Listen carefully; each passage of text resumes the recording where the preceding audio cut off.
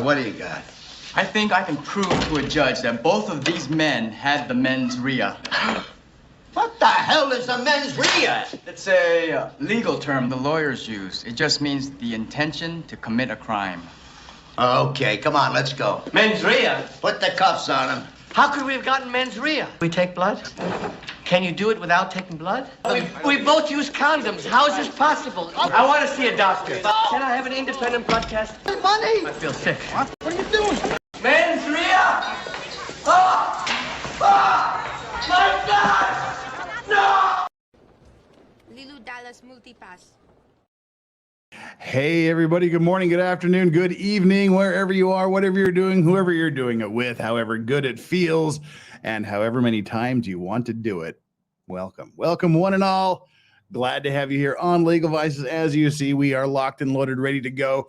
What we're going to be doing today is we are doing the YNW Melly murder trial. We did the morning yesterday. We're going to do the afternoon session today. I scanned through it briefly. There doesn't appear to be a lot that we can skip. There's a few moments and a few breaks we can skip over, but also they talk slowly enough. We can do it at 1.25 speed.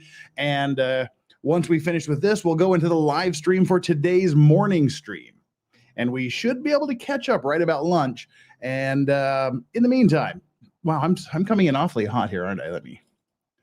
Let me put down the gain on my mic a little bit. I'm even sounding way loud to myself. Hang on here.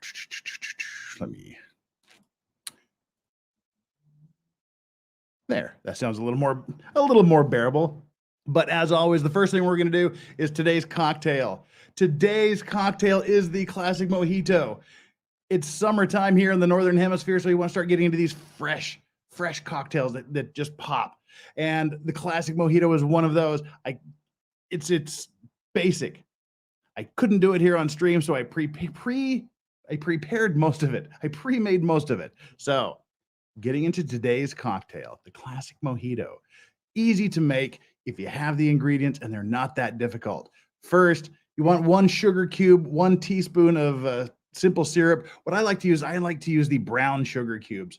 And on top of that, you want to put the juice of 1 lime, freshly squeezed lime juice. And then muddle that sugar, muddle the syrup, swizzle up the syrup, then just take a handful of mint. I like to use spearmint or peppermint because it's stronger than apple mint. Just crush it up in your hand, drop it in there, and then muddle that up as well with maybe even half of the lime if you want to put that in there. And just don't pulverize it. Just muddle a little bit to get the oils from that mint flowing. And then drop in 2 ounces of a good white rum. And I don't like to put it over crushed ice or with big ice cubes or small ice cubes because they melt too fast and they water it down. I use some crystal clear ice cubes that I make. You can't see, but there's 2 ice cubes in there. And then once it should look like about like this. And then at the end of the day, you want to mix it up. Do not mix it up after you put the soda water in. But mix it up before. Give a nice little mix to bring out all those colors, separate it out, and then just top it off with a little soda water. Not tonic water, not Sprite, not 7-Up. Just top it off with tonic water and give it just the daintiest of swirls. Boom, like that. Otherwise, you'll kill the carbonation. Drop in a couple of frozen lime wedges for garnish. And right there, you have the beautiful, absolutely minty fresh summer cocktail, the classic mojito. That's what we're drinking today as we get going. Whew. I love me some mojitos. I'm so happy the mint came today. All right. What we're going to be doing at the trial, like I said, we'll be playing catch up. Now, if you suffered through this with us yesterday, you saw that the last 40 minutes was this horrifically unintelligible video of an interview that was done with the driver of the car in the hospital by the police. I found a clean copy of it. So if we have time at the end of the day, we'll replay that. We'll replay that interview in its entirety, crystal clear, amazing sound. And I found that on one of my favorite sites, and we'll talk about that at the appropriate time. So anyway, that's what we're going to be doing. We got a couple of housekeeping items to get through here real quickly. One, of course, is the like and subscribe poll. We've got 228 of you currently here and 127 likes. Half of you haven't done your job thereabouts. So that 100 of you that haven't hit the like button, reach down there and smash that thing. And then if you haven't subscribed, please do. We are moving on up. We are at 36,712. I want to get to 37,000 by the end of today, if possible. If not, by the end of the week. That's what I want. That's my goal. We want to get to 37,000. And then make sure you take the like poll, the like and subscribe poll. It's kind of lame as always, but it's just to remind you to do it. Did you like and subscribe? Yes. Guilty as charged. I promised to tell the truth. Yes. Yes, but I was framed. And yes, sentence me to life with law rags. Those are your choices today. Just take the like and subscribe poll. We've already got Sebastian Muller gifting 10 Legal Vices memberships. If any of you were a recipient of one of those, please, please, please give Sebastian Muller a super big thanks for his generosity in gifting Legal Vices memberships. Thank you so much. We've got mail call today. I know I talked about it yesterday, but I'm kind of stoked. This is my little present to myself. This is my Funko Alice Cooper, the Welcome to My Nightmare top hat day. So that's my little gift to myself. We'll put him back there on the shelf eventually. So that's my fun little mail call for myself. And we'll do the other little piece of mail a little bit later because I want to jump straight into this. We left off with I didn't bring my tablet to scribble on. We'll do that once we get started. We started off with Hector Bertrand, I believe his name was. We left him on the stand. He was the lead investigator that they took him off from being the lead investigator because he was retiring in a couple of years and they didn't want to have to bring him back for the trial, but they ended up bringing him back for trial anyway. So that's his deal. And he just basically testified. We searched for things. We didn't find anything. We looked around some more. We still didn't find anything. Then I went to the hospital and talked to him. And then after that, he said, here's the interview that I recorded of the driver in the hospital. And we had 42 or 44 minutes of beep, beep, and it was torture to listen to. But like I said, I found the clean video of that, and we'll try to get to that at the end of the show. As always, super chats are not required, but they are graciously accepted, gratefully and humbly accepted, and it guarantees that you get your super chat read and responded to. Normally, we'll flash them around at the bottom of the screen, and we'll hold them until lulls in the trial, and then we'll read them and address them at that point in time. Or if there's something else that sticks out, we'll still read them. We can't get to every single chat that comes in, obviously, but the super chat in exchange for you parting with your hard-earned currency, I can guarantee that you'll get your super chat read, but it's not required, not even demanded. But again, we do have our $100 unlock achievement is the dog cam. The dogs are sprawled out here on the floor waiting. We've got the lawn cut cam and all the other stuff. So get that out of the way. That's it. Don Baca says that Legal Mindset broke 100,000 a few hours ago. Brace yourself for the 100,000 celebration. We've already been talking about it. You're behind the game. We're buds. We've been talking about that today. Thanks to all for helping me get there to 100,000. Yep. That is true. He broke the $100,000 mark. Legal Mindset Andrew, the $100,000 subscriber mark. He gets his little plaque from YouTube. I'm only 63,000 away. We'll get there some year. All right, let's bring this up. Let's stop talking. Let's get right into this trial. And we're going to be watching this at 1.25 speed. So let's bring this on up. And once this gets going, I'll set all the banners and stuff. And the highest super chat of the day at the time becomes the Vice Racks for the day. So there you go. If you want to usurp the current Vice Racks, then you just have to send a super chat 1 cent higher. But anyway, that's just all fun and games. Let's go. Not enough of that. Alrighty. The lunch break. Jury entering. Get the jury. Well, for lunch, you're still on your direct examination of witnesses. You're ready to proceed. Thank you, Your Honor. Okay, good afternoon, Detective. Okay, we left off listening to the statements that you took. I first want to ask you a question. And weirdly, the closed going on captioning is What was not that? present for this. I don't know what happened to the closed caption, so sorry. Okay, where were these interviews taking place? inside I guess a room where you put patients, a little room. An examiner at the hospital? Yes. Okay. When you were finished speaking with Mr. Henry, and there, you discussed in there a part where the officers were walking shoulder to shoulder down your rubber foot. Yes. So in terms of the time frame of that morning, when is this statement with Mr. Henry taking place? The statement, Mr. Henry. So this is him talking Well, I about got the statement that he hospital gave in the at hospital. 5, He got to the hospital at, and he got the call to dispatch at I 5 believe o'clock it in the was at morning. 6:05 when we started the. And then he started And the so interview at between 6:05 in the 5 and 6 morning. a.m., the area between 172. Adriana, I needs just said to for some weird 160th reason, is the captions are road not search. available for this. That was, Pay I attention, believe, pay prior attention, to Adriana. me getting there, they had searched. Sorry, from there's just I-75 no captions for some reason. To Dykes on 160th. And then, after I left the hospital, because that's why you hear in the interview, us talking about, well, we didn't find anything, because that was the initial area that was searched. And so then after I left the hospital, right, I'm gonna go grab my notebook. I'll be right back, my tablet. On the northwest corner of Dykes and Miramar Parkway. We met there with about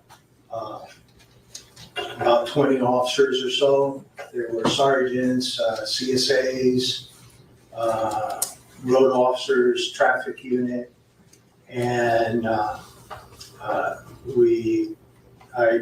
told them I wanted block off Miramar Parkway from 160th all the way to 172, the westbound lanes, and eventually we did that. But prior to that, Detective Moretti and Toyota drove Cortland to the area to get a better, a lot of the interview, that's what we were trying, that was important for us to find a location and jurisdiction. So, is it clear there was actually 2 searches done between I-75 and 172? Well, actually 3. Hello. There was 175, I-75 to Dykes, 160th. Then I was involved personally from 160th to 172. I assisted in walking that area also with, I think. That's the 20 officers you were talking about? That. Well, the 20 officers to block off everything, and then we had I think a dozen officers, including myself, that actually walked from 160th. This was a second search. And then once we finished that one, they continued from 172 to. Like the 184th we discussed earlier? Right, exactly. So going to the search from 160th to 172, you testified previously it's a mile distance. Yes. How long did it take to conduct that search of that mile with the 12 officers? It took us about an hour to do it, because we would stop along the way, we would find a little debris, kind of look at it to see what it was, and that kind of stuff. And essentially we walked shoulder to shoulder, kind of Okay. Did you find any shell casings? No. Any glass fragments? No. Any projectiles? No.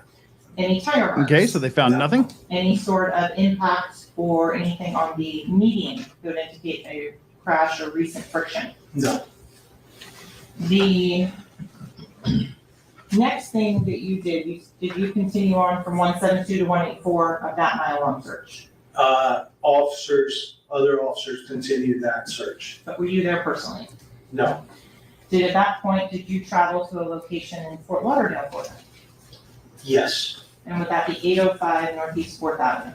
I believe so, yes. When you arrived at 805 Northeast 4th Avenue, what was that? That was a recording studio, kind of like in a warehouse district.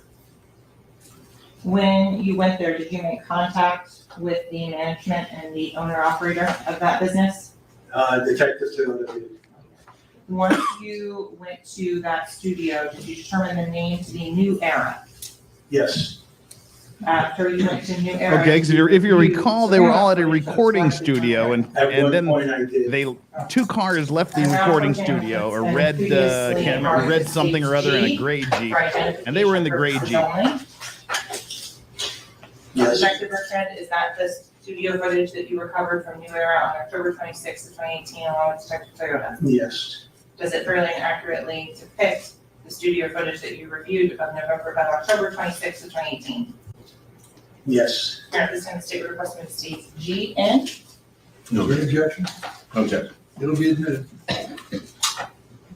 States G, we want states number 7. And there's going to be a lot of evidence introduction here. And permission to publish? We'll deal with it. Yes, you may publicly look to have a light skin. Yes, please, Your Honor. And so The defense is Detective very Bertrand, nice are and there not more- objecting to most a of the number of evidence clips coming in, on so it's this not too long. particular The footage defense that is you being very retrieved? cool in this case. Do. Detective Toyota was the one that downloaded it, but I reviewed it. It's all there also. Okay. I only at this point am going to publish the exterior from channel 4, 2018, 1026, 02, 17, 41.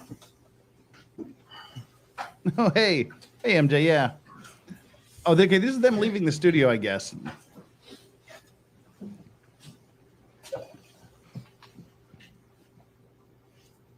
Okay, real quickly, this may be a huge piece of evidence here, at least circumstantial evidence, of course. The prosecution said that, hey, all 4 of the guys were in the car. The defense is saying he wasn't even in the car. The defendant was not even in the car when the shootings happened, and it was shot. It was a drive-by, and the defendant was not there. But the prosecution has said he was in the rear passenger. He was in the rear driver's side seat. And this is the video of them leaving the studio at apparently 2:17 a.m.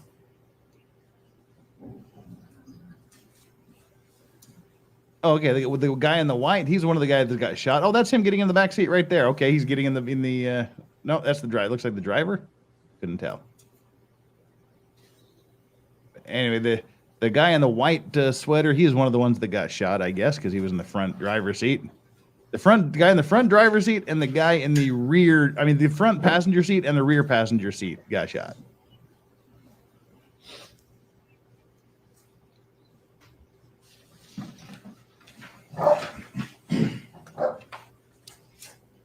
Sorry, Yoda, nobody wants to see you today.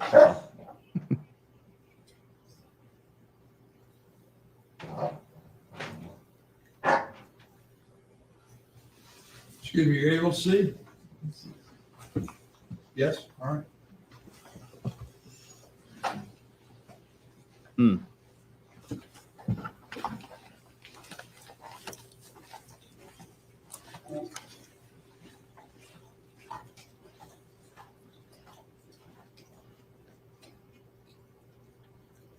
Okay, the other guy getting in the gray Jeep is also one of the ones that was shot. All right, well, that's it's 4 people in the Jeep.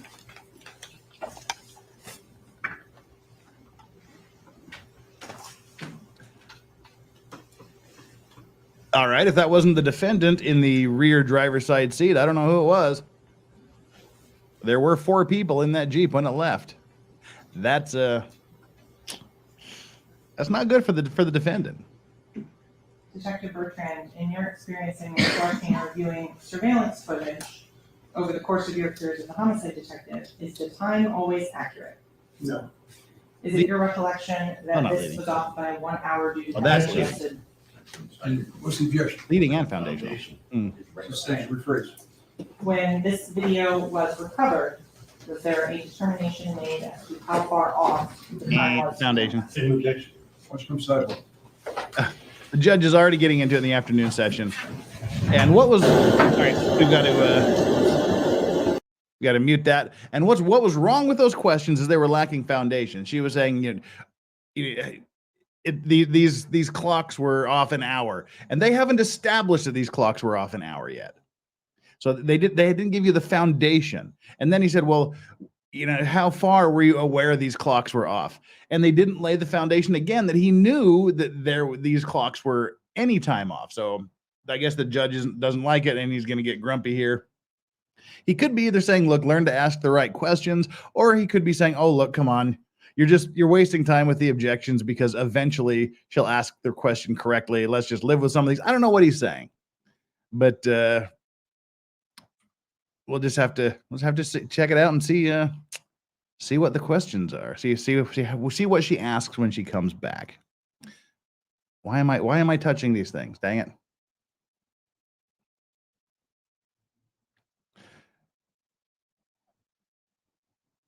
I need to learn to go back to normal. Oh, that was normal speed. Dang it. I thought it was at 1.25. Wow.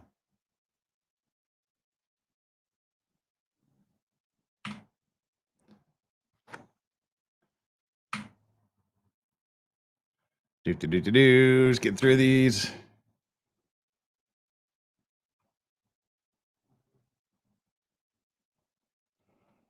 Yeah, you could be telling them to move it along. All right, let's see here.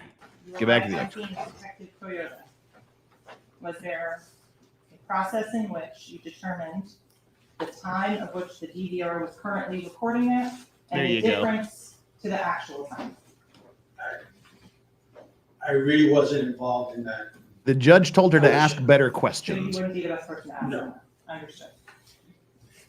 Prior to viewing this footage, had there ever been any mention of a fourth person in the gray Jeep?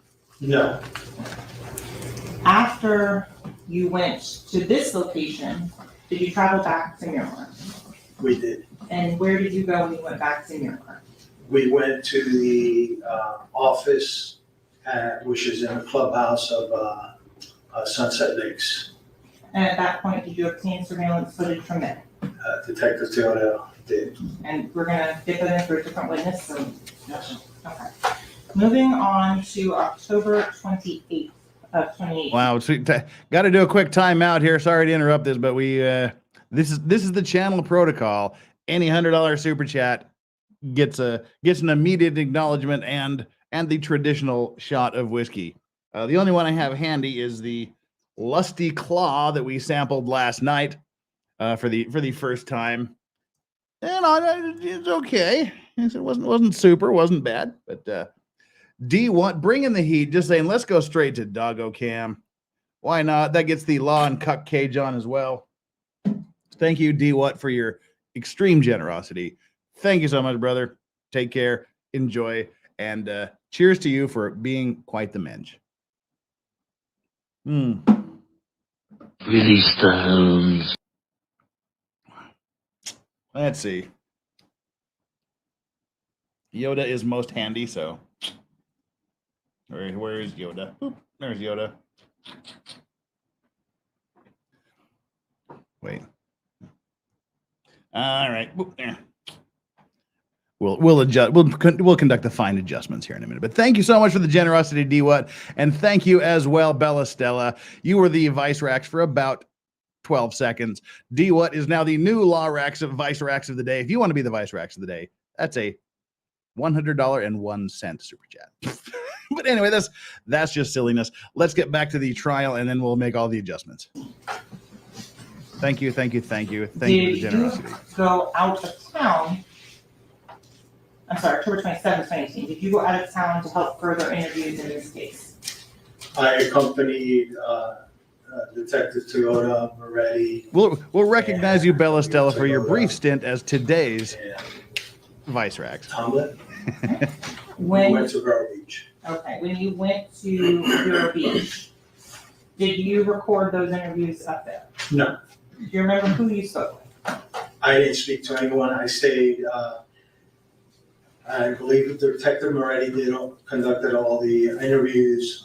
I stayed outside, and I think in like a kitchen area, kitchen living room area, and I just hung out with the family that was there. Did you provide your contact information to the family? I believe I did, yes. I looked at the card. Specifically, Nakia Bagley, that individual, did you provide your contact information? Yes, Did Ms. Bagley leave without saying what she's saying? on the next day, October 28th, did Ms. Bagley send you text messages? Let me go back. I'm not sure, I know I left a card, I'm not sure if it was her. I left my card at the house.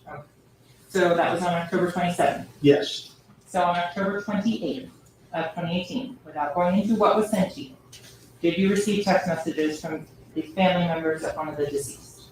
yes, Okay. Now, going forward on November 2nd of 2018, did you attend a memorial service or funeral in this case? I did. Is that common as a homicide detective? It is. Why would you do that? One, show respect, and two, looking for information.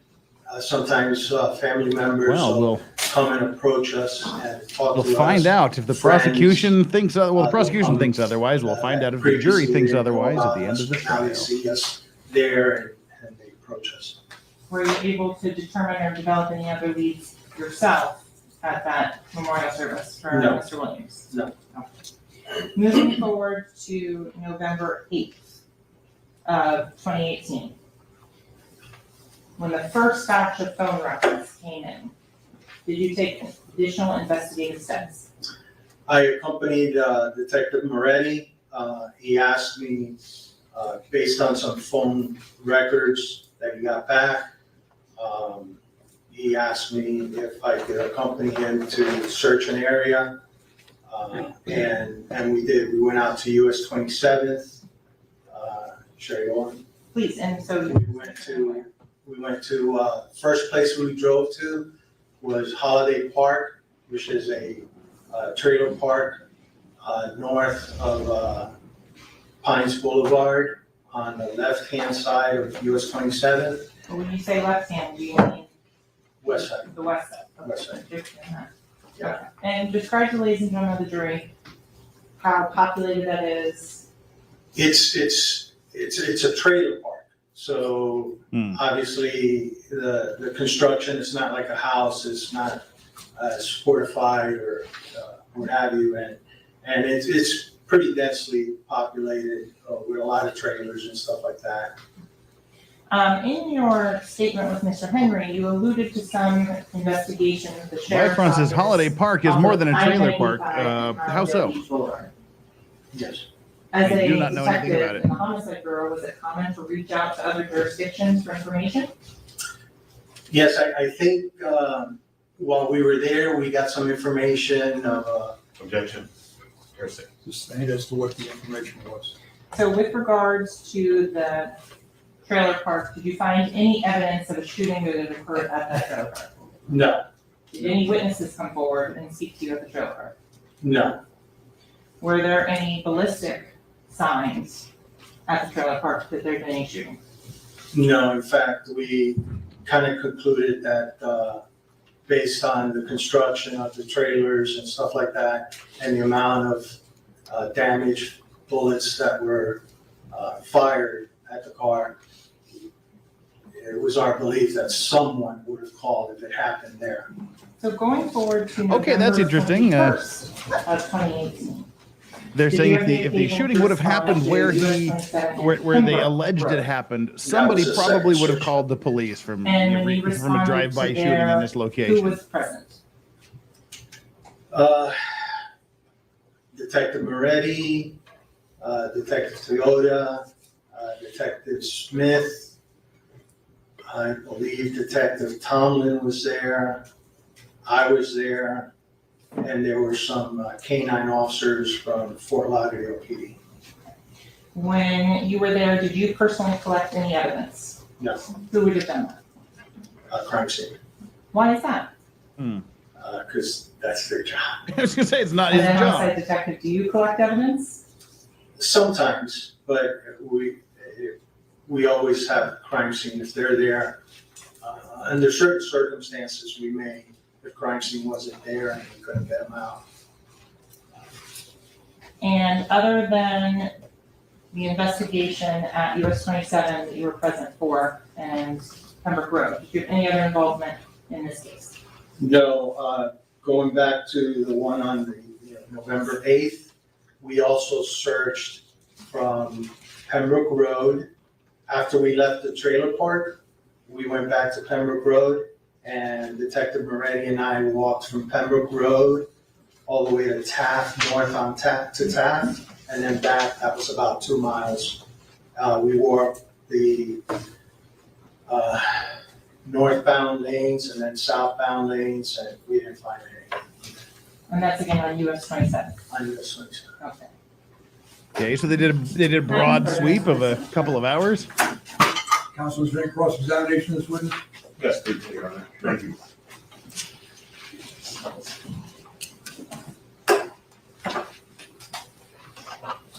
Detective Frederick, good afternoon.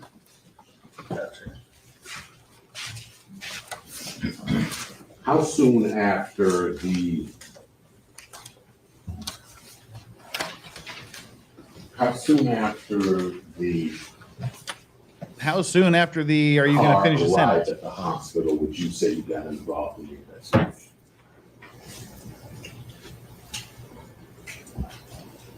Well, at 5 o'clock in the morning is when I got called out. I don't have the actual incident report. Okay, this is still was dispatched. it's But still normal I got speed. to the hospital at 5:47 is when I arrived at the hospital. So you got there, if within an hour. Yeah, that dramatic Yeah, pause 47. reminded me we're still on normal of speed. When I got called out. And your first assignment or the first task that you undertook was the first substantive task was to interview Mr. Henry, Cortland Henry. Second. Yeah, well, the first thing was I got briefed by the officers that were there that told me what they had done to that point, which was the 75 to 160th search. They didn't find anything. And then after that is when proceeded to interview. Okay. So prior to you even discussing the matter with Mr. Cortland Henry for the first time, you had already been told that based on the description of the location of the incident that he provided to law enforcement, they found no evidence. Right, from I-7, based on what Cortland told the officers. Okay. So, yeah. So at that time, you had already formed the impression that he was either mistaken or not being candid. Well, it was, I think through the statement, it was pretty evident that we were trying to narrow down where that location was. You know, because we knew that based on what he initially told the officers, it didn't happen there. So we were trying to narrow it down. That's why you keep hearing us trying to figure out the locations and giving descriptions. Okay, so he's just keeping the landmarks theme. You in the rushed to area. judgment. Kind of You narrow didn't down believe what him. that You'd location already was. decided that he did it, so you were trying to Because catch he him in wasn't a giving you lie. exact addresses. He was giving you descriptions, and you were trying to decipher from the descriptions that he provided Right, where he might have been described. exactly, where the incident happened. And you knew to this point, at least up to the point where you began your interview with him, that the information, or at least the impressions that law enforcement had formed based upon what he said, were not matching up, right? Yes, As a matter of fact, you start out your interview by telling him, hey, we got a problem. What you told us is not matching up with what we found at the scene. right. And you developed an impression throughout the course of that interview that he wasn't being candid. Did you not? Well, later on, we did, after we saw that there was a fourth person in the car, when we didn't find any evidence. But that's why we brought him we had officers, 2 detectives bring him to the scene to kind of narrow down the search area. But we did a pretty wide search of the area, just in case he was mistaken. Sure. But even before you took him out to the scene, you were making, during the process of your, would you define your interaction and your exchange with Mr. Henry as an interview or an interrogation? It was an interview. At that time, you didn't perceive him to be a suspect. No, You perceived him to be a victim. yes, But you're also of the impression that he was being dishonest with you because, I mean, several times throughout your statement, we can say, hey, there's a problem. You might not want to lie to us, right? well, we also had misinformation in reference to an incident that happened on the east side of this city in DSO jurisdiction, which we thought could have been Okay, interesting. involved, That's a but good we question. didn't find out So it wasn't, you say so we you were say mistaken you about did that. You that. thought he was a So we victim, were but just you trying to also get- accused it him was of important for lying. us to The find the implication is location, one, if because you of thought he was evidence, lying, you know, then you to didn't look for think he was evidence a that would help victim. us with the case. Interesting question. And the second reason was jurisdiction. Sure. But I mean, you're a seasoned detective, right? You're retired now. Yes, sir. So at the time that this transpired, how long were you in the force? 26 years, And how long have you been a detective? 24 years, And how long have you been a homicide detective? about 13. So it would be fair to say that you had a dual purpose during that interview. You were trying to, or at least three purposes. You were trying to determine the boundaries of jurisdiction, right? Correct. You were trying to identify the location that this incident took place Yes, sir. in order to determine boundaries of jurisdiction, Yes, sir. and also to further your investigation. That's correct. And you're also trying to get a gauge of whether the person to whom you were speaking was involved or not involved. Right? Yes. Fair. Yes. I mean, the number of times that you imply to him that he might be being dishonest as opposed to merely mistaken. You heard the tape earlier, right? You recall. I didn't have a preconceived notion as to whether he was being dishonest or not. We had some mistaken information. Maybe that's where he came across that way, that there was an incident on the east side, which we later found out it wasn't. We were just trying to find out the location where it happened. So when you were telling him stuff like, hey, you know, if it was my friend, I really want to help the law enforcement officers out. I mean, don't you want to help your friend? You weren't trying to get him to be candid. You were trying to get him to reach into the depths of his recollection. Is that what you're trying to do? I would say probably both. Burned. So you Yeah, were burned, right. trying to make an assessment of his credibility throughout the course of this exchange. Sure. Fair, right? Real quick, I like this defense attorney. I like his questioning. He's getting straight to the points. And the idea, the cop is saying, "Oh, we were just trying to, it wasn't matching up, so we were just trying to get the information. We weren't really trying to say he was a suspect. We were just trying to figure out where this happened." And he's like, "Oh yeah, so that's why you're saying you didn't ask him, hey, we just really need to find out where this happened." You were saying, well, your friend was hurting. If you really wanted to hurt your friend, if you wanted to help your friend, you'd probably tell him the truth, wouldn't you? Implying that this guy's lying, and he thought he was a suspect, and he was trying to trip them up and catch him and force and trap him into admitting that he was there, and that somehow they were responsible, and he was being treated as a suspect. I like this. I like this question. Good question by the prosecutor. Sharp guy. By the defense guy. So Sharp guy. Having been a detective for so long, you kind of have a BS meter. You refer to, I don't want to be BS, right? Yes, sir. You figure you have a BS meter that's pretty well calibrated. I guess. Was it going ding, ding, ding, ding? Like I said, I was trying to find out where the incident happened. I understand. And that was basically it. I'm trying to ask if your BS meter was starting to be triggered throughout the course of this exchange. That's my question. You said that. You said that yesterday. I guess. It was. Yeah. Sure. Okay. So you thought he was bullshitting you? you. Discern that this man to whom you were speaking, this man that you were interviewing, not interrogating, may be taking you for a ride. Right? Yes. That's the ding, ding, ding. Dude, your face says yes. Just say it. Like I said, I was at that point, he was a victim. I had no reason to believe otherwise. We were basically trying to narrow down the location. I also understand that being shot at is a traumatic experience based on what he's saying. I don't believe that for a second. And that's why we had him, he was transported to the scene. Cops, just admit what you're doing. Admit it and move on. It would be fair to Everybody say that knows what cops do and how they ask questions. And you did not form the impression that he was being evasive in the manner in which he was answering your questions in the tape that we all just heard. Well, there are some things that,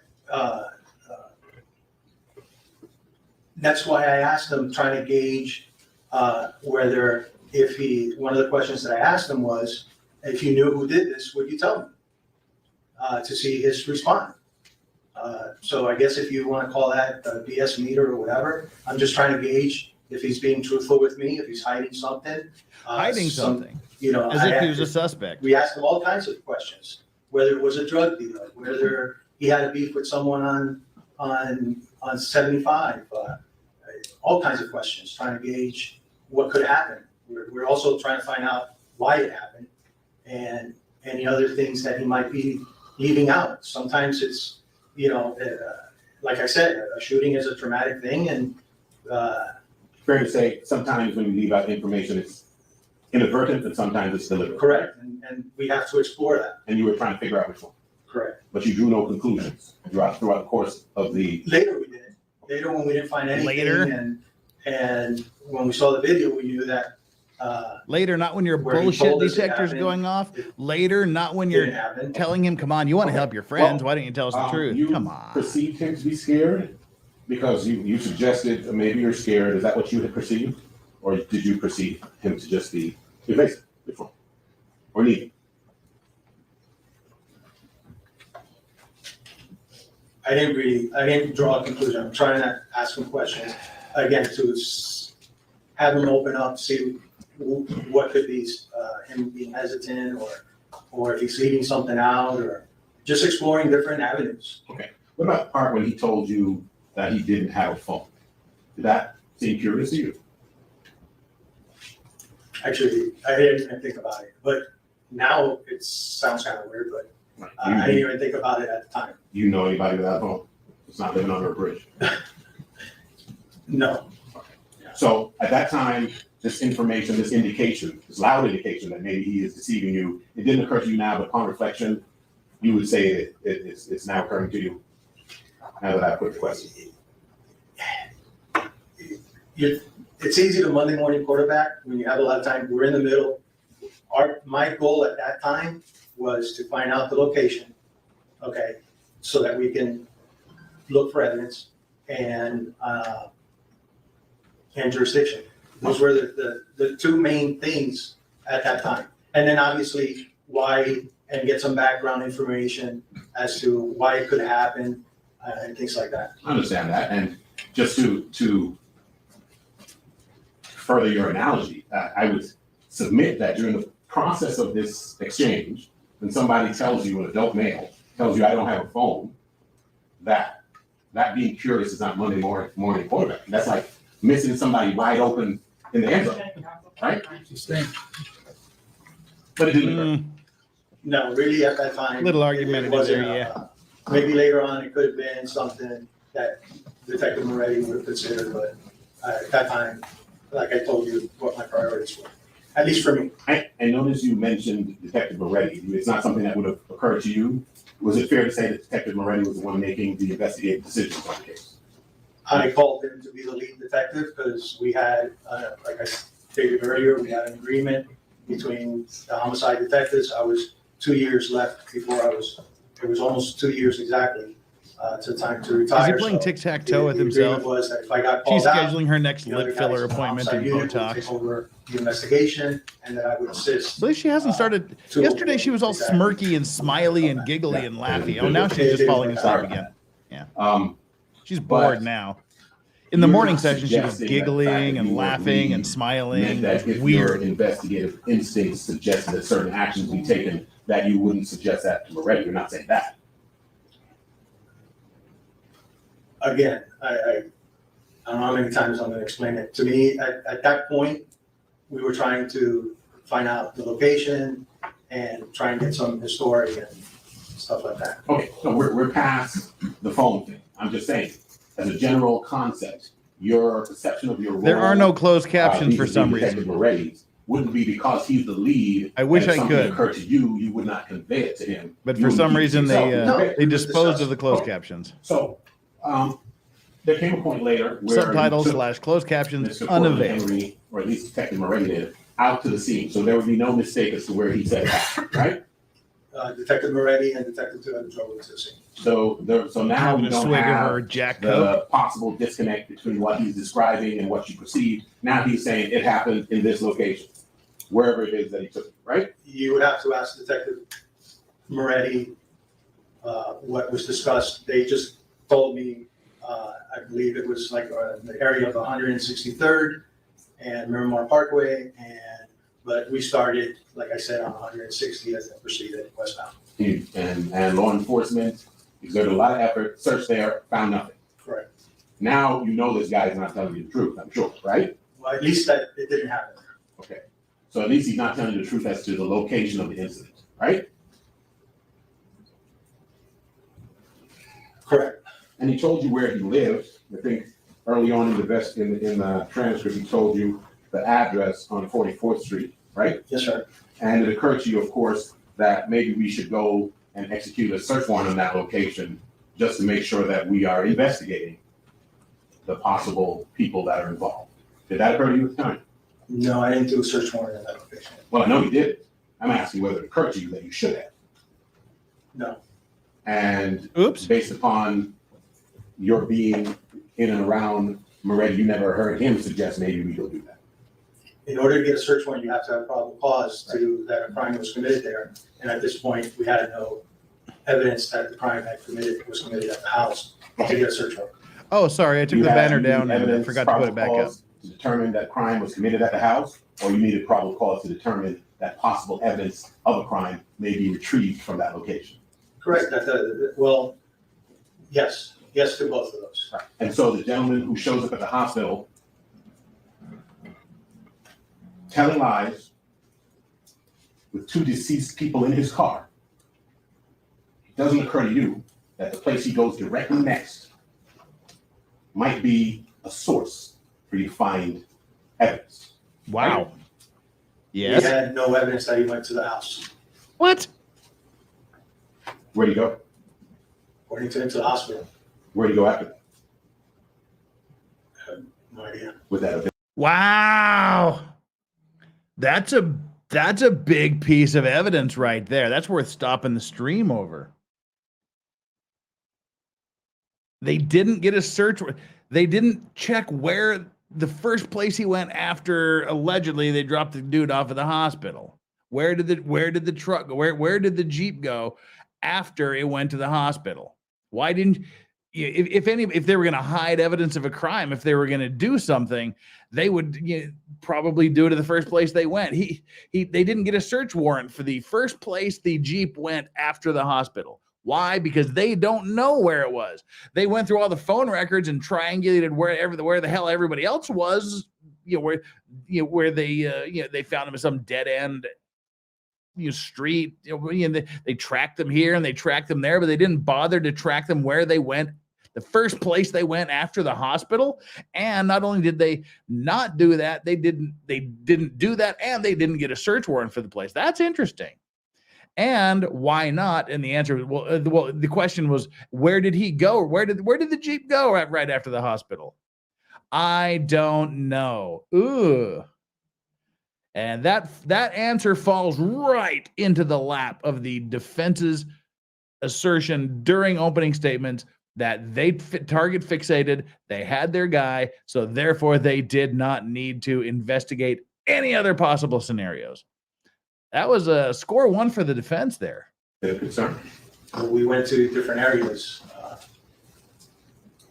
We went to other places. No, we didn't go there. Okay. So, wow. I don't mean to be disrespectful, but you now have somebody who has presented himself to dead bodies, lied to law enforcement, had a long interview where he's taking you around in circles and being evasive. Right. Where he leaves, and you know. Right. This is exactly it. The guy's being evasive. The detective thinks he's lying. They think he's talking in circles. He was just involved in a shooting. And when he leaves the hospital, they don't bother to find out where he went. Yeah. That ain't good. Sustained. Rephrase your question. It's too late. They heard the question. Didn't occur to you to search, to track where he may be going and conduct a search warrant because it might be fruitful. No. Didn't even occur to him to go find out where he went immediately after he left the hospital. Didn't even occur to the cop.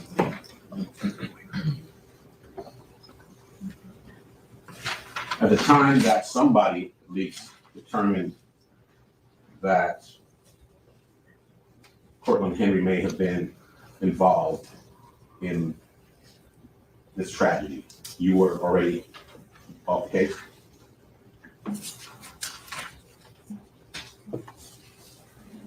I believe I already testified to my involvement in it. So that the items that we covered was my involvement in the case, period.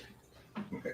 So as you recall, at the time that you disengaged from further involvement in the case, Cortland Henry had not yet been identified as a potential suspect. If you recall. No.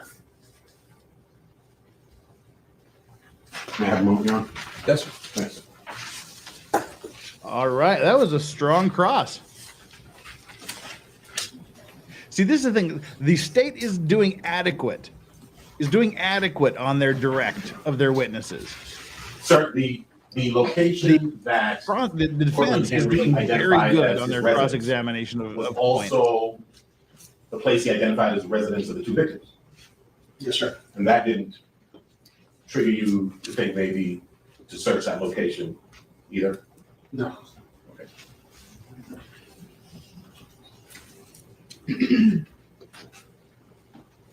Tell me again about You may not be wrong there, Otto. Walmart. Do you remember what But- Cortland Henry told you about Walmart? Reasonable doubt. He described some incident at Walmart. And the reason that you were asking him, I think explicitly, was that you were trying to determine whether or not there could be any other people who may have had a motive to engage in the offense. Correct. And he told you about an altercation that took place at Walmart. Yes, sir. And you know, of course, that Walmart has surveillance tapes. Yes, sir. And so when did you go and retrieve those tapes? I don't know if Detective Murray did. Oh no! If you were making the call, would you have done so? I don't know if there was no connection to it at the time. I don't know if I would have or would not. Oh Because you no! realize you asked him that very question for that very reason. He also said that there was nothing to it that as best as I recall. He said the beef was squashed. There was, yes. So you said, Oh no! This is getting not good. This is looking bad for the police investigation here. They were told there was a scuffle at Walmart. Walmart has video cameras. Did you go get them? No, some other guy's job. Well, why didn't he go get them? You asked him why he didn't go get them. Well, he told me there was nothing to it. The other cop that was in charge of going, maybe responsible for going and getting the security tapes from Walmart, decided there was nothing to that allegation without actually going and looking at the videotapes. He said, oh, he heard the beef was squashed, so there was nothing to it, and there was no need to go get the videotapes. That's damn. Cops, come on. See, this is the thing. And I hope this continues to happen. I hope the prosecution continues to get their ass kicked based on the shoddy police work, the shoddy investigation, this railroading, this target fixation that cops do until cops learn to do a thorough and exhaustive investigation before they seek to take somebody's life away forever. said, okay, well, and then that settles it. Well, I didn't say anything. I thought, And you didn't do it. I didn't know. Ozzy Overlord in chat. What's up, Ozzy?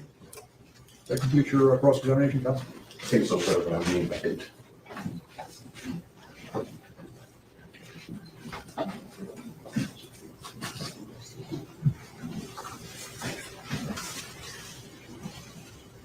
Remember the reference to a guy named Bentley in the statement? That there was a beef with a guy named Bentley?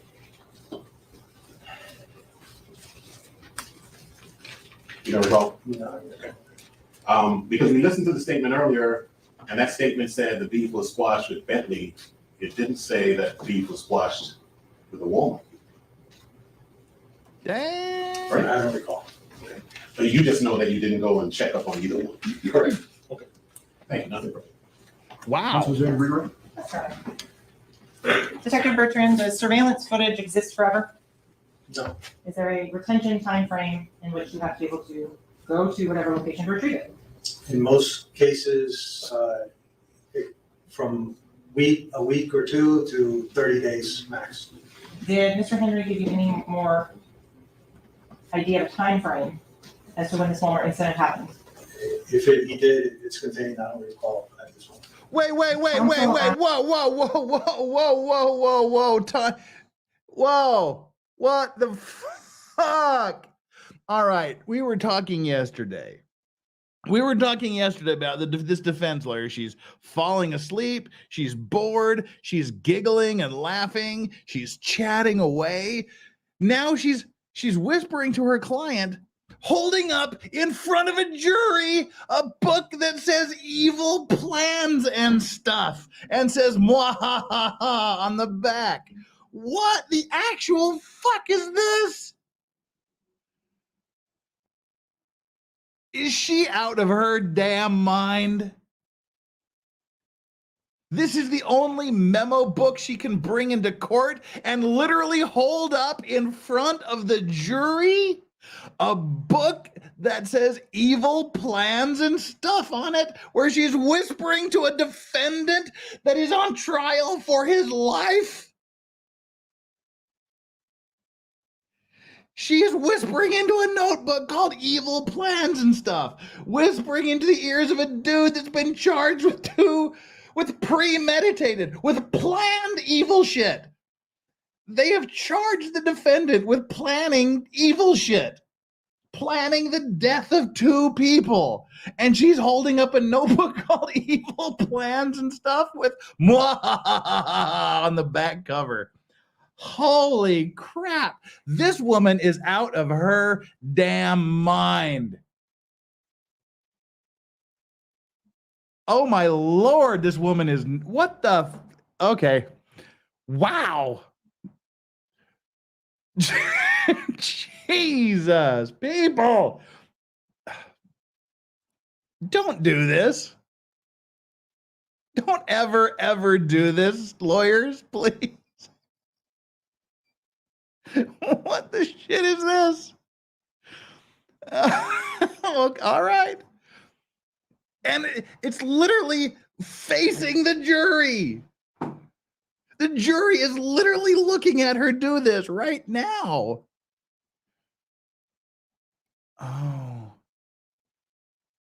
Oh my God. Sorry for yelling at 10 o'clock at night, neighbors, but that's fucked up. Asked you a lot about what is this? For this is clown world. Correct. Do you have any information whatsoever that would lead you to believe the defendant, Mr. Evans, or Mr. Henry, had been at the house? No. Where did all the investigation point to they had been? In the car. With regards to the recording studio, did you go there and retrieve the evidence from that location? Yes. No. And you get a warrant just based on belief? No. On hope and a prayer? No. What do you need? You need probable cause and evidence that wow. items of the crime are there. Did you have anything today set on to go to a judge and ask for a search warrant at that time? No. Do you know how long the defendants lived there before they were evicted?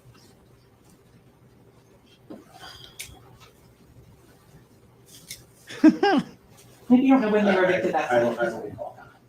Council wrote a lot about Mr. Henry being evasive or not. I'm wanting to sorry, I answer missed the questions. last 2 minutes of questions. You asked some I have no questions idea at what the she asked. Did you think he was going to try and exact street justice? Repeat that again, I'm sorry? Did you think Mr. Henry was going to Objection try to the and, lead. I don't know about leading, sustained objection. with regards to the questions you asked of Mr. Henry, did you ask She has if he was nice going to hair. take any actions into his own hands? Yes, sir. Nothing further, Your Honor. Is witness excused? Yes, sir. Hold on. Thank you, sir. You may step down. You're excused. Who's next witness? All right, that's the end of Hector. What the hell's his name? Hector Bodega. What's his name? Retired detective Hector Bertrand. Okay. Wow. So we'll jump ahead to the next witness here after the break. Just want to clear some of the super chats and address those while you've been waiting. Lancelot 652 says, "Thanks for the stream. Jeff gives me something to listen to while at work." Lancelot 652, you are incredibly welcome. I enjoy it. And Squizgar 2322 with the $5 super chat says, "Shoddy investigations are becoming a huge problem." Exactly what I was just saying. And I hope they continue to be a problem until the police get off their ass and do their jobs properly. They cause innocent people to be run through the ringer, and they allow guilty people to walk.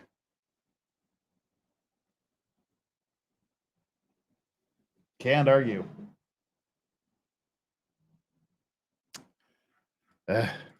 And Squizgar again, 2322 with another super chat. Did she leave her "my client did this" and his guilty notebook at home? Nice. And speaking of people that have done stuff, Flux. Flux says, what the actual hell? And one thing about Flux that you may not know, Flux is awesome. Flux, she's one of our mods here, House of Flux, all one word, House of Flux, 2 X's. Go check her out. Subscribe to her channel, like all of her videos. She is a painter. And as you know, as you may know, I am a huge Lovecraft fan. H.P. Lovecraft is my guy. I've got a bunch of Cthulhu mythology limited edition prints and things all over my house. I've got a kind of a little shrine. I have a few Lovecraft themed pipes. I've kind of got a little shrine to Cthulhu in one of my rooms. But Flux has painted me a picture of Yog-Sothoth, one of the unexplained elder gods, and it arrived in the mail today. Flux's painting has arrived. Thank you so much for the painting, Flux. That is awesome, and it will be hung on the wall directly behind me here at some point. This is painted by our one and only Flux, super mod of the day. We love you, Flux. Thank you so much. The Yog-Sothoth painting now holds a special place in my heart. Thank you, Flux. Just had to wait for that. That was the other piece of mail that I said we had to wait until later. We had to wait until Flux showed up so that we could take care of that. Thank you, Flux. All right. With that, let's skip ahead here to the next witness. Thank you, Flux. That's like way cool. I think I'm actually going to hang it in the cigar room because it kind of matches the lime green painting. I don't know. I'll have to figure out where to put it. All right, I'm just kind of scanning forward here to the next witness taking the stand. All right. Take a little bit of a break. All right, they're swearing her in. Okay, here we go. And share screen. What are you looking at, Dargy? What are you looking at? What are you looking at, Strawberry? Okay, sorry.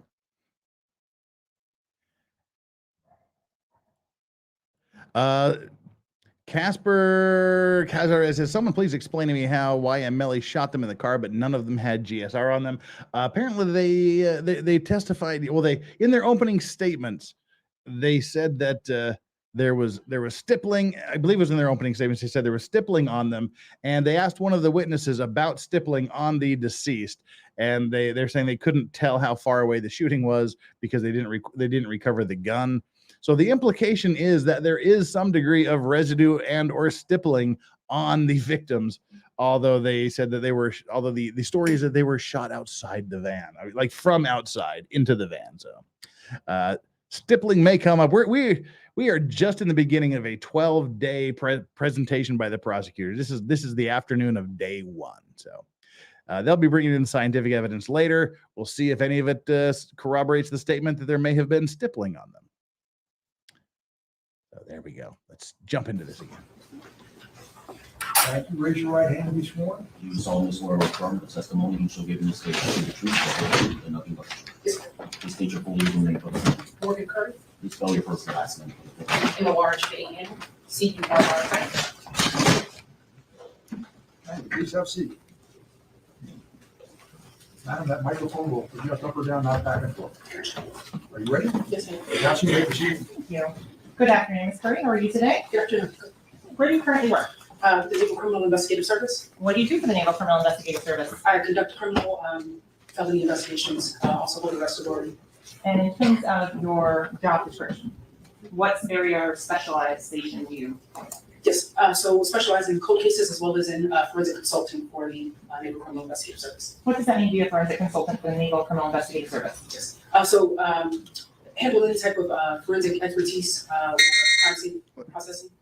Okay. The hell was that? Crime scene processing that you do? What type of training and experience do you have to do that from NCIS and not the TV show, just to be clear? Correct. Okay, she just goes through her qualifications here. Let's fast forward through her qualifications. We don't care. She's qualified to do whatever she's doing. Let's see. Let's just guess. That is there, and then we move into. She talks really fast. We're gonna have to go to normal speed. Damn it. Any specific mid-ranges that ties what you're focusing on and you're seeing to specific pieces of evidence, you would start there. And then if there's something that needs a close-up photograph, we then move into close-ups. And you follow that same process, whether you're documenting a person, a place, or a thing? That is correct. In this case, you mentioned collecting evidence.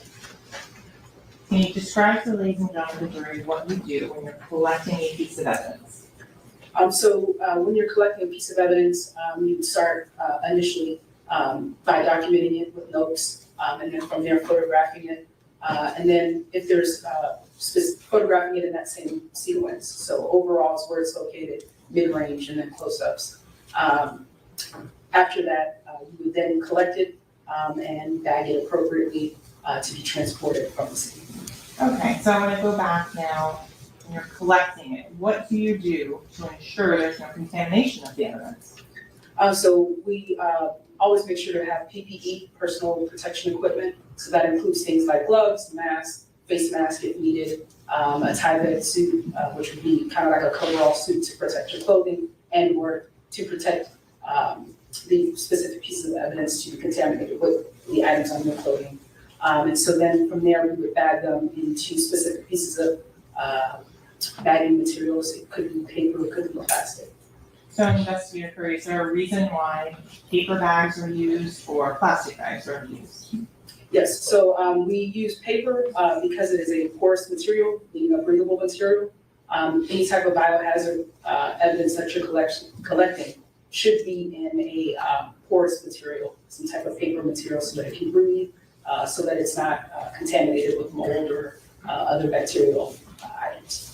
So if items are damp or moist or wet in any way, how do you deal with that as a crime scene technician? Yep, so we do have sterilized dryers. So any type of items that are wet at the time, we do transport them in that. Ooh, there's currently 666 viewers. Sign of the devil. Just kidding. So, now we're up to 673. Never mind. Package them again. Correct.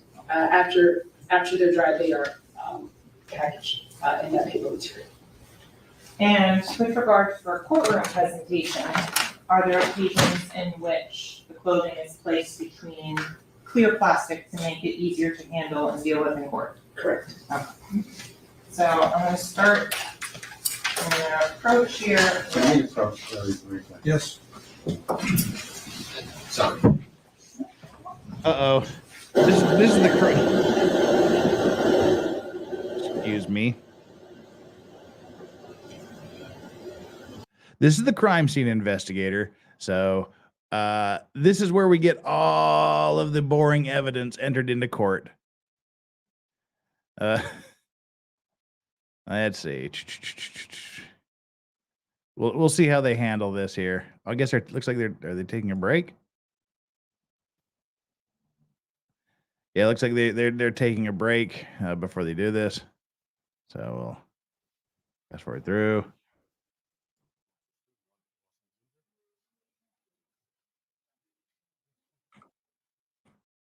We'll be right back. From channel 4, 2018, 2026, 0217. Hell, it's another big break. Hang on. That's some long crime stuff there. So this must be the afternoon break. Your Honor, permission to approach? Yes, Councilman. All right, you just approached. Mr. Gray, I want you to Approach the witness, not the judge. It states H for identification purposes. It's a USB and a collection of. Well, it's a paper bag, so Prior to coming into yeah, court I'm today, guessing you have there's going to be the lots of opportunity to appropriately review the loud contents of that crackling. USB and the photographs that are attached. Yes, I do.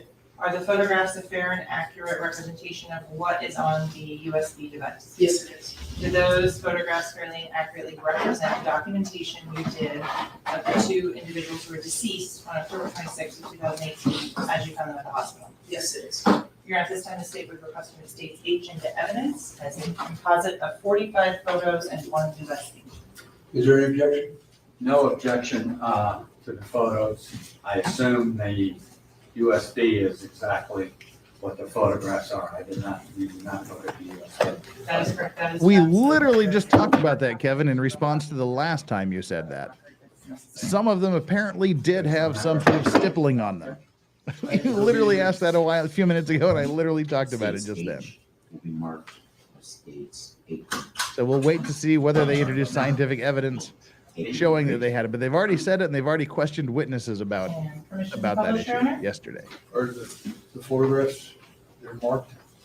They're all part of the composite? Is that They a are. composite exhibit? It's a composite of 45 photos and 1 USB. Thank you. Oh, 45 photos and 1 USB. He's stipulating to it. Thank you, lawyer. Skip through that. Doop, doop, doop. So I'm going to start with the first photograph here. What are we looking at in this image? It's our photo template. What is it purpose? It documents what's seen in photographing, provides necessary identifying information, as in who took the photos, date and time, case number, location, and what the incident is in reference to. Okay. I'm going to start with the folder that is sub-labeled Anthony Williams. Did you have the opportunity to document the deceased who later became known to you as Anthony Williams? Yes, I did. I'm going to start with labeled as image 2. What are we looking at here? That is the room plate number at the hospital that I responded to. Was there an officer that was standing outside of this room? Yes, it was. Was anyone allowed into this room prior to your arrival for documentation purposes? Not to my knowledge. Okay. Next photo, what are we looking at? That is the photograph of the wristband that was on the deceased. And the date of birth of January 1st of 1880, The and wrist 138 years old. Can you describe to the ladies and gentlemen of the jury what it says on there and what is a trauma bracelet? I would not know. No. Can you describe what it says, what the name was assigned to the individual? Chocolate, anonymous.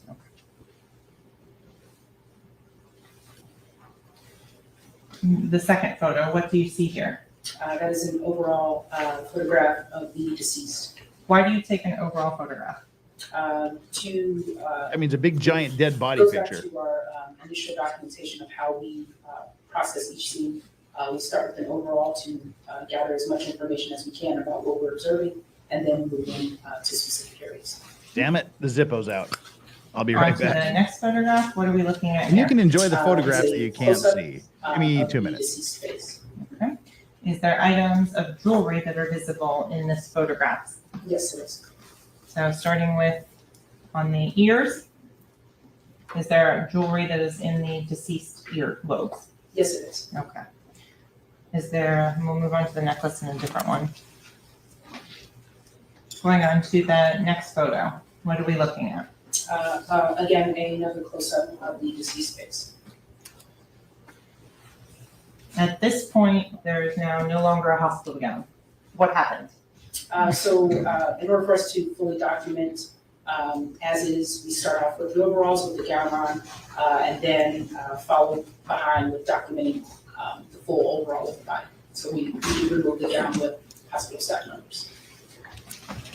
The next photo, the necklace and items here. Did you ever collect those? No, I did not. What are we looking at in this image? Appears to be some type of wound. Do you document all wounds as they appear to you? Yes, we do. Do you have any background in medical training, or are you trained as a medical examiner? No, I am not. Moving on to what are we looking at this photograph? So it's a Jeez.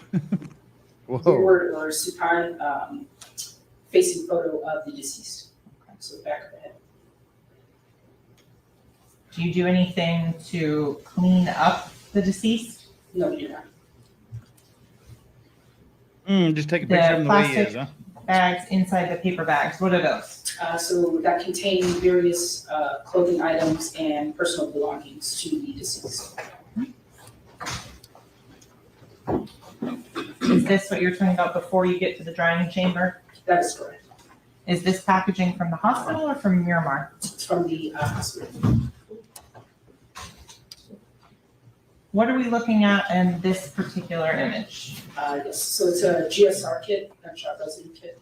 And was this Crafty performed Florida on lady, Anthony do I Williams? just got here, do I need to start over? Most definitely not. And now more close up. There's only one funny thing that happened. What can you tell the ladies and gentlemen of the jury about the red staining that is showing up? Yes, so the red staining contains various debris as well as the blood that is found on the deceased or on the area that we use to swab or test. What is the purpose of the gunshot residue testing?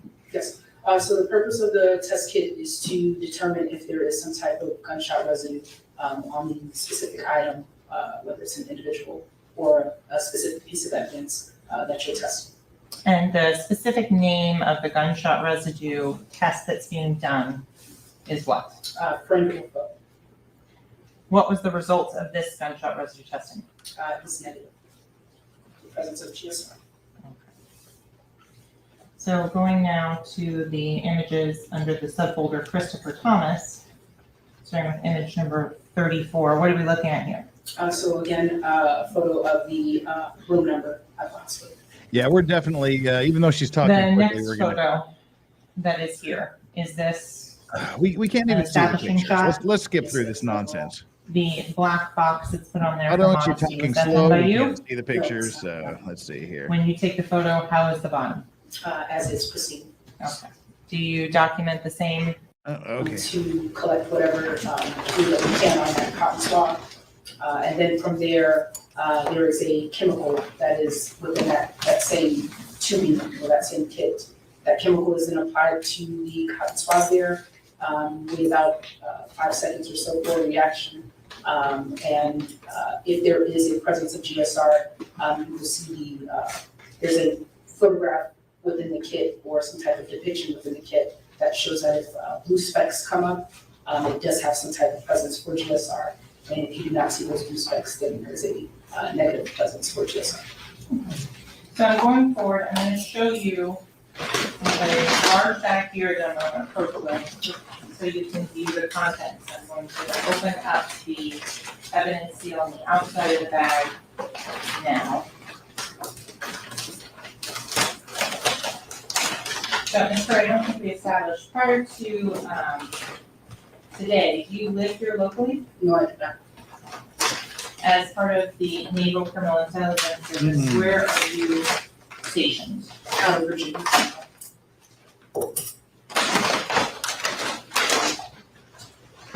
So that's how they do the gunshot residue testing. Did they find any? That's the question.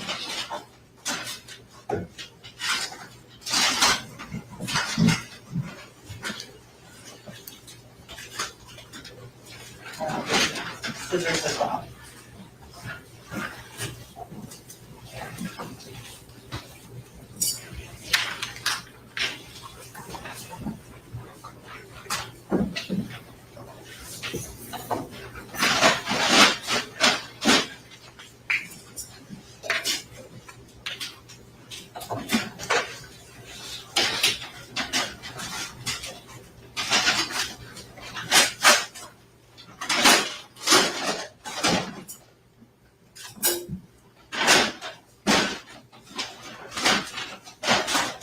The items that are in here, if you can look at them as best you can without taking them out of the packaging.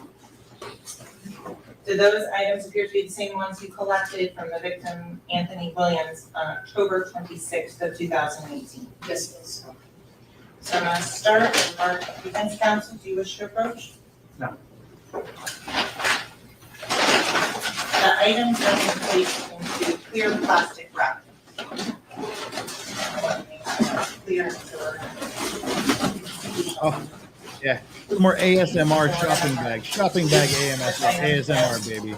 Item I. What is state item I? Are you moving them into evidence? Yes. They should not be displayed until they're moved into evidence without due respect. Objection sustained, so I, more, Investigator, just put it behind the TV. Yeah, there are. Is item I the same or the same condition as when you They're more collected it expensive than on mine. 2018? is there, excuse me, Counsel, the objection pending still up being displayed to the jury. Is there a way you can do this without going? Put it back to the back. I'll make it easier. No objection to the clothes coming into evidence. Oh, thank Christ. So with regards to without objection, so statement estimate states I and. Thank heavens. No objection, correct? No objection. It'll be admitted. They're introducing all the clothes into evidence without objection. So hopefully we won't have to go through shopping bag ASMR. No objection regarding states J. No. No, sir. It'll be admitted.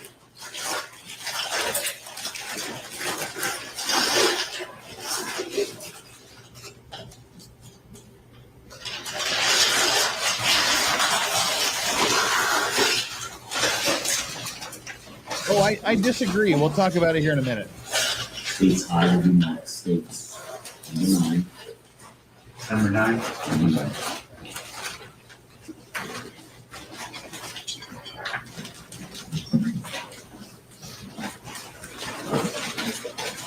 Okay. Shebus. States J will be marked. States. Can't listen to that. I'm skipping ahead here. Take a while for it to buffer up at 1.25 speed. Oh no! While we're waiting for it to buffer up, Otto asked, "What's in the pipe?" First of all, this is my I'm smoking my reverse calabash crow pipe, my raven pipe today, and in it is my Lovecraftian themed tobacco, the C&D small batch from beyond. That's the tobacco that's in the pipe today. Investigator, if I could ask you to be so kind as to publish these items.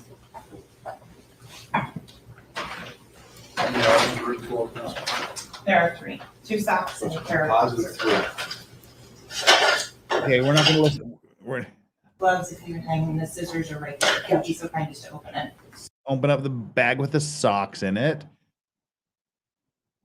Oh, hey, there's some pictures. Okay, there. They introduce a lot of clothes into evidence. There's no objection, so they'll be admitted. How many items are in there, Counsel? It's 2 black socks and 1 boxers.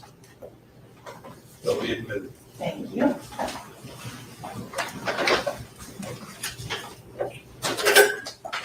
You can offer as a composite, is that right? Yes, Your Honor. States P will be marked as a composite of 3 items. And so once we collect the clothes, you indicated that you document them via photographs. That is correct. So I'm going to approach now what's been previously shown to defense counsel and has been marked as states composite H of 1 USB and photographs for you to review. I'm going to show you the USB first. Investigator, you do recognize that USB drive? Yes, I do. How do you recognize that USB drive? It has my initials on the back. And is that fairly accurately depict the photos that you took when processing and documenting the clothing and shoes of the victims in this case? Yes, it is. And the photographs here, are they fairly accurately depict the same photographs that are on that USB drive? Yes, it does. You're not just trying to state, requesting a state's composite U in. Any objection? No objection, again, on the same representation that we have not looked at the USB, but as long as the state represents that, it's nothing but those photographs, we have no objection. Wow, they're taking the state's word for it. The thumb drive has the pictures on it. Wow. They'll be admitted. Thank you. And permission to publish, Your Honor? Yes. How many photographs you said? That I can tell you in just a moment.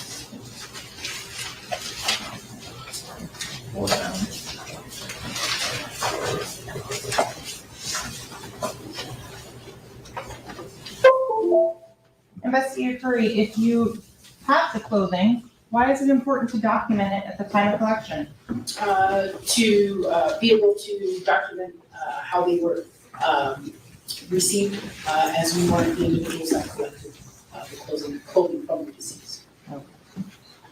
So on photograph number 1, under Anthony Williams, it has a G down here at the bottom of the photograph. Why is there a G? It depicts the item letter that's assigned to the items. Do you go through and assign a letter to each item that you're looking at? Yes, each item that's collected receives a letter. So going through on item G, and I believe there are 50 photographs now to answer your prior question. Why do you take photographs of each side of these shoes? To accurately depict the entire item from various angles. Okay. Again, on item G. Moving on to item H. What, in terms of, is that the same that's been previously admitted into evidence, the black pants that we looked at first? Yes, it is. The contents of the pockets, why do you photograph it as such? To be able to document what items are within the pockets, because they may not be visible Okay. as they are. And now what are we looking at on item H? What view? So the backside or the rear side of the jeans. So this is still marked as item number, or letter H. Yes. What items were found inside item H? These were the items that were. Ooh, money, dollar bills, y'all. Jeans. Were those items collected and cataloged? Yes. $97 and what the hell The is amount that? of currency And that you're cabbage seeing leaf. right here, how much is that? Cannabis leaf, cabbage leaf. What the fuck is that? What is that? $97. $97. Council has been previously marked as states are. Hey, what the hell is that in that package? Natural cabbage leaf? Investigator Curry, do you recognize this item? Yes, I do. It's been marked as states are for identification purposes. What is that?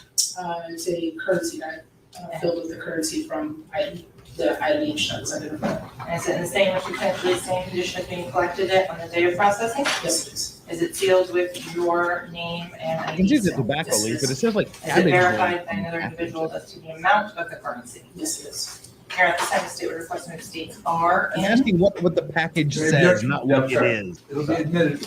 Next series, what is that? States R will be marked states 18. Thank you.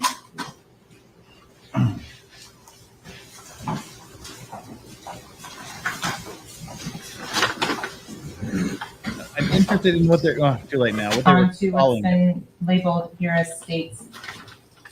Your Miramar item I, previously admitted into Cobbler evidence. leaf, The okay. boxers and the 2 socks. That is All correct. right, thank you, Is this how you Mr. found Cool. them? Yes. Do you do any Appreciate of the that. cutting of them Hmm. when you receive them? No, I do not.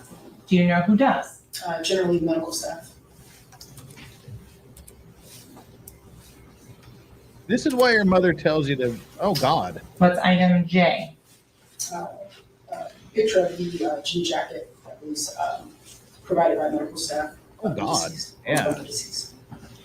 With regards to this next photo of item J, there is an arrow Ah, indicating a circular area. Are you able to tell the ladies and gentlemen of the jury if that is or is not a distressed portion of the jacket or is some sort of bullet defect? Based on my experience and training, it appears to be something similar to a bullet hole. Okay.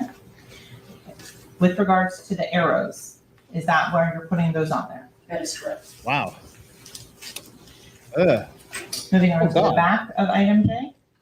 Is that how it looked when you collected it? That is correct. Based on your training and experience as a crime scene investigator, does the appearance of blood Grab a change leaf. over Never time forget. as it's stored in evidence? That is correct. That's still the same jacket that we have in evidence. That is correct. Again, item J with the 2 arrows that you have on there, That is correct. those 2 areas of interest that you identified. Yes. This is a close-up of the one item J defect. What can you tell about this particular item that makes you, based on your training experience, say that it's a bullet hole? Just based on the size, the distress in the jeans, or I'm sorry, in the clothing, and the diameter of the specific. The amount of blood. So going on to the black shirt that's been placed in evidence. That is correct.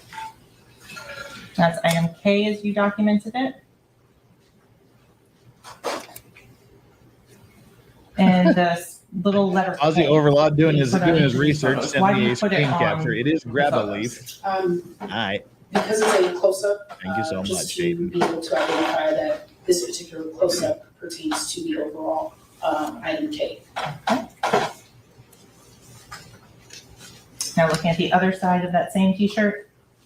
Correct.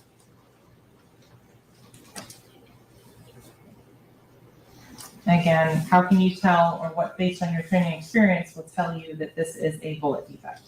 So based on the perforation inside the clothing itself, to include the diameter of the defect as well. Shot in the shorts. That sucks. And he died wearing mismatched socks. Okay, I see what you guys mean. I legit thought that was the defendant there for a second. I see what you mean now. I was caught off guard. So with regards to Christopher Thomas's clothing, did you recover money and currency from his clothing? I would have to have my memory refreshed. Okay. If any approaches have been previously marked as state S after showing that. Yeah, that's a lot of wine, Jack. Yes, Counsel.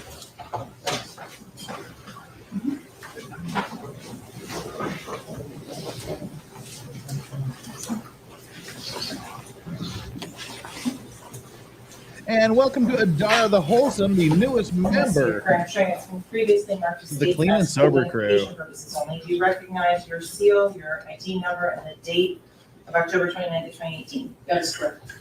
On the front of it, do you document the individual from which his items, clothing was collected, as well as the amount? Correct. Does looking at that refresh your recollection as to whether or not you collected currency from Christopher Thomas? Yes, it does. Did you collect currency from Christopher Thomas? Yes, I did. Okay. Is that fairly and accurately depict the currency as in the same or substantially the same condition when you collected on October 29th, 2018? That is correct. You're at this time to state the request to move states S in. No objection. No objection. It'll be admitted. States S will be marked states 19.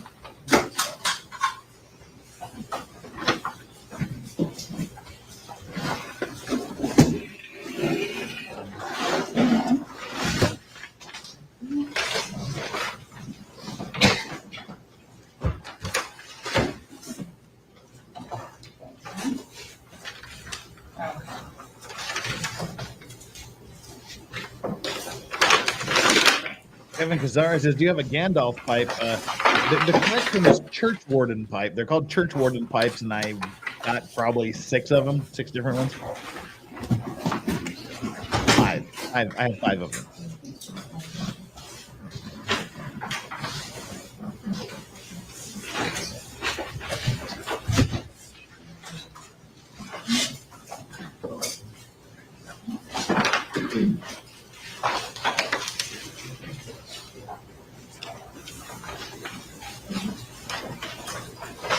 I'm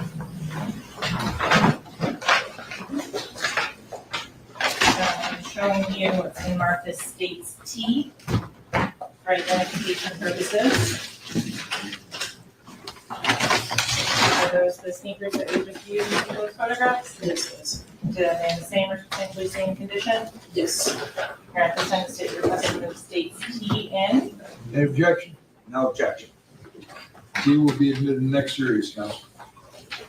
States T will be moved to 16. Thank you. Super chat, y'all. Oh, we're having fun. Dora the Wholesome, as a chronic insomniac, I'm using yesterday's testimony as evidence for the sleep aid because wow, it was hard to stay conscious during all of that. It certainly was.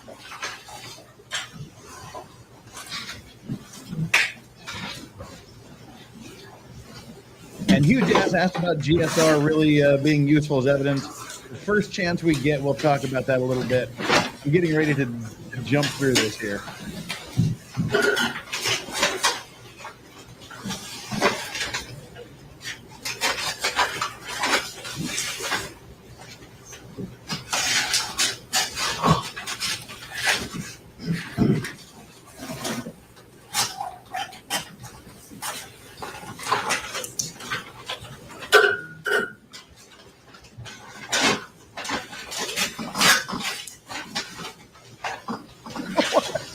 Remembering when you die, that's, oh God, you're so loud. All right, there's the shoes. Jesus. Remember that when you get dressed each day, if you die, that's your ghost outfit forever. That's good. Oh, that's funny. Did they give her the special left-handed scissors? All right, she seems to have got them out. It shows that they were collected from the hospital. Mind you, we're only at 50% volume. Imagine if I took it up to 100% volume. Good God.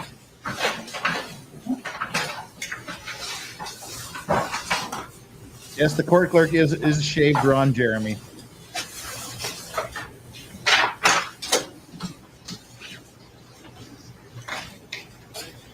With regards to the other items that were collected from the victims, did you collect any suspect narcotics? Not to my knowledge. In terms of a, Don't need Ghazni. that was I October got my own 29th, thoughts, Brittany. 2018. That was all the investigative work we did on that date. Correct. So I'm gonna go forward to November 21st of 2018. What was your role in the investigation on that day? On the 21st, He seems to have slowed down enough. We can refer to 125. Yes, if you would help to refer to your report, I will show the defense counsel. Okay. And so you would just refer to it silently to yourself and once your memory is refreshed. Yeah. Thank you. So on November 21st of 2018, what was your role in this investigation? Responded to US 27 to document a additional scene that is believed to be some type of supplement to the initial call out. Okay, when you arrived on scene at the US 27, who else was there?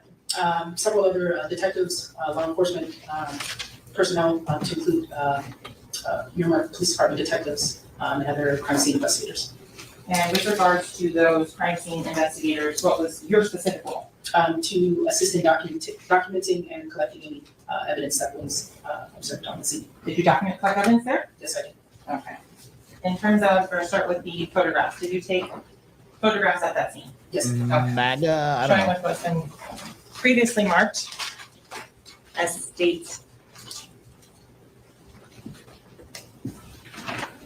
V for identification. Investigator Curry, do you recognize that USC? Yes, I do. Do you recognize the photos that are attached to it? Yes, I do. How do you recognize those? It has my information on there, my badge number, Miramar Police Department badge number, and it's also my name.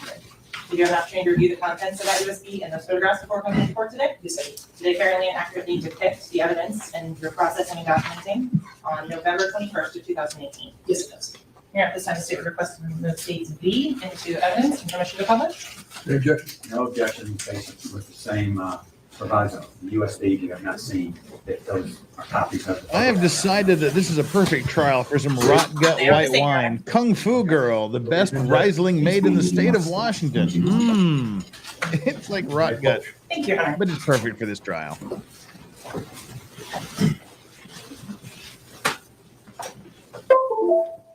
Doop, doop, doop. Why don't we just Starting leave with the the first USB image. in? So the photo template, the initial photo that is taken with the tracking scene. And is this still under the same 18-10-06269 case number? Correct. And what date again was this done on? November 21st, 2018. The next photo, what are you showing here? A location or establishing shot of where the scene is. What direction are you facing in this photograph? I believe it's going to be east to west. I'm sorry, south to north. Hold on, just 1 second.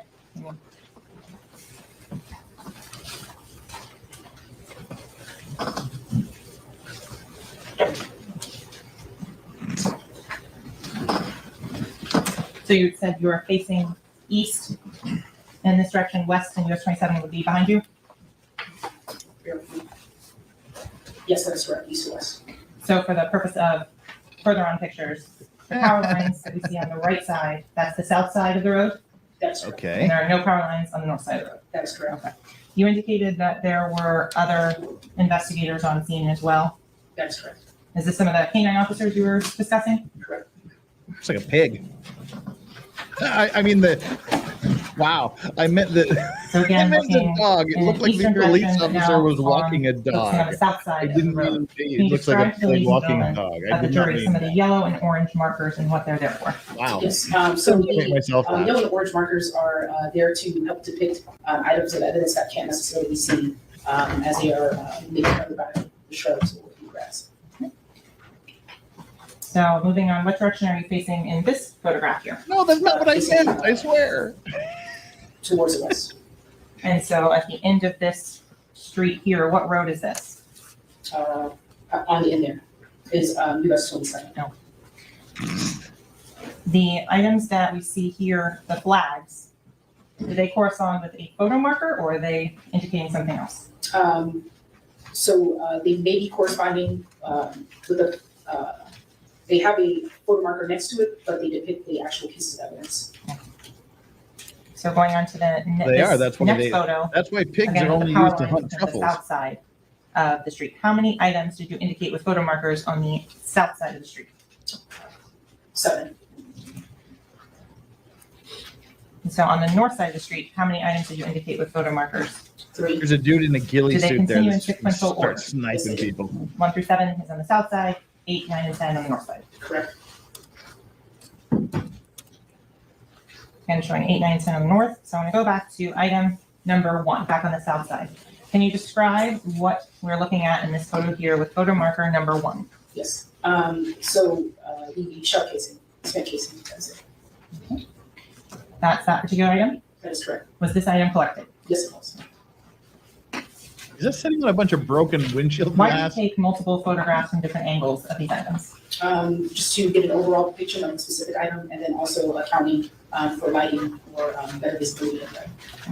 And the glass appearing object underneath the casing, did you collect any of that specific glass right there? I do not believe it. Why not? I think after discussing with the investigators, did not believe that it was in reference or pertaining to the case. Yeah, Do you car have any window glass does characteristics not of shatter. auto glass? It's designed specifically to not She knows. Her expertise. not shatter like that. First, establish that she may know something about this. So Investigator Curry, and part of your training in crime scene, is it determining what evidence may be something that would be to collect? Yes, yes. In terms of the facts of the case, is that something that you're familiar with and you familiarize yourself with to know what types of evidence may exist? Correct. For glass and glassware, do you have any training in identifying potential sources of glass or other items that may be of evidence you're done? Yes, I do. With regards to the glass in the Jeep that was found at the hospital, have you had the opportunity to view that Jeep prior to November 21st of 2018? Yes, I have. The glass that was in the Jeep, was that consistent With the glasses that they're in this photo marker number 1. No, No, it was not. car glass is specifically designed Moving on to to photo marker not number shatter. 2. I mean, not break What are we into looking at in shards this like that. particular Just image? shatter into little So small the cubes. glass fragments are in the glass. Going now to photo marker number 2, the next image. Can you describe to ladies and gentlemen how you're taking this photo? So it is considered a close-up photograph of the glass fragments. It is at 90 degrees directly over the glass that's on the ground. Moving on to photo marker number 3. What was significant with photo marker number 3? I would have to, are we able to zoom in? This is it now. They're presenting the physical evidence. Pants, the gun casing, the clothes. If you can refer to your report, would that help in refreshing your recollection as to photo number 3? Yes. Okay.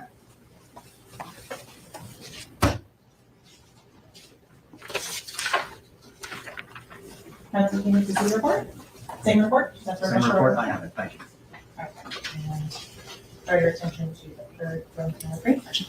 In reviewing that, as Now I'm gonna have to go out and shatter my Jeep Okay, back so in window this glass photograph just to here, see. what are we I looking doubt at? it does though. And could you kind of circle it on the screen so it's clear to the ladies and gentlemen of the jury what we're... Those look different than the last glass fragments Yes, they are. you're looking at. How are they different so it's clear on the record? It appears to be a tint or a darker color. Moving on to photo markers, and so this is the establishing shot for which 4 photo markers? 4, 5, 6, and 7. Okay. Going to the close-up of photo marker number 4. What was the important item of evidence in this photo? Spent casing. Okay.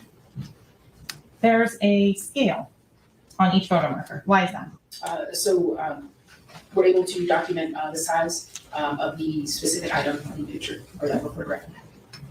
And are all of these items later on collected? Yes, they are.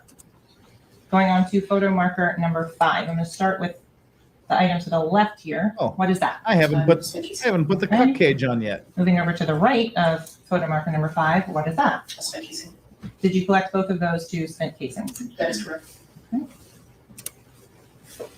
And in terms of another view of these 2 casings on number 5, is that what we're looking at here? That is correct. Moving on to photo marker number 6. Right? Right. That's what I can't imagine that Closer up one for photo they marker would number allow 6. them Let's to be start with made the one that to the way. left. What is that? Spent casing. Is that the same one that was next to photo marker number 5? Not to my knowledge. And to the right of photo marker number 6. It's another spent casing.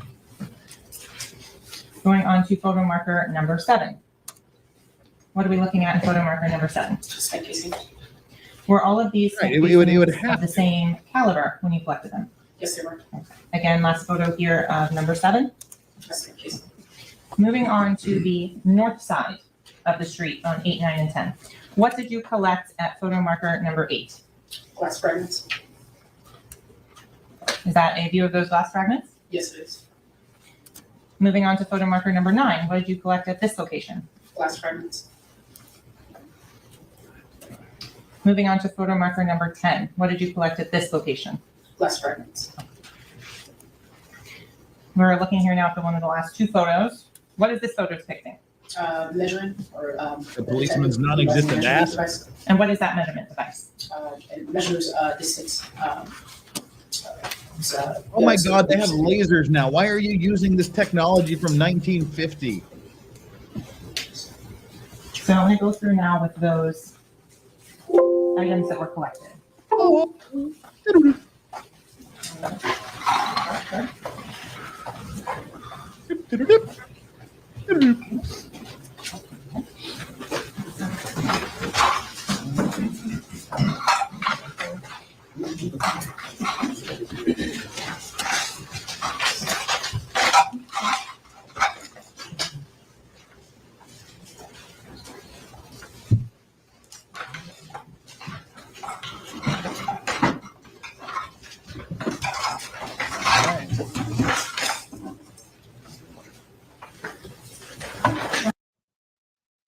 Come on. Not enough buffer space. Don't touch things, Jeff. Damn it. Why am I always touching things? Because Ozzy should be sleeping. Why aren't you sleeping?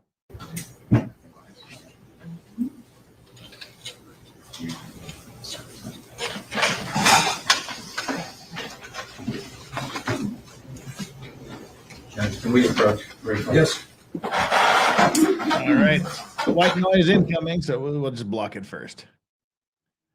All right. Hopefully it's buffered enough that we can skip ahead without freezing it up. And the answer is no, because, whatever.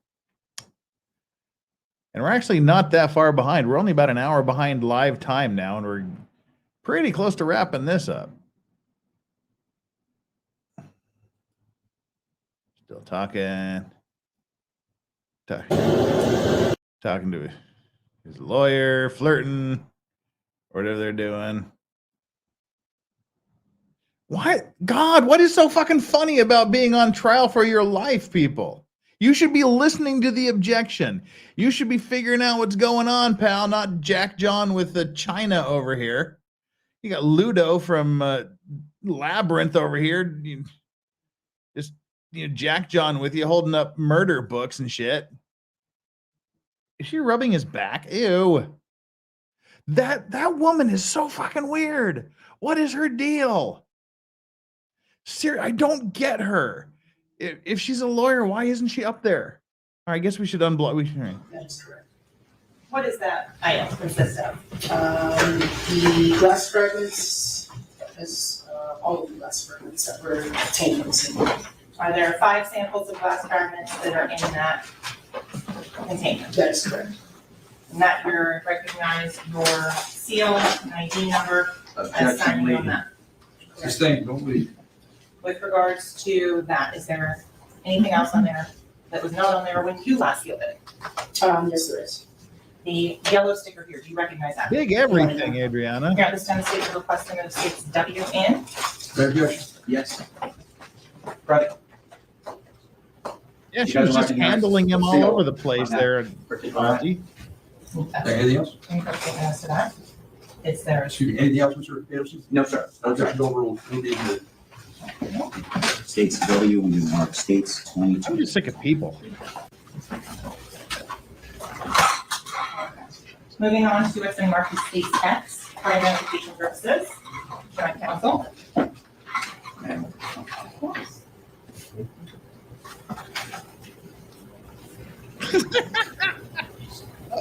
Benjamin, that's actually funny.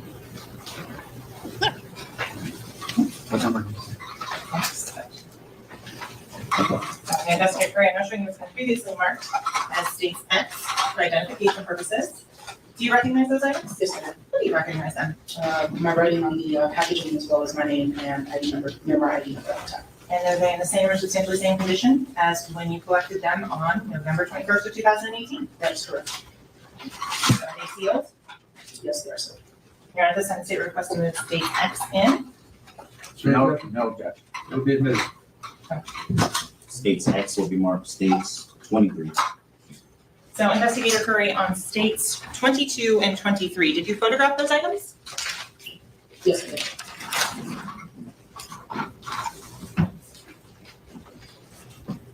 So I'm showing states composite line, a USB, and 9 photographs. Of course. Investigator Curry, I'm showing you now what's been previously marked as states composite Y for identification purposes only. Do you recognize that USB and those 9 pages of photographs? Yes, sir. Do they fairly and accurately represent the documentation that you did of states 22 and 23 that is now in evidence? Yes. And at this time, the state requesting that states Y and S. Any objection? No objection with the same proviso. The USB is the same as the photographs. That's the representation. Yes, sir. Thank you. Will be admitted. Okay. States Y will be marked states 24. So both 1 USB composite and 9 photos.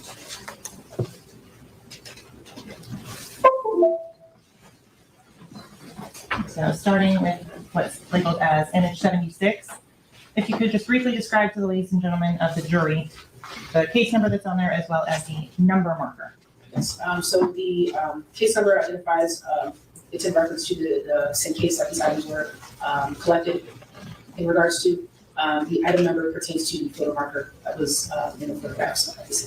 Prior to photographing and processing these on November 27th of 2018, did you do an INVAC filter? Yes, I did. Can you explain to the ladies and gentlemen of the jury what is an INVAC filter? So an INVAC filter, it's used to collect any type of DNA or any additional information utilizing a test. The MVAC, the MVAC system itself uses a filtered item. So any type of DNA that is collected off of the item that's being tested is filtered and put out to a filter that is then tested and sent out to a lab. And so, Investigator Curry, do you have training and experience on when it is appropriate to try and collect DNA from items? That's correct. In this instance, did you walk the jury through, please, the process of how you did the MVAC filter collection? With the assistance of additional crime scene technicians, after collecting the item itself, it is then submerged in sterile water. A machine then spins the item. In this case, it was the spent casing. It spins the item. The water then absorbs whatever that DNA or whatever particles are on the item that's within the water. And then after that, that water is then filtered through a kind of like a cotton swab or a cotton ball, and the remnants or whatever DNA or whatever additional items are filtered through that cotton ball and then sent out to the lab to be analyzed. Can you see the DNA on there with the naked eye? No. Do you know if it's successful or not by you finish completing the filter? No, we do not. No. Going forward back to the photographs, you have a number 1 on here. That's correct. What does the number 1 correspond to with regards to the previous photographs you just looked at? It corresponds to the double photo marker that was within the previous photograph. Okay.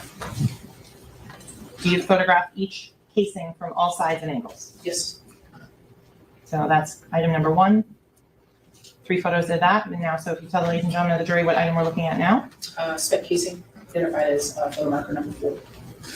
With regards to the writing that's on the back of each of these spent casings, were they all consistent with one another? Yes, they were. And what type of writing or markings were on each of these casings? Blazer, 40, S&W. As a crime scene technician, what is a Blazer 40 S&W mean? It refers to the caliber of the spec casing as well as the writing. Moved on to item number 5 in these photographs. Spec casing. Were there more than one item at photo marker number 5? Yes, there was. Moving on to photo marker number 6. Spec casing. Again, was there more than one spent casing at photo marker number 6? Yes, there was.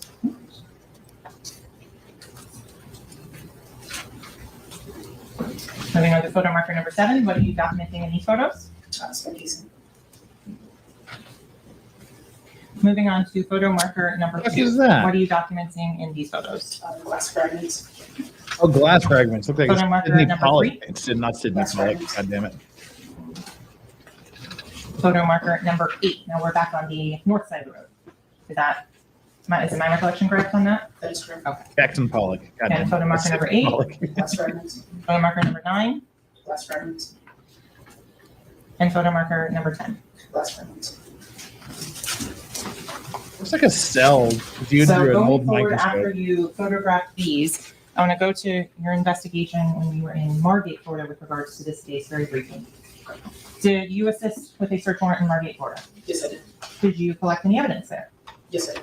Or any firearms? Good night, Hayden. With regards to that specific location in Margate, do you remember where it was? Yes. And where was that? Don't remember the specific address, but it was near university. Looking at, is there anything that would refresh your recollection as to this specific address? Referring to my report. And counsel, you need to? No, I haven't. Okay. So just read the first paragraph silently to yourself, and let me know when your memory has been sufficiently refreshed.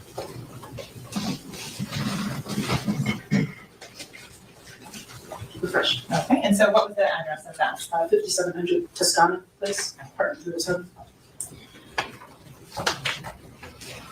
While you were at that residence, did you make contact with any individuals? That's my recollection. The search warrant and the photographs that were taken at that, you said there was no firearms recovered? Correct. Was there a storage unit key that was recovered? Apparently it does the job, right? Would that refresh your recollection? Yes. Okay. And then you have the Right. 6th paragraph, if you just read that silently to yourself. So was there a storage unit key that was collected? Yes, there was. Was there mail collected from that location? Yes, it was. The individual that was named on the mail, who was that? Jamel Demons. With regards to later on that day, did you then help and assist on the execution of a second search warrant? Yes, I did. So that second search warrant at a storage unit location, did you recover any firearms there? No, we did not. Just a moment, Mr. President.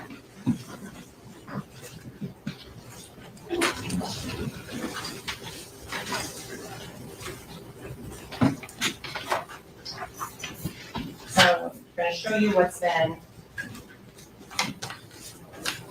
show counsel. What's been marked as state Z.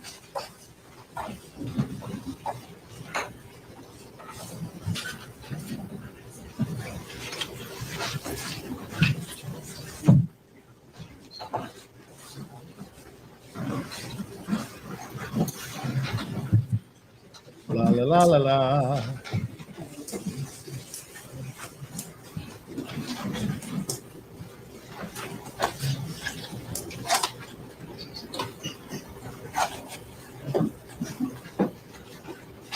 So I'm showing you what's been previously shown to defense counsel as state and record identification as states. 1.5 is a little too fast. Do you recognize those items? Yes, I did. How do you recognize those items? With my handwriting on there, as well as my initials, date, and my name, police department number on the seal. And do they have the same or substantially same conditions when you collected them on the October 2018? Correct. Here at this time, the state request to move states Z in a composite of 3 items. Is there any objection? No. It'll be admitted. States. Positive 3. What's the number? State Z is positive 3 items, and it will be on states 25. Thank you. I'm sorry, 25, you said? 25.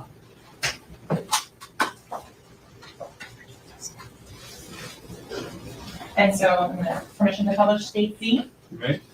Mr. Murphy, please okay to open that and publish those items. Yes.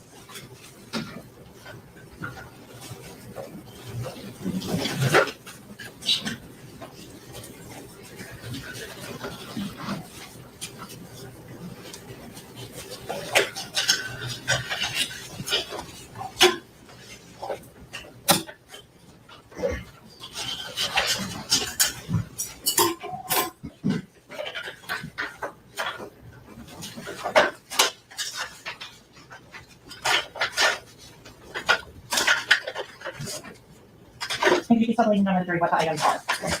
Clear bottle cap, rubber leaf packaging with a black straw inside, and Florida identification card for Anthony Williams. And where were those items found? Found at the hospital, retrieved from the hospital. The items there, they're in the same condition? Yes, they are. With regards to what's been previously marked for identification as states AA, do you recognize that item? Yes, sir. What is that? A impact filter from the spent casings, found at US 27. And how do you recognize that? With my markings, my writing, as well as my badge number and the date on seal. Is that in the same or substantially same condition as when you packaged it and processed it in November of 2018? Yes. Here at the time, the state requesting of states AA and states 26. No objection? No, no, sir. It'll be admitted. States AA marked 26. So Investigator Curry, with regards to suspect narcotics, if they are found, are those collected? Yes, they are. Did you collect any suspect narcotics in this case? Not to my recollection. Is there anything that would refresh your recollection as to that? Yes, my report. Okay. If I can approach, I have a copy of the property receipt with me. Sure. Would that help in assisting you? Yes.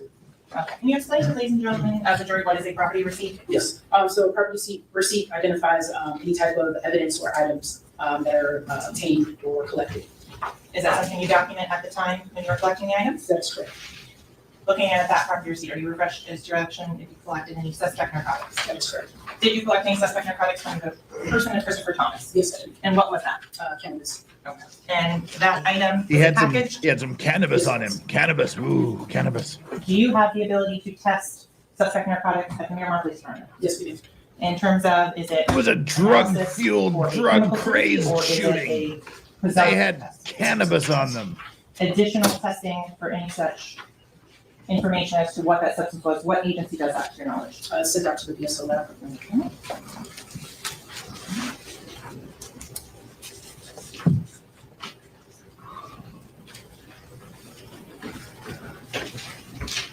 So after you conducted the documentation, all the photographs, how do you preserve those photographs? They are burned to a disc, whether it's CD or DVD, and stored in our evidence facility. After you did that in this case, did that conclude your involvement in this investigation? Yes. Okay. No further questions at this time, Your Honor. Counsel, can I see sidebar, please?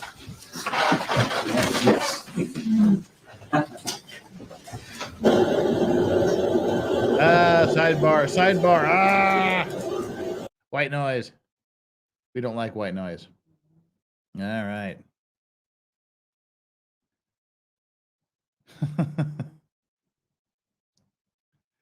Let's see what they're doing here. All right, while they're doing that, I don't think they're going to do it. Okay, I think it's going to close. Yeah, we're right at the end, so they're going to end the. They're going to end it for the day. Partially post-examination, so my thought is based upon conversations I've had with the attorneys, it's probably best to be break down. So remember the admonition: do not discuss the case, don't form any opinion about the case, don't allow anyone to discuss the case in presence or no research about the case. Just leave your notepads on your chair, carry pick those up, and. All right, so we're only like an hour behind live time for day 2, so we're going to start day 2 here in just a quick second. Let me remove the cup cage from nearly myself. Yikes! All right, we're going to go straight into the second day of the trial, the morning session. We're just gonna, and like I said, we're only about an hour behind, so we should be able to catch up by lunchtime. If not, we'll catch up anyway. So, all right, we've got just a few super chats here, sort of a little palate cleanser, if you will. Hugh Jazz asked, is GSR gunshot residue really that useful as evidence? In this case, yes. In this case, yes. Why? Because the defendant's argument, as I understand it, is he was not in the car and it was a drive-by shooting from someone outside the car. So if the bullets came from outside the car, from a distance into the car, there would be no stippling on the victims. There would be no gunshot residue on the victims. There would be none of that. So if there is some stippling from the burnt powder or whatnot on the bodies or gunshot residue, that would mean the shot came from inside the vehicle, which would be essentially the end of the argument that the shots were a drive-by that came from outside the vehicle to the inside of the vehicle. So in this case, gunshot residue or stippling remaining on the bodies of the deceased would be a major piece of evidence, majorly useful evidence in this case. Flex, the call is coming from inside the house. They weren't armed, apparently. So that and they we're just gonna have to see what the actual evidence. They've just introduced the clothes. They've just talked about how to test for gunshot residue. So. No, they're not talking about the song. The prosecution was actually very above board and very, I thought, ethical and decent about that. They said this isn't about the lyrics to any song, and we're not getting into that. So apparently, they're not going to mention the song at all. They're better than me. I would have mentioned it in the first damn minute, but that's me. So all right, that's why I'm saying that in this case, any residue, any stippling, any gunshot residue on the victims would be majorly useful evidence in this case. Dave, 123, does the state have a theory why this guy decided to shoot and kill 2 of his friends all of a sudden? Well, that was part of the defense's opening. They said that in itself, the fact that they can't explain why this guy would suddenly turn on 2 lifelong friends whose career he was trying to launch and murder them. He said that in itself is reasonable doubt. But The thing is, the state doesn't have to prove motive. They just have to prove he did it. Doesn't really matter why he did it. They just have to prove he did it beyond a reasonable doubt. So they haven't offered anything yet, but they don't have to. Otto, kung fu fighting for your stomach lining. Ugh. And Ms. K. Griff said, I used to love Kung Fu Girl. Now I can't drink it. It gives me bad reflux. It's nostalgia. This was literally the first white wine that I could stomach. And that, no, my palate has been developed somewhat. But it was on sale at Costco for a couple bucks. And now I remember why. It is not that great, but what the hell? It's cheap wine for the trial. All right, let me get the Law and Crime stream for today live. Day 2 live. All right, fast forward through all this stuff here. Waiting for them to start. Why are they not starting?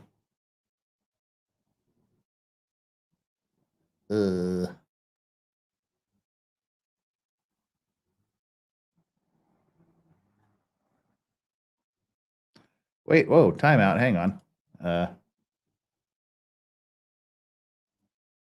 Okay, this is being really weird. It's not really loading. Huh.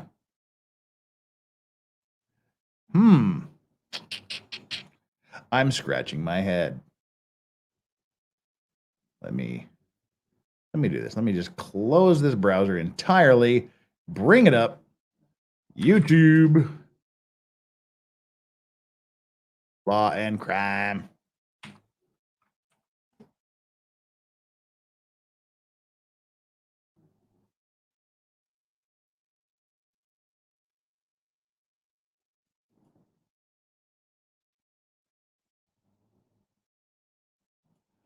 Okay, let's see. We've got to backtrack a little bit here. This is awfully strange. The first sign of video is about an hour into the trial.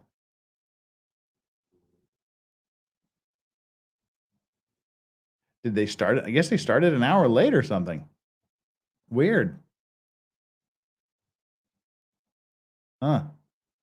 Looks like they just started an hour late. All right. Yeah. Huh. All right. Well, I mean, Law and Cuck started the stream an hour early, I guess we should say.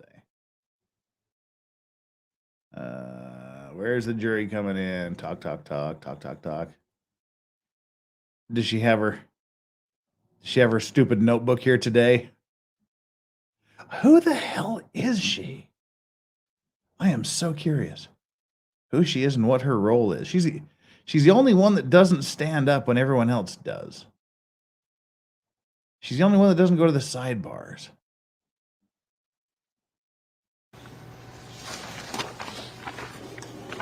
Wow, we are not far behind at all. Holy crap. Have they even fucking started?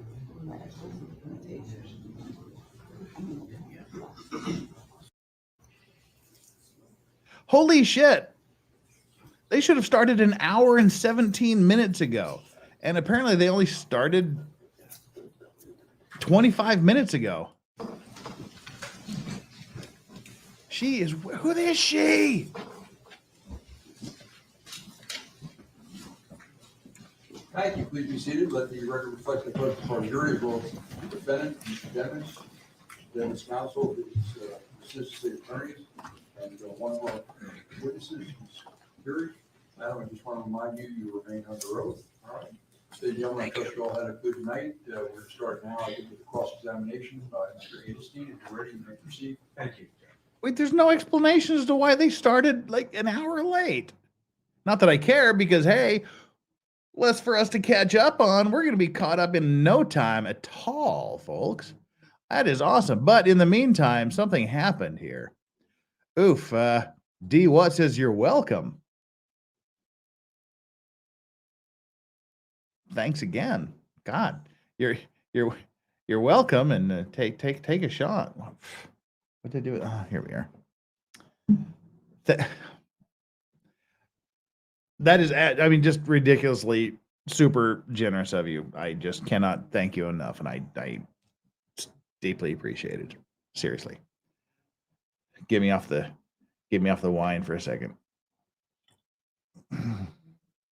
D what? Thank you. Thank you again. I really just, it's humbling. I appreciate it.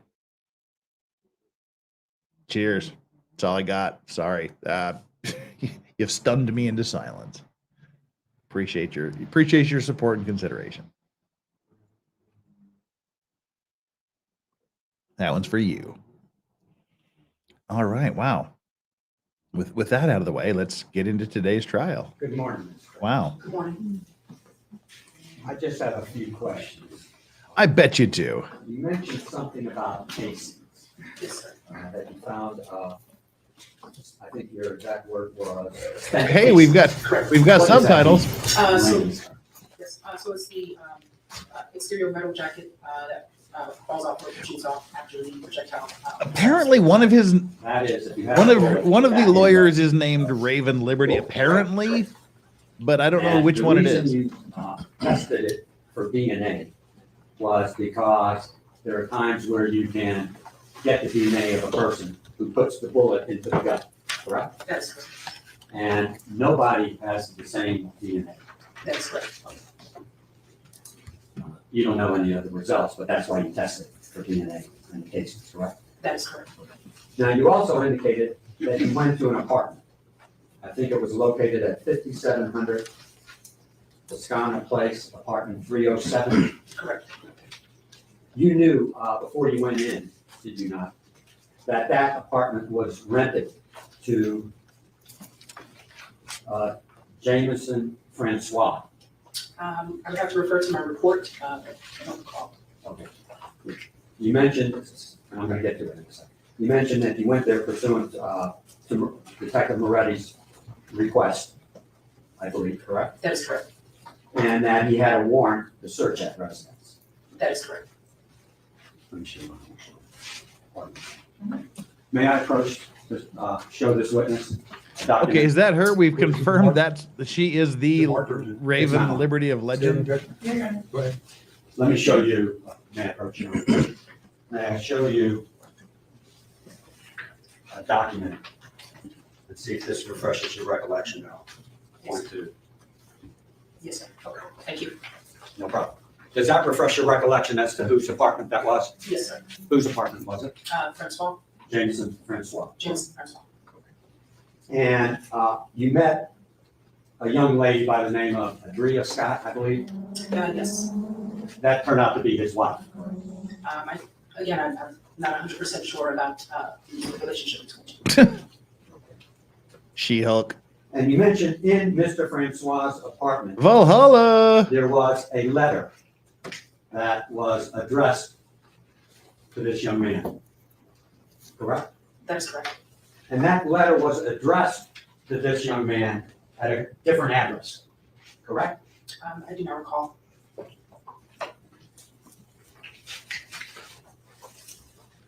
So Raven Justice is not her real name? May I approach the witness to see if that refreshes the recollection? Yes, sir. Thank you.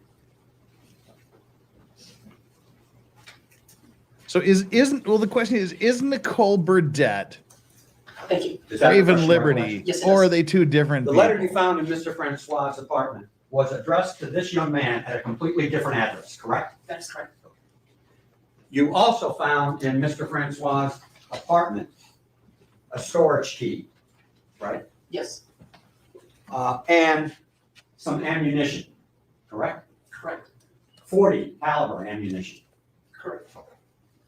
As a result of finding this key to the storage unit, you eventually went to that storage unit to search, correct? Correct. And that storage unit was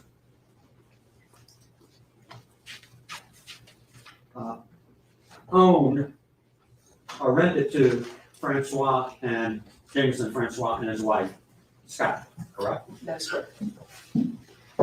In that storage room owned by Mr. Francois and his wife, you found, did you not, 3 holsters? That is correct. You found some gun locks in there? That is correct. Did you find any guns in the storage unit that was owned by Mr. Francois? No. Do you know if anyone questioned Mr. Francois where the guns were? I wouldn't know that. That's not your job. Correct.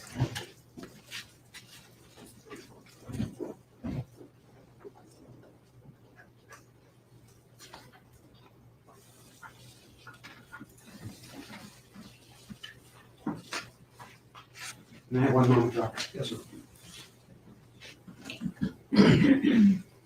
Yeah, that ain't her. Did I hear Raven Liberty you is correctly somebody that else. You are in the Navy? I work for the Naval Criminal Investigative Service. Are you part of the military? No, I'm not. Thank you so much. Thank you. Counsel, thank you. Is there anything further? No?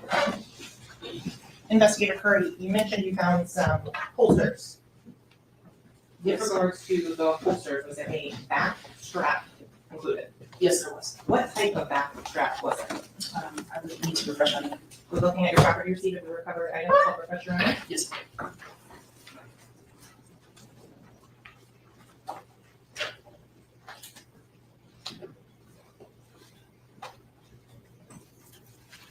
Yeah, that looks like Nicole Burdett. Yes, yes. Okay.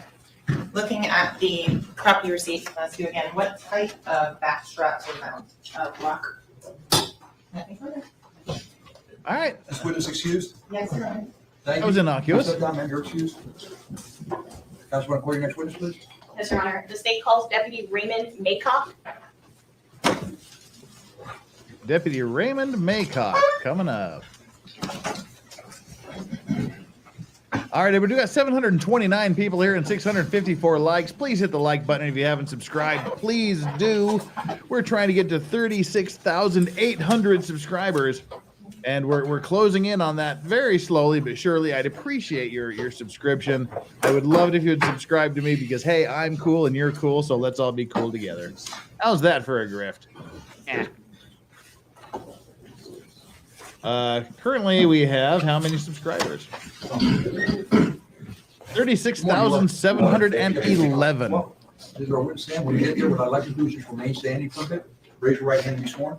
Do you solemnly swear or affirm the testimony you shall give in this case shall be the truth, the whole truth, and nothing but the truth? I do. Please state your full legal name for the record. Raymond Maycock Jr. Please spell your first and last name for the court. First name RAYMOND.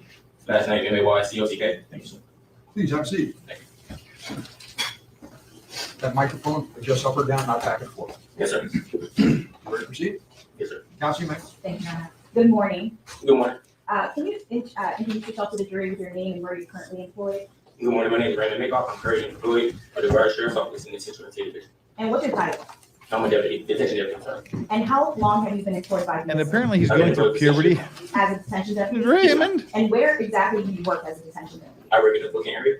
Okay, at the jail, correct? Yes, ma'am. And what are your duties and responsibilities? I'm responsible for processing inmates that come in and out of jail. Okay, and does that processing include fingerprinting defendants that come in and out of the jail? Yes, ma'am. Okay, and what is that? I'm gonna turn your attention to February 13, 2019. What does that entail when an individual comes in? When an individual comes in, I fingerprint them, take a first shot and process all their arrested. Okay, and during the course of your normal duties as a detention deputy, did you come into contact with the defendant Jamal Demons back on February 13th of 2019? Yes, ma'am. And where did you come into contact with him? In the processing area. And what was your role in processing the defendant? My fingerprinting. And similar to your general duties, you would have processed him, correct? Yes, ma'am. Your Honor, may I approach? Yes. Showing the witness what was previously shown to the defense. One counsel. half of Rush Hour. Where's Jackie Chan? You can take a JKD look at that. Buck. It's a two-page document, and No. when you're done, you can look up. No, you can't do that. Do you recognize that? Yes, ma'am. How is it that you recognize it? It has my CCN on it. All right, should I slow this down to everybody? They're both talking Is that really unique to you? fast. Yes, ma'am. And is this in the same or substantially the same condition as when you last took it back on February 13th of 2019? No, ma'am. What's the difference? I took the fingerprints on an electronic monitor. And does BSO then store that electronic document in their BSO system? Yes, ma'am. Other than that, any change? No, ma'am. Your Honor, at this time, the state moves into evidence what was pre-marked the state's the state's next numbered exhibit. The objection? No objection. It'll be admitted. State states you will be marked states 27.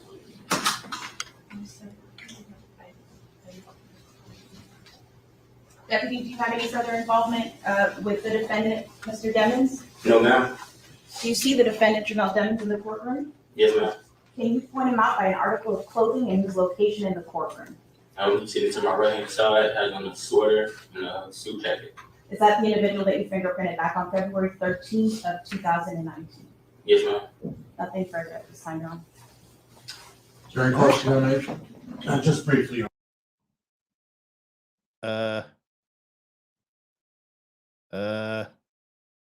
That ain't me, kids. Right.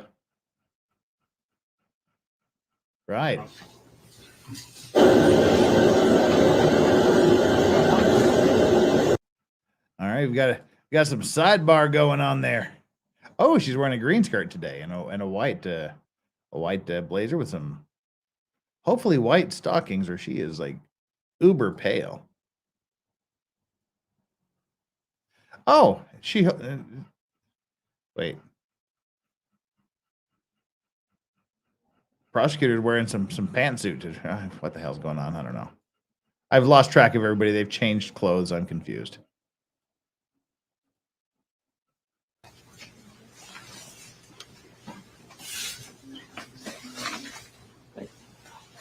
What the hell? Allen. What the hell did he even testify to? And what's wrong with the feed? This is not me. It's not buffering, by the way. This is just them.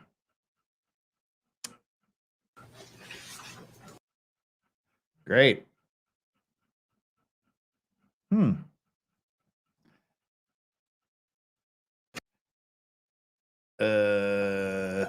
right. Looks like we're having some technical issues on their side. Oh, they've lost their feed. Isn't that awesome? Well, good. That makes it easy for us until that happens.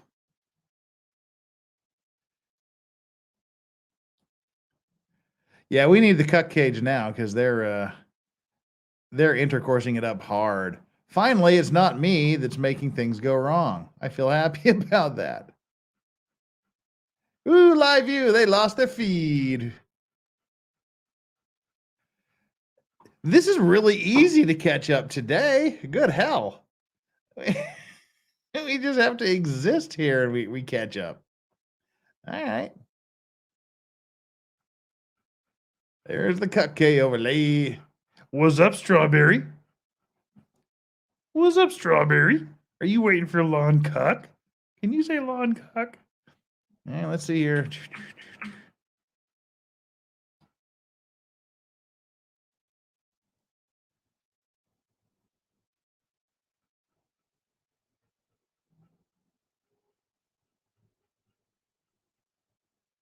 All right, let's see here. Science. All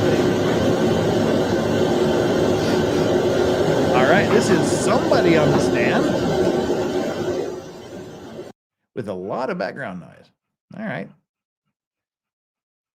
Them some big ass teeth. You say bunch of boomers over at Law and Cuck. Yeah, it ain't me to this time, so that's pretty good. That's a really bad picture they picked from. Yeah, I didn't like that either. But that's Law and Crime. They do shit like that. Wait, I thought I put up the cuck cage. What happened to the cuck cage? I thought I put up the cuck cage. Did I uncuck them? Oh, I put up the doggo cam. Fuck that. Now I'm calling them boomers, and that's what I did. I boomered it. So dang it. Right.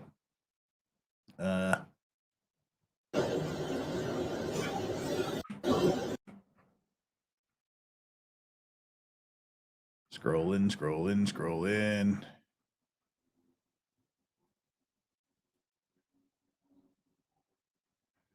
This is a long ass sidebar.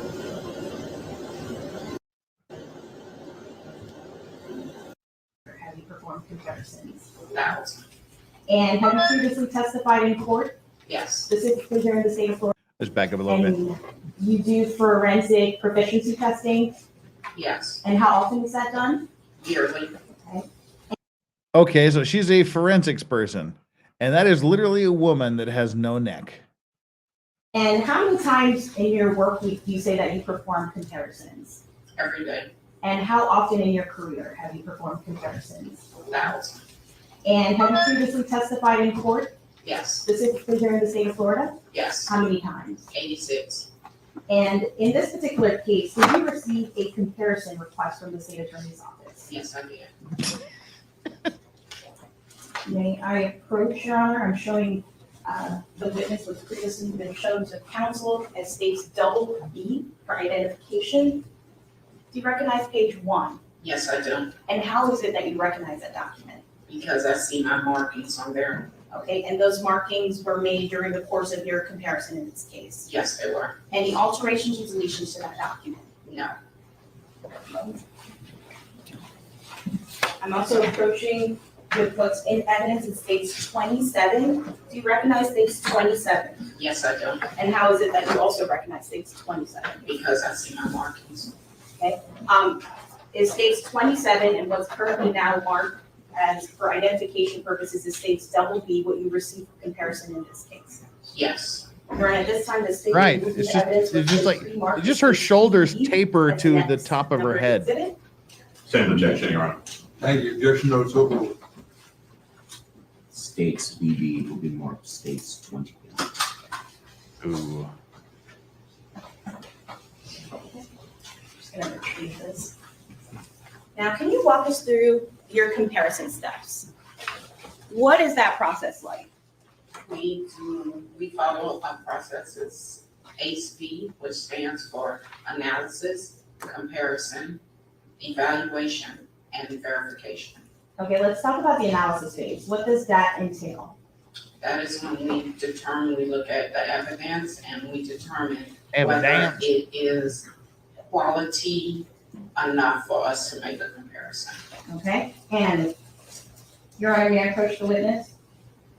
Why would you want I'm to? going to provide these to you in case you. I'm sorry, that was rude. For reference, states 27 and 28.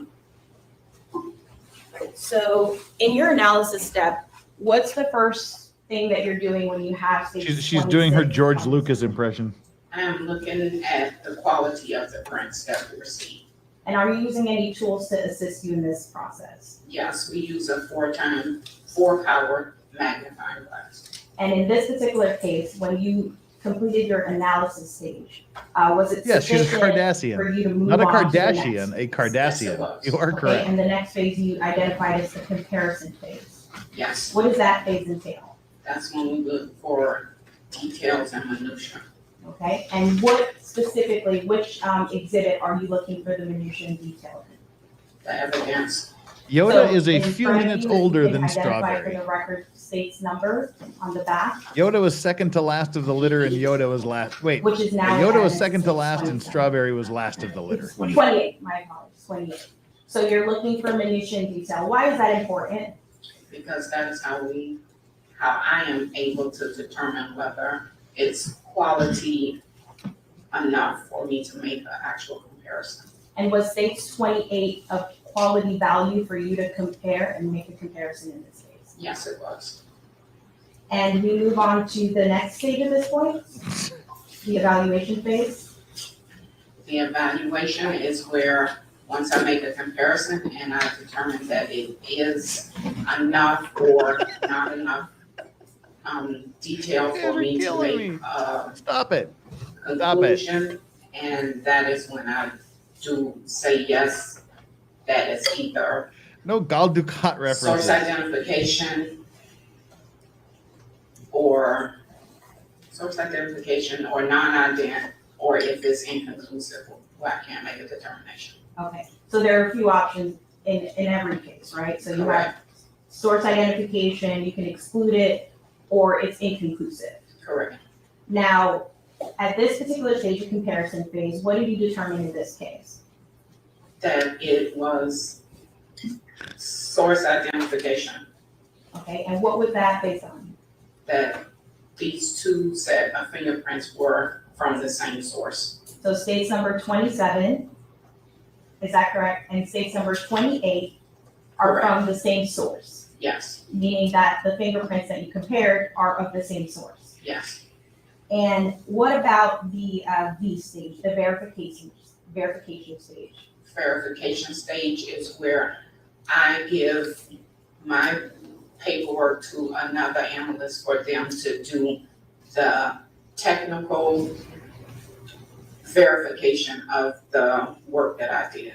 Okay, and after, and before your verification step, you indicated earlier that there's some markings on the document. Are those markings, when are those markings made? When? Yes. When I do my report. So throughout the evaluation stage, before the verification stage, you're making those markings? Correct. And so when you're completed with the verification stage, do you formalize your opinion or your determination in writing? Yes. And that's placed on a report? Yes. Your Honor, a moment to confirm.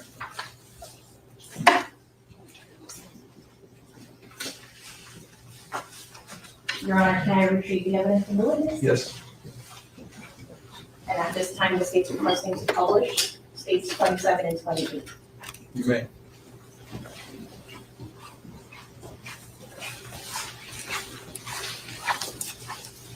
Publishing states 27. Excuse me, Garrett.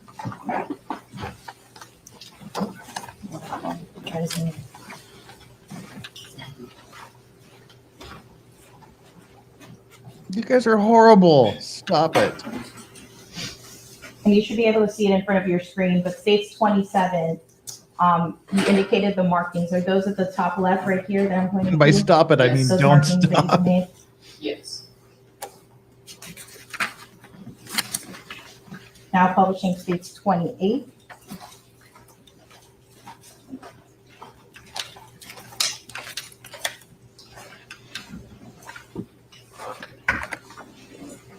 And the markings that you referred to in states 28, are those here that I'm pointing to on the bottom right? Yes. Deep Space Nine And you references. indicated Stop. The source of the identification on states 28 and on states 27 were the same source. Yes. Nothing further. Councilor Zink, cross-examination. I have nothing to say. This witness excused. Oh Thank no! you, may step down. You're excused. I was waiting. Call your next witness. I was waiting to use this. I was waiting for her to give more testimony so I could use this. And we'll be doing a 30 Actually, there's some related to evidence as well. Dang it. Your Honor, pursuant to public records, I'm moving to evidence that was pre-marked as state CC as the next state's number exhibit. I've Show it to previously counsel. shown it to council.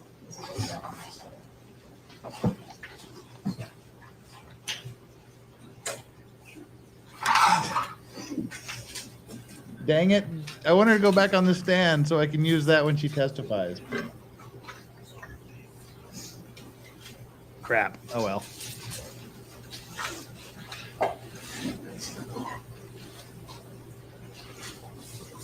Stop. Stop with the Deep Space Nine already. Oh my God. I'm not reading any more of these Deep Space Nine references.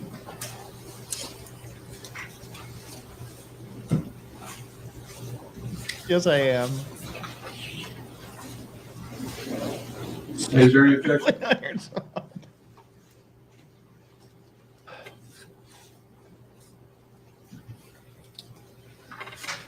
Oh, hurry up and introduce this into evidence. Are we at normal speed? Here we are.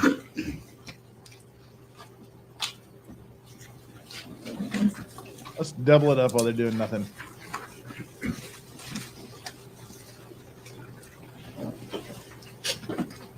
Sorry, one second.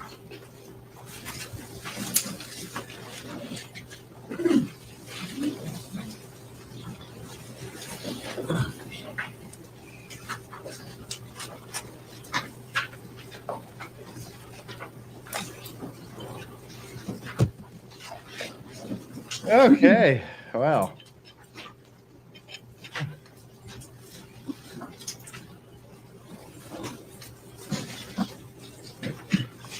All I know about Deep Space Nine is the Cisco's like baseball. That's actually really funny.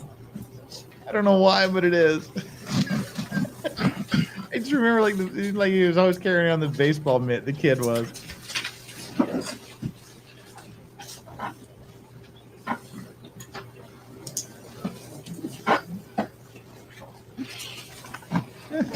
That's about the general. That's it. Oh wait, they're talking. They're saying something.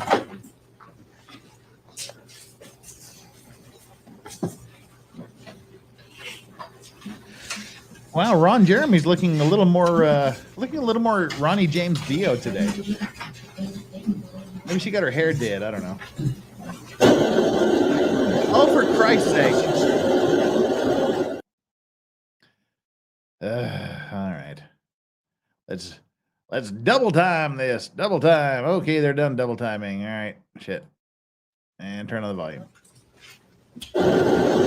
Psych! Fooled me. What the fuck is going on in court today?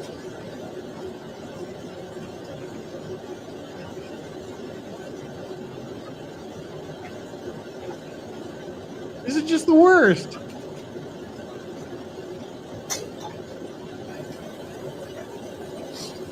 Oh, hush. All right.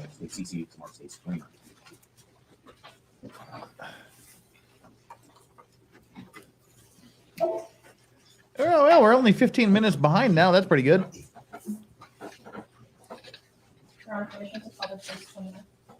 You think?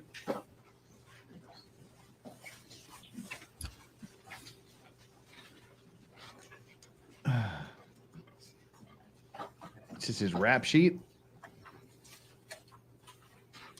Ah, his DMV shit or something. I don't know. So the many faces of the defendant.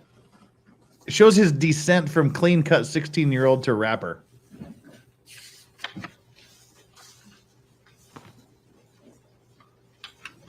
You can turn down you can take off the photo editing menu there, dipshits.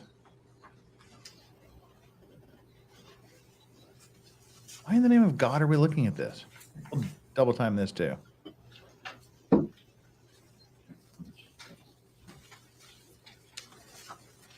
There, that's your DM. Oh, no, there's still more DMV testimony. God damn it.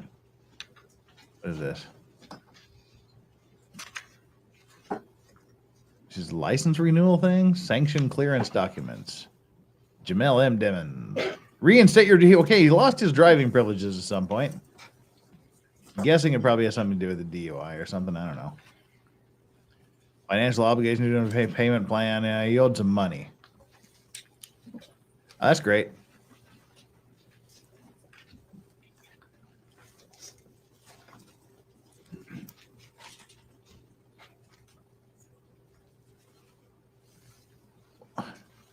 This is just weird ass shit. And by the way, weird ass shit is a legal term of art. It means strange things.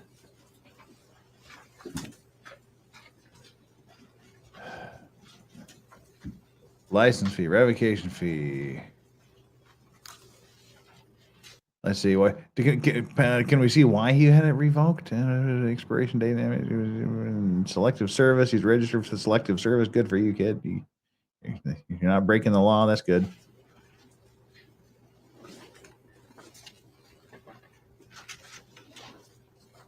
He doesn't have a freshwater fishing license.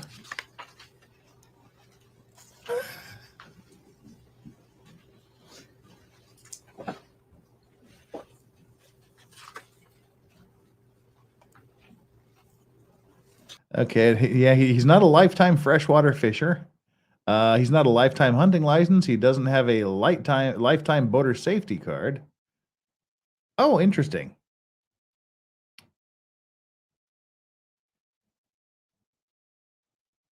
Interesting.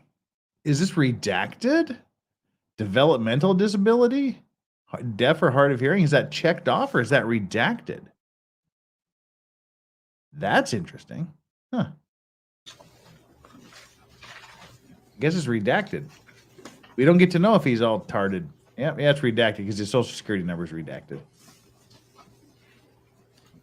They don't want us to know if he's hard of hearing.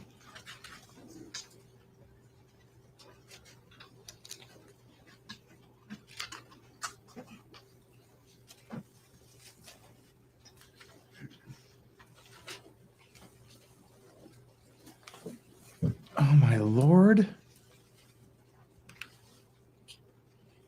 This is the weirdest damn day of trial I have ever seen. His mother is his guardian. That's a good thing.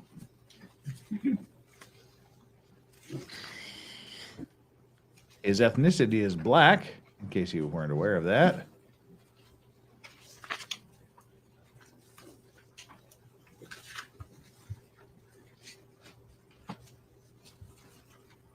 Whoa! Whoa, whoa, whoa, whoa. Wait, what? Whoa, back that up. Hang on. We got to go back a few seconds here. Yeah, we had to take hunter safety in 6th, 7th, 8th grade. If you finished and paid $100, you got a lifetime hunting and fishing. We just got our hunter safety card. We still had to pay for fishing licenses. All right, what have I done? Let's bring this back to normal time because I want to see this. There was something there that caught my eye, like an I Spy thing.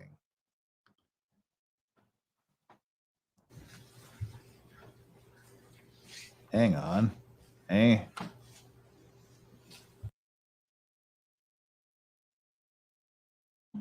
Statement of applicant concerning license or ID card. Possesses a valid Florida DOS or ID card. Yes, no. Sexual predator, sexual offender, career offender. Okay, I guess you like mark those if they apply. Okay, I thought that was something you may have been involved in, but no. Okay. He's a fine young man, Archie.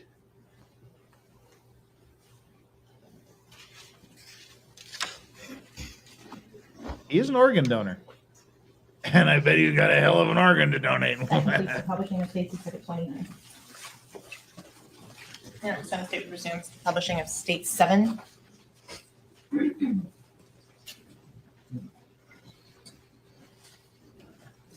Oh, Archie, he's a nice young man.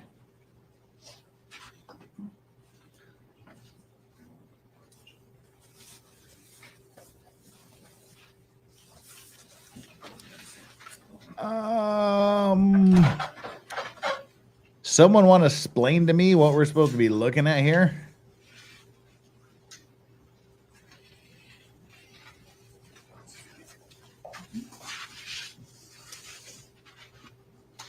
Channel 1, October 26, 2018, time on video 0208.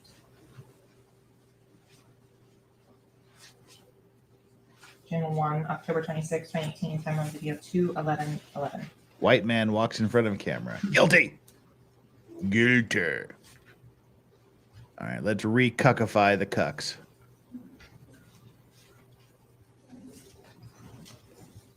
Law and crime, the re-cuckification.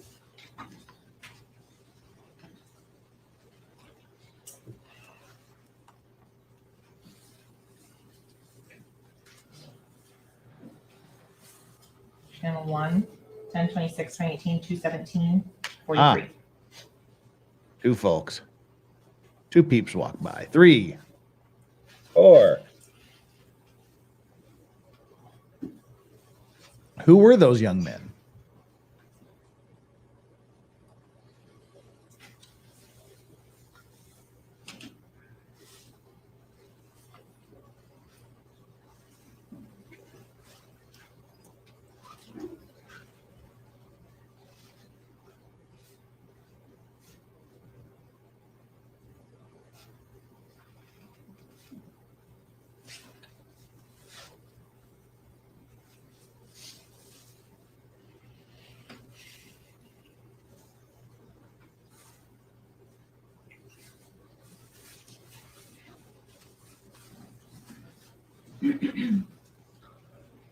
Okay, so this was right around the time they were supposedly left the studio.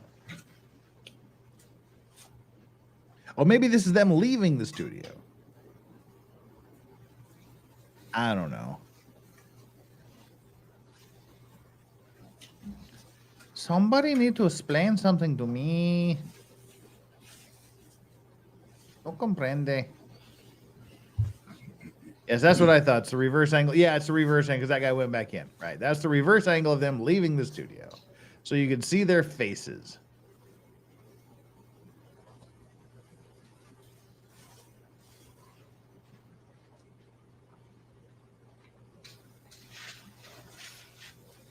As I thought.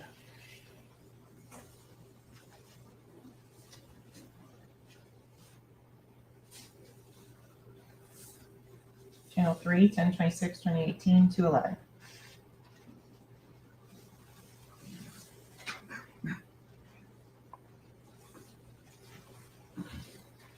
Inside the actor's studio.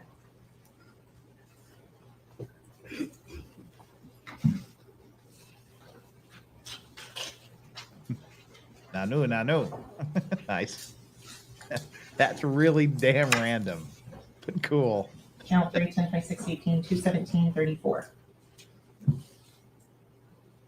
Shazbot.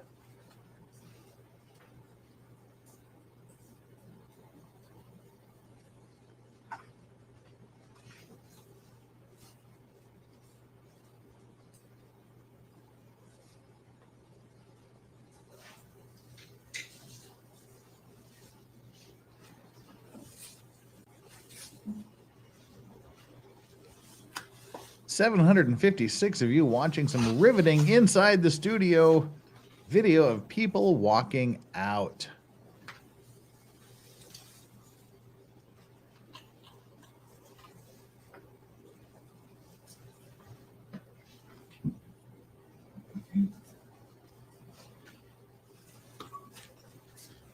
Kind of a lame studio. Ooh, was that the jacket we saw earlier?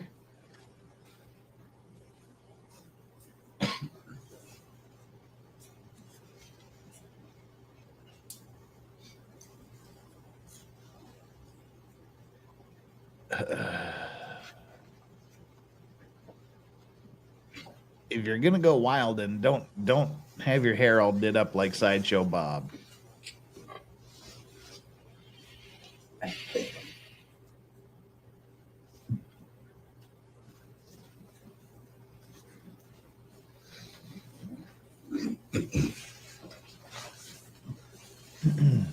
Channel 3, 10/26, 18, 2:19, 35. What was that? He was happy to be back inside.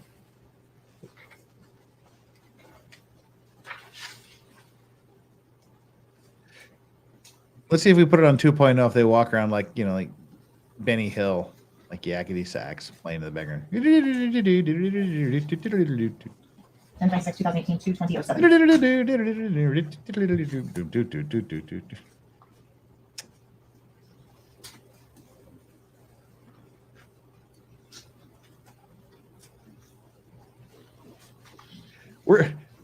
Wait, what? We're just watching video. Just some video from inside a studio where people are just walking back and forth. 10/26, 2018, 2:21:28. Dude just keeps walking back and forth.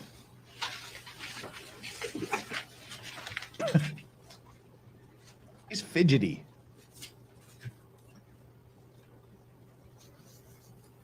I know it was. That was terrible.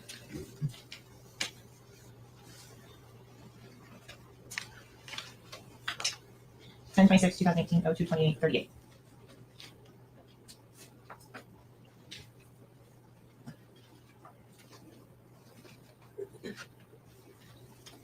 Because it's being introduced into evidence. That's why we're watching this.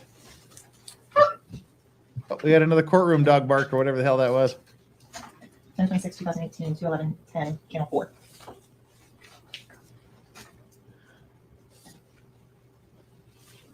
God dang, we're only up by 10 minutes here. Soon we're going to be caught up and have to watch this shit in real time. Woohoo! Channel 4, 10/26, 2018, 2:17:43. Yeah, this is one we've seen before, but much better quality. Dude can't walk his... Dude's pants are so messed up, he can't walk straight. The driver. His pants were so low that he couldn't even walk right.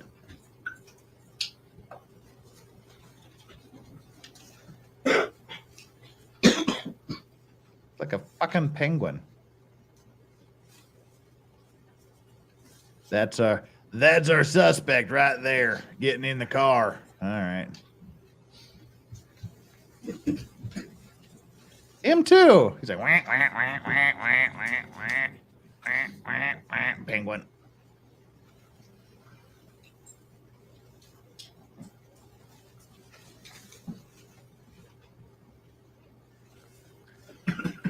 murder vehicle. Okay, well, all four of them did get into that car. That's not really good for the defense. He said that he didn't get in the car. He wasn't in the car, so they better have a good explanation as to where and when and why he got out of that vehicle.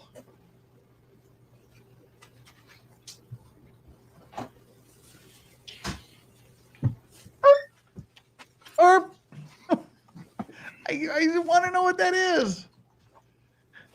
Sometimes it sounds like a microphone stand being adjusted, and sometimes it just sounds like a little dog going, "Erp."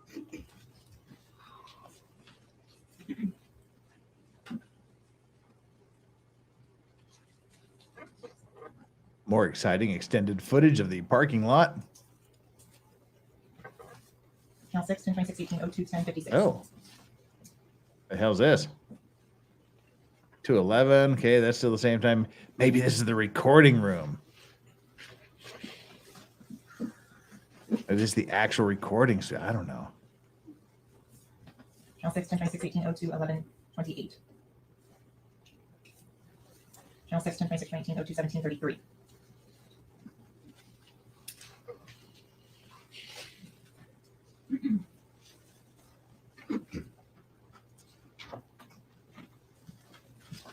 It's a swishy chair, Jeff. Are you sure it's not a swishy chair, Flux? If it was a swishy chair, I could see it. But it was a swishy chair. What the hell is a swishy chair, Flux? It's either a microphone, like either a squeaky chair. I'll go for it. What the hell is a swooshy chair? But thanks. Send them some WD-40.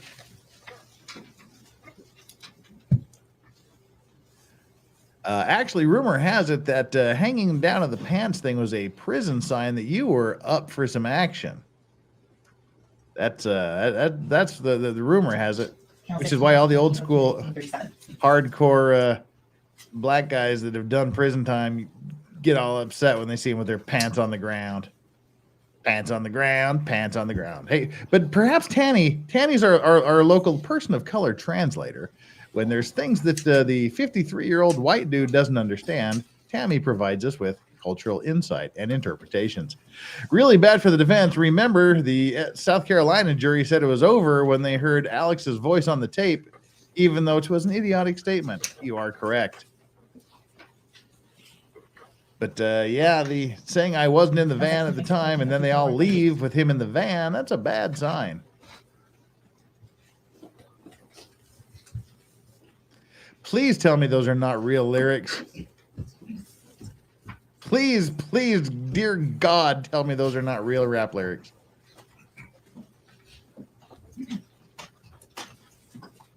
A chair of swoosh. One that swooshes. All right. A chair that swooshes, obviously. A chair that swooshes. All right. Define swooshes. Someone. Oh, that's true. Tanny said that her talents do not extend to this realm. She doesn't speak mumble. Okay. 6, 10, 26, 19, 02, 24, 29.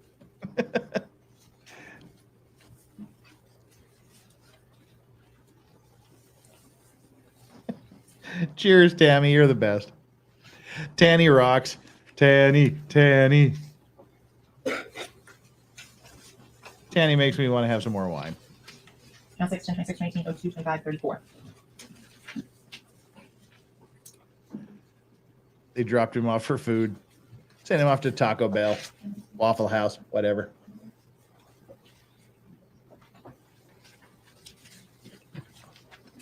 I have to agree. Mumble rap is pretty idiotic.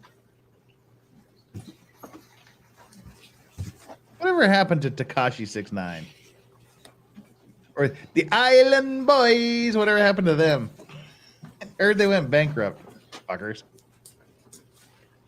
Because I'm an island boy. I'm an island boy. Oh, fuckers. Channel 6, 10, 26, 19, 02, 27, 09. Yeah, in fairness, Waffle House would be pretty fucking good right about now at midnight. Why are waffles really good between like 2 a.m. and 5 a.m.? March of the Penguins.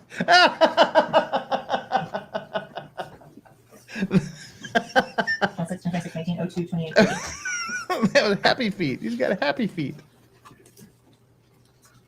That was good. I like that one.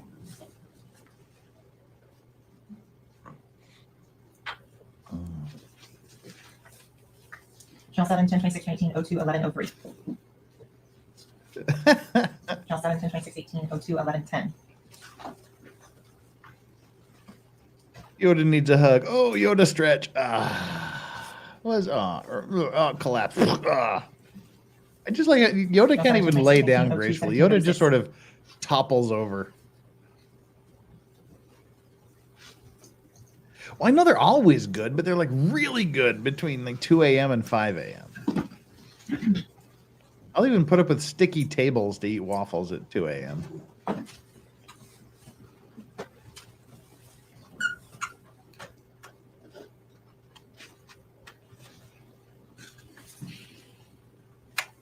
What? Digger, what?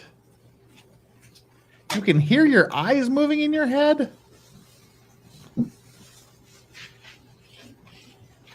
What? What do you guys... Oh, chat, you're weirder than the fucking video. 760 people watching a bulldog sleep, a 53-year-old old white dude from cowboy country watching a bunch of rap recording people walk in and out of a building and back and forth. This is pretty awesome, isn't it?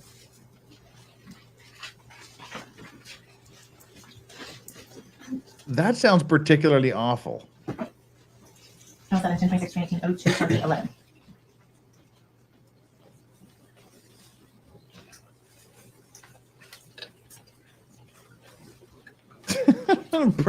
Brown-eyed girl. Yeah, please. 714 says, thanks for doing what you do. I'm just sitting here wondering what the hell I'm doing, but thank you anyway.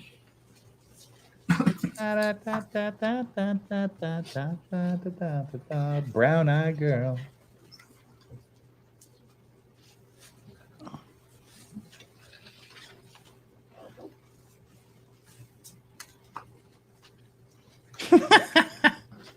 Channel 7, 10, 26, 18, 02, 28, 48.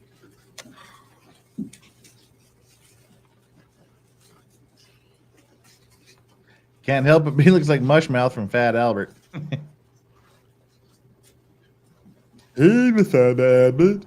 What would you be doing, Mr. Fat Albert? Is that the last of the videos?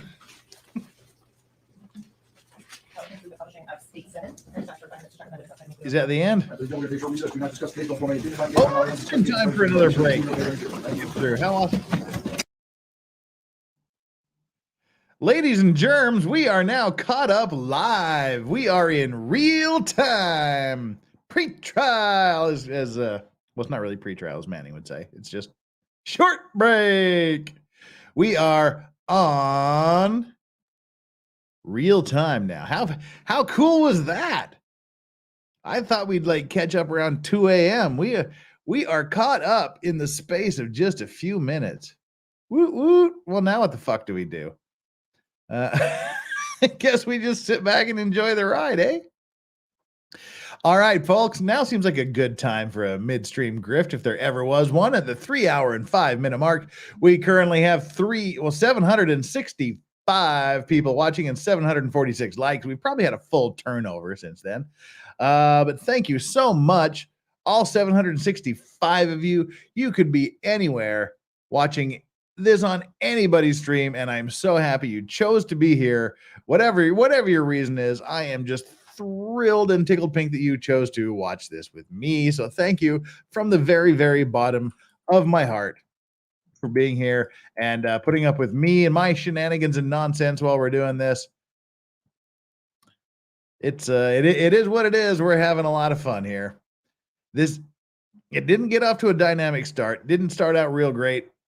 But it's kind of picking up steam. There's a little more stuff to comment about. So we're doing good. And like I said, we're holding great here. Like for me, 765 concurrent viewers is awesome. Just checking with the lead attorney who has 10 times more subscribers than me.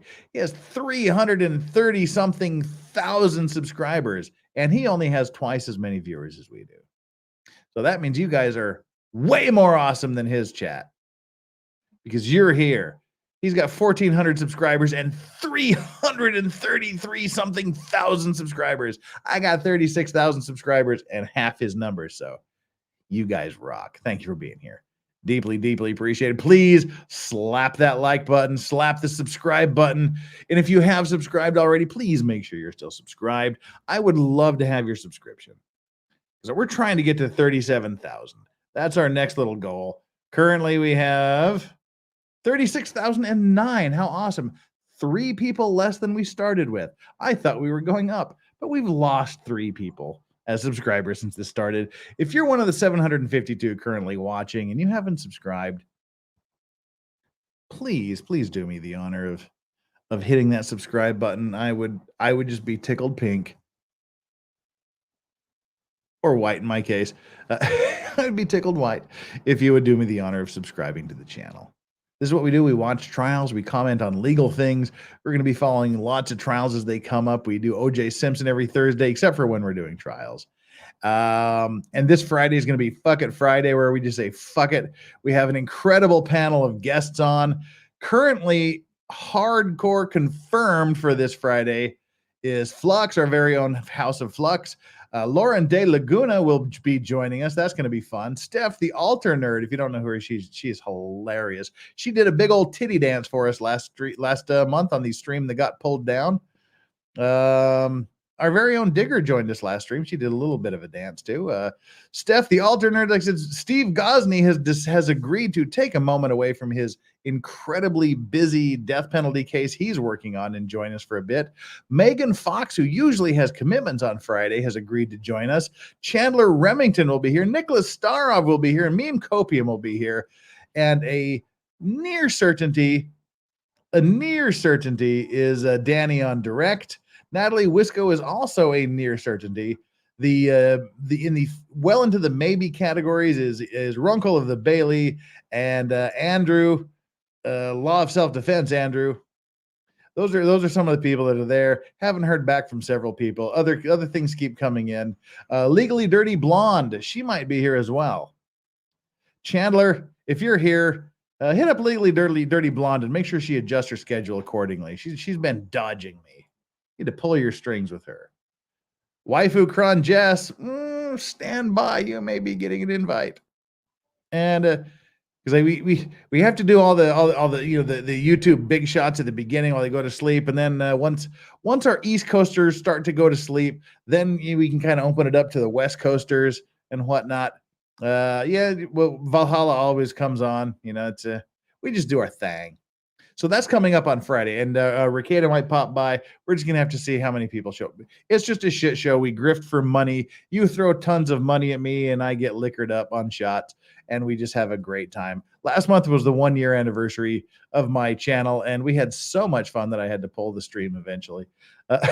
It's the only stream in a year that I've had to just, in good faith and conscience, take the stream down.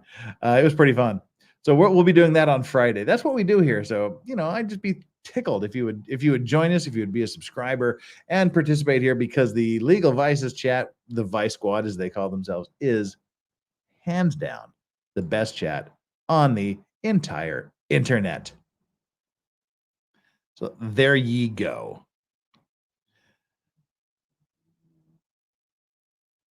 Oh, and since I gave that plea, we're back up to 600. We're back up to 712. Thank you. That only puts us 88 away from 36,800 subscribers. MG Law, you'll be getting an invite. Don't worry. Yeah, like I said, we all just kind of hang out and we do things on fucking Friday. All right, the judge has entered the room again. All right, wonder if he's trying to get us organized. How short is this long break? Don't know. He just said short break. Well, it just says court is on a short break. You know exactly as much as I do. Aaron Hack just gifted 5 Legal Vices memberships. If you received one of the Legal Vices memberships from Aaron Hack, please, please, please give Aaron Hack a super special thank you. And as I was saying that, Rare in the History has gifted 5 Legal Vices memberships as well. If you happen to be one of the 5 that just received a gift from Rare in History, give Rare in History a super thanks. Super, super, super big thanks.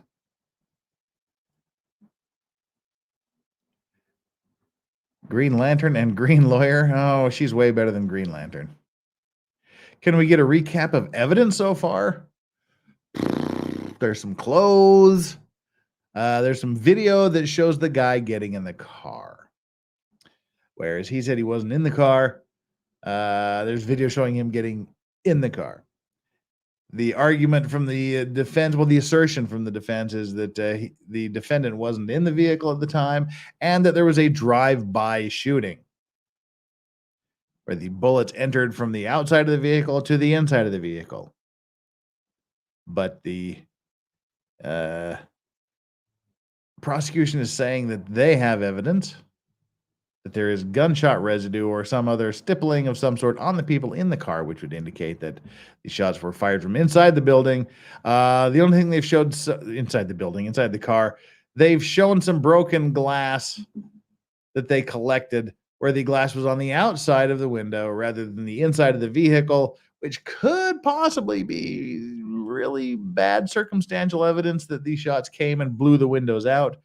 But you can also shoot a window from the outside and have the glass fall to the outside. So we're just getting started. There's not a whole lot of actual physical evidence at this point. They're introducing it all into evidence, the pictures, the distances between point A and point B, the video. And as we go along over the next, I guess they're going to go 11 days, so 10 more days after this. As they go further into this, they'll bring on their people to explain the evidence. This is just the boring getting all of the evidence entered before they start the analysis of it. So that's kind of where we're sitting.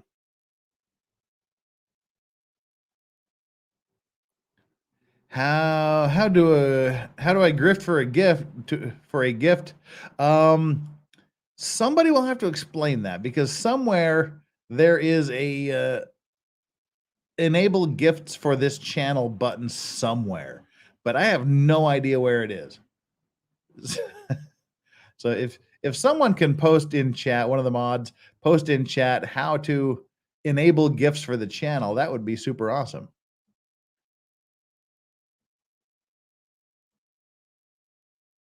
I just don't get why he would kill his BFFs. It could have been a gang initiation. I think that's one of the things the prosecution is leaning towards, because they did have a bit of a testimony about how they were speaking in gang code, which was really dumb. Their blood, so they would take the C's out of all of the words. They were trying to get in with the Bloods, or one of the Bloods affiliate gangs. So they had to take the C out of all of the words. Like cuck cage would be buck beige. They would talk like that, and they had the secret handshakes. So they might be suggesting there was gang ties. It may have been part of a gang initiation, or there was a fight or jealousy. That's the thing. They really don't have to give a reason. They just have to prove he did it. There is is there a gift box at the top? I don't know. Super. Thanks, mods. And good luck to you, Tanny, because you deserve one. All right, there's a lot of... It's like Pig Latin, yeah. Or like Mushmouth.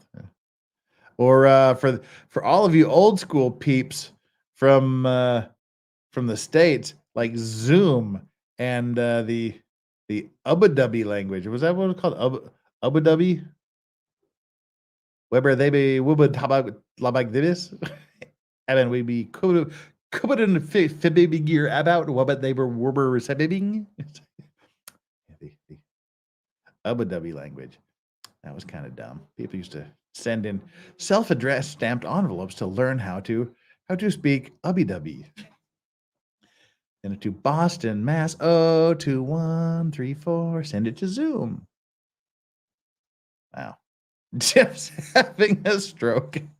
Are you speaking? No. See, way back in the day in the States on public access TV, on public TV, there was a show called Zoom. And that was one of their things.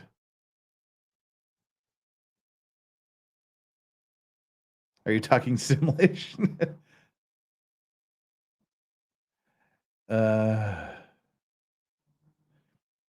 see, like Bill Cosby's character there on Fat Albert Mushmouth, he spoke a form of ubba-dubby. I'm 32 and feel old as fuck now. You have to be a little older than 32 to watch Zoom. The smoke coming from my mouth. Yeah, pretty much. It was kind of that same thing. Is Melly the only one being accused of murder? No, the driver is also a defendant, but just not in this case. Morgan Freeman, who was not on Zoom, he got his start on the Electric Company, playing Easy Reader and a singing Dracula. So if you want to see some really old Morgan Freeman, go to YouTube and search Morgan Freeman, The Electric Company. Either Easy Reader or Dracula, and that'll get you some specific stuff. Like him and Rita Moreno, they were on way back in the day. 735 people. We've lost 20. Hang tight, people. We're coming back eventually. We're just waiting for the court to bring the jury back in.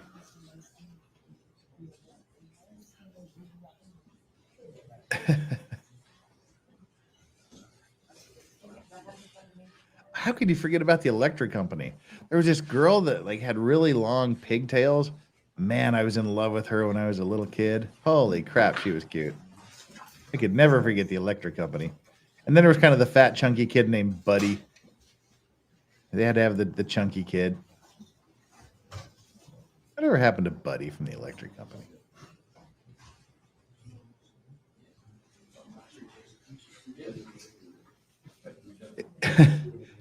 This isn't going to be long. This isn't going to be long enough to play it, I believe.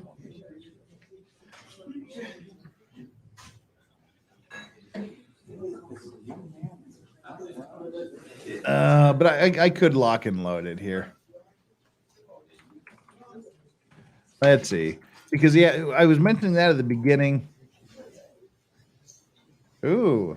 The old Sesame Street from Blue Varro. 1, 2, 3, 4, 5, 6, 7, 8, 9, 10, 11, 12. Spider-Man was cool. Spider-Man does whatever a spider can. Does he swing from a web? Look out. Does he swing from a web? There he goes. Overhead, something like that. Look out. Here comes the Spider-Man. Those old kid shows were fucking awesome back in the day. Show about kids on a train station. There was Lidsville that had Charles Nelson Riley. There were a bunch of kids that lived in a hat. It was like a hat village. He don't remember anybody living in a train station.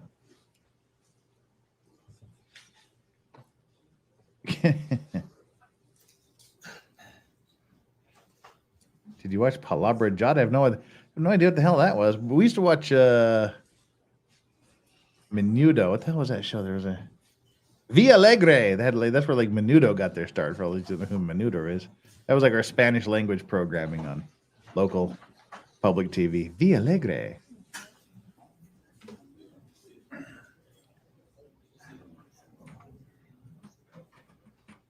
Alrighty.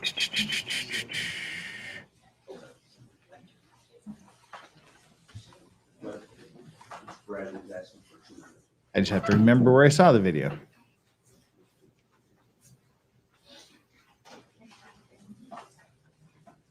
Leroy Jenkins.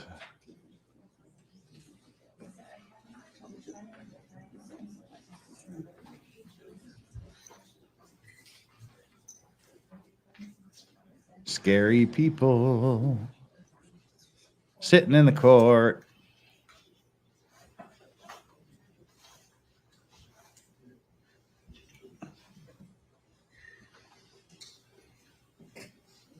Huh. It'll probably be easier for me to find it going through my history. But we're just waiting. The court here is doing their thing. Like, just kidding. It wasn't really a short break. It was really super long. There we are.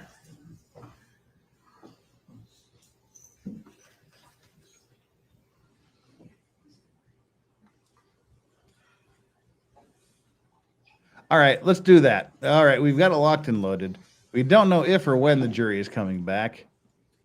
So we mentioned yesterday as we were watching this, the last 45 minutes of the trial yesterday was just murderously horrible. It was a recording of an interview conducted of the driver in the hospital, played through the speaker, picked up by the microphone, and fed to us. And it was utterly incomprehensible. I found the video, so we will watch that until the jury comes back. And now that I've decided to do that, the jury will come back instantly.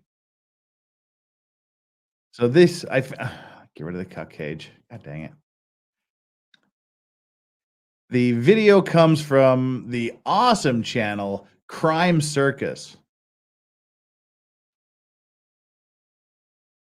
And if you're, oh god dang it, I think they're bringing the jury back right now.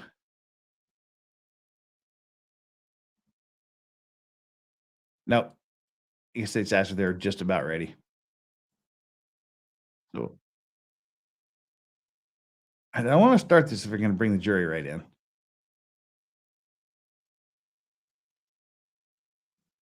All right, we'll just play. Yeah, they're it looks like they're all standing up to bring the jury in. God dang it.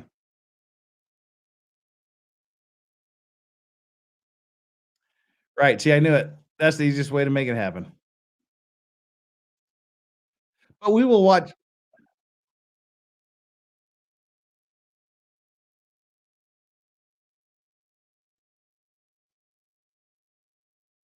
Can't win for losing, can I? Went straight to. So, yeah. Share the screen. They are at the council table just before they bring the jury in. They asked if they were ready. Captain Caveman was the shit. David Nelson. Oh, hell yeah. I used to love to watch Captain Caveman. Captain Caveman. Yeah. Captain Caveman was awesome. I used to draw Captain Caveman all the time in art class.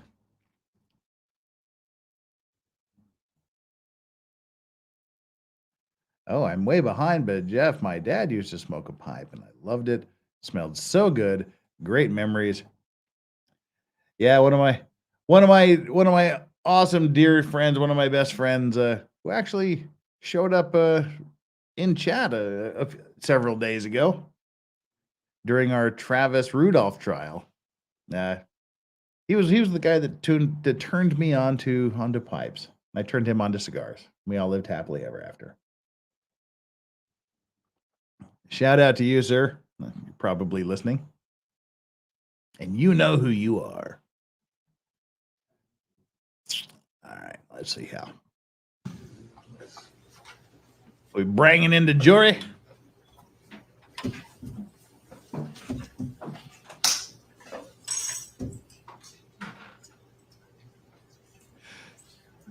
Oh, Lordy.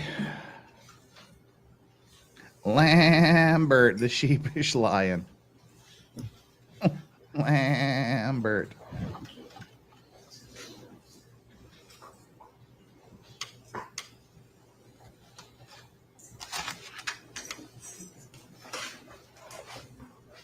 Watch out for that tree. Hey, there you go. That's a throwback. TR Greater X1 says, what state is this trial in? It is in Florida. And that's why we're concerned about this trial, because if he is found guilty, they will enter the penalty phase where they decide whether to put him to death. And under Florida's new death penalty law, they can put this man to death if he's found guilty, with only 2/3 of the jurors agreeing that the death sentence should be imposed, rather than the normal majority, because the law was recently changed. I mean, the normal unanimity. It had to be 12 jurors, but the recent law changed it to only 8 jurors are required to sentence someone to death. Still takes they still has to be unanimous guilty verdict, but after the guilty verdict, then it only takes 8 for the state to kill somebody.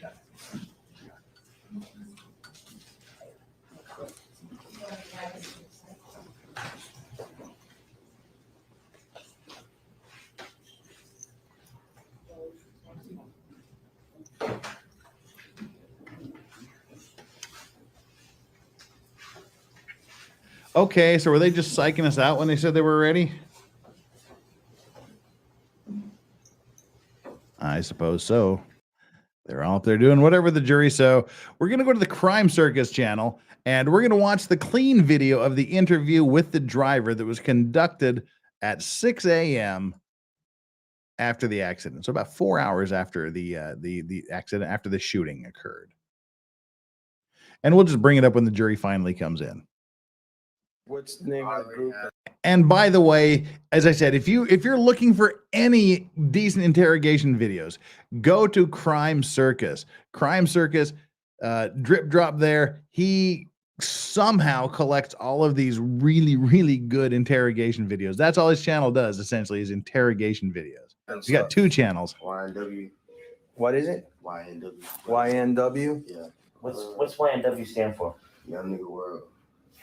Good evening, ladies and gentlemen, and welcome to Crime Circus. My name is Drip Drop, and I'm your host as always. On this channel, I present interrogations and true crime videos. This video right here is Melly's co-defendant, Portland. This interrogation takes place in a hospital, so it's audio only, and it's with homicide. Drip Drop is awesome. I tried to get Drip Drop on the show, but apparently he doesn't want to. He doesn't want to come on. Did a fake drive-by shooting on their own friends. But we're still cool. I don't know one way or the other. Leave me a comment down below and let me know what you think. I'm going to keep this short and sweet for you. Let's just jump right into this and see what Portland has to say for himself. Portland. Maybe his name is Cortland, but they made him change it to Portland. Henry? What's up, man? How you guys doing? Hey, my name is Detective Bertrand. This Detective Mark Moretti. Portland was the guy that was testifying when we started today. Okay. All right. Listen, we need you to be straight up with us and tell us where this happened. Okay?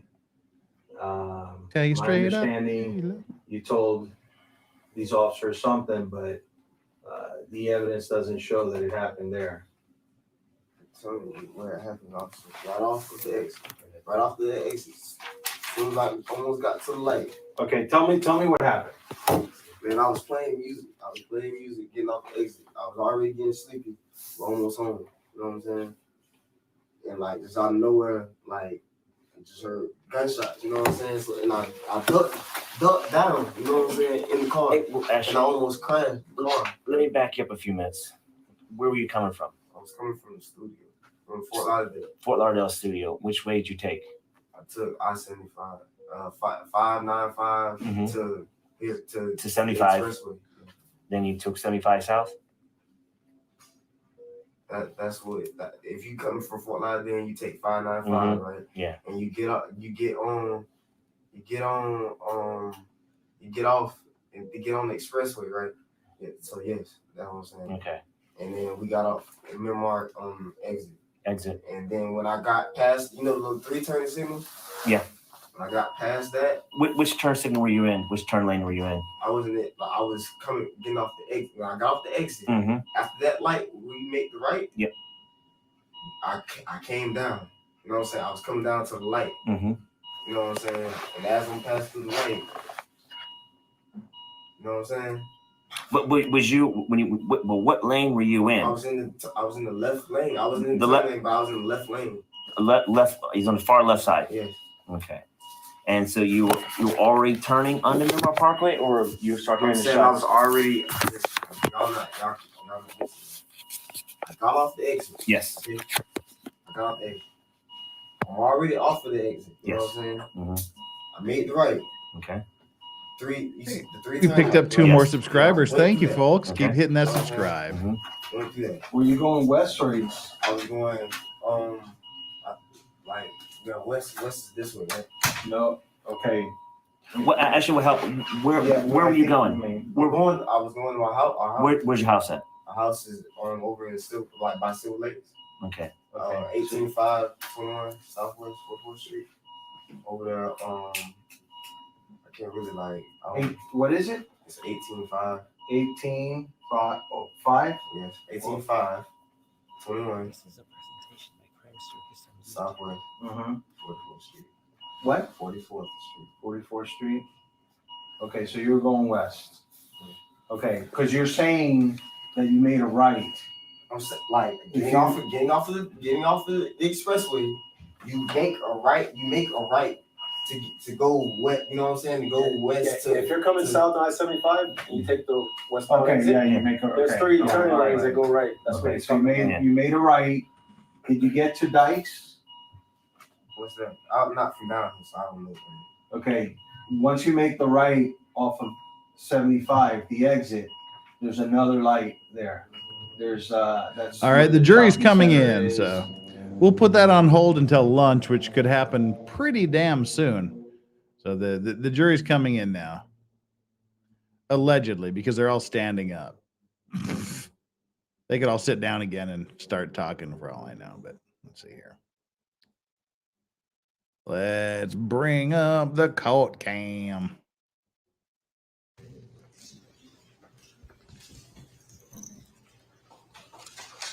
All right. When we go to lunch, we'll finish it off.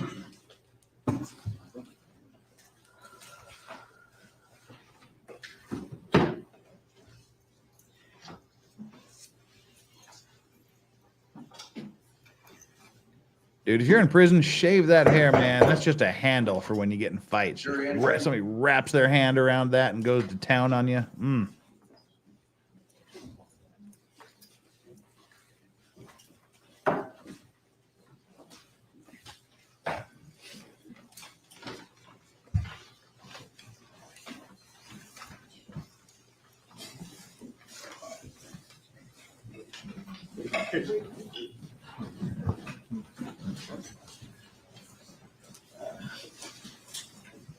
Then you have, thank you. Please be seated. Let the record reflect the presence of the defendant, Mr. Devens, his counsel, his assistant state attorneys, ladies and gentlemen, jury. Ladies and gentlemen, glad to the state is still on its case in chief, so I'm going to ask Madam Prosecutor, Ms. Bradley, with 40 next witness, please. Christopher Carter. Christopher Carter, please. Thank you.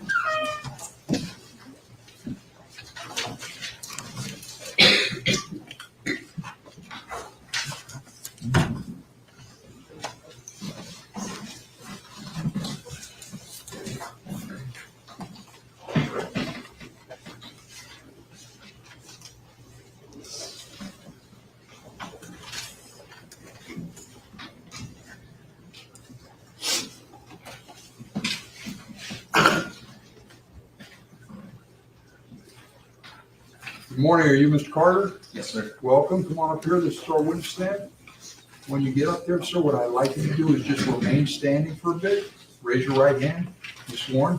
Do you solemnly swear or affirm the testimony you share? I doodly doodly. The whole truth and nothing but the truth. I do. Please state your full legal name for the record. Christopher Allen Carter. Please spell the first and last name for the record. KRISTOGHER Thank you, sir. Thank you. Please have a seat. Oakley dokley. Carter, that microphone in front of you will adjust up or down, not back and forth. It's Ned Flanders, everyone. It'll go up or down, but not back and forth. Ready? Yes, sir. Councilman? Thank you. Good morning. How are you today? Good yourself. Could you please introduce yourself to the ladies and gentlemen of the jury? How do we do? How'll you I'm do, a crime scene neighbor? investigator for the City of Fort Lauderdale Police Department. And so Investigator Carter, how long have you been with the city of Fort Lauderdale as a crime scene investigator? I am coming up on 4 years as an investigator with the City of Fort Lauderdale. Prior to working for the city of Fort Lauderdale, where did you work? I worked for the Miramar Police Department. What did you do for the Miramar Police Department? I was a crime scene technician for about 3 years. What were your job responsibilities as a crime scene technician for the city of Miramar? To respond to crime scenes and observe, document, collect, and preserve evidence. When the 3 years you were there, can you give us a rough time frame? I started about August of 2016 and transferred to Fort Lauderdale July of 2019. What types of training and education did you have to work in crime scene? I got my associate's degree at the Broward College in crime scene and also have over 100 hours in training related to forensics and crime scene investigation. Are you required to do continual training on a yearly basis? Mr. Cotter had bigger hair. When He's just able Flanders. to do budgetary reasons, yes. These are Ned Flanders With or, regards to the training. or Saul Goodman. You did with the Miramar Cinnabon Police years. Department before you started engaging in case work. Can you describe a little bit about that? The training that I went through, like I said, was the associate's degree in the program through Broward College. And within that, you are taught how to respond to crime scenes, how to observe crime scenes, how to observe evidence on crime scenes, and how to properly document and preserve those pieces of evidence and collect them. Why is this Are you not trained catching the specifically caption? in areas such as photography? Yes. What types of training and experience do you There we have go. in photography and documenting a crime scene? During the associate's degree, I went through a particular class that was geared towards forensic photography, and that was aside from the main forensics degree program. For forensic photography, what type of equipment do you use? You use a digital camera, a external light source typically to better illuminate the pieces of evidence without a flash, and that's about it. I want to go to October 26th of 2018. Did you have an occasion to be involved in a Miramar police case investigation under case number diddly do. 18-10-06269? Yes, it is. At that point, where were you employed? At the city of Miramar, this department. What was your role in that case at first? I was requested to respond to the Broward County Medical Examiner's Office to observe the autopsies that were executed there, and also to process one of the decedents, and then later on to process the vehicle that was involved in the crime scene. So at the medical examiner's office, can you describe to the ladies and gentlemen of the jury where that's located? It is located in Dayton. I do not have an exact address, but Is it within the city of Miramar? yeah, it's not. So after you left the medical examiner's office, did you return to the city of Miramar? Correct. You indicated you helped in processing a vehicle. Correct. Did you take photographs while you were processing that vehicle? Yes, I did. Approximately how many photographs did you take? I believe it was around 422. Prior to coming into court today, did you have a chance to review a much smaller selection of those 422 photographs? Yes, I did. Are these showing you what's been marked as states D for identification? It's a composite of photographs. Did you have an opportunity to look through these before you came into court today? Yes, I did. Do they fairly and accurately represent the photographs you took on October 26th of 2018? They do. Here at this time, the state was requesting of states D and as states 30 and published to the jury. Is there any objection? No. So they'll be admitted as composites, is that correct? That's correct, Your Honor. How many photographs? I have to double check on that. I believe it is 65. states DD to DD, remark states 30. I'm sorry, what number? 30. Thank you.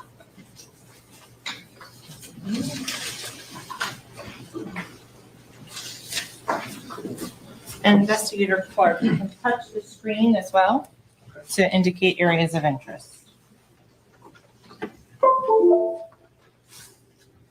65 photos, John. Starting with photo number 1, what is this? This is a photo identifier that we take prior to the crime scene to properly show the date the photographs were taken, the case number related to it, and the type of case and the location where the photographs were taken. What location is 2811 Southwest 186th Avenue? That is the Miramar Police Department substation. Okay. The next photo, what are we looking at here? This is a piece of evidence tape that was used to seal the garage that the vehicle was kept in. Can you explain to the ladies and gentlemen of the jury what is the evidence tape seal for? The evidence tape seal, this, like I should explain, the seal to show that nobody has entered the premises from the time of when the Is he literally investigators sealed explaining why we have premises to yellow when crime now scene I tape around responded things? to photographing the seal. Was the seal here at the bottom of the large doors still intact when you responded? Yes, it was. Moving on to the interior door. What are we looking at in this photograph? Again, you were looking at a seal of evidence tape that was placed by the investigator prior to their leaving. And then when I arrived, I photographed the seal to show that it was still sealed on my arrival. Moving on to the next photograph. What are we looking at here? This is Detective Mark Moretti reading the search warrant for the vehicle. The vehicle in question, what is it? I believe it was a Jeep Compass. Is that the same that's indicated on that photo in the red lettered writing? Yes. Moving on to the next photo. What are we looking at in here? I'm gonna zoom in here to the hood area. That is another piece of evidence tape used to seal the vehicle in the same way that we sealed the premises prior to a search warrant. The vehicle and all of its entries are sealed prior to the search warrant being executed. So for example, now looking at the screen down here at the bottom of the passenger side doors, that red item, is that the same evidence tape we've been looking at? Yes, it is.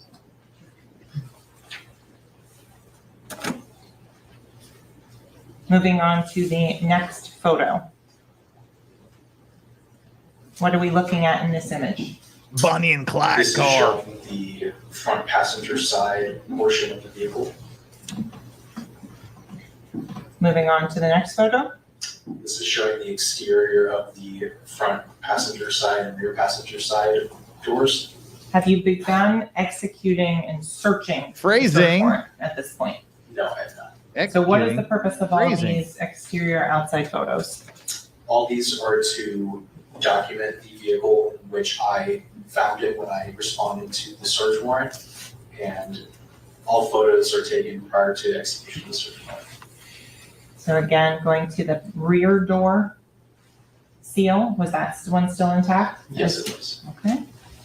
And the rear trunk seal, was that one still intact? Yes, it was. The initials MK that are on that, do you know who those belong to? Yes, that is Michael Kelly, which And was my supervisor at the time. you read my mind as to my next question.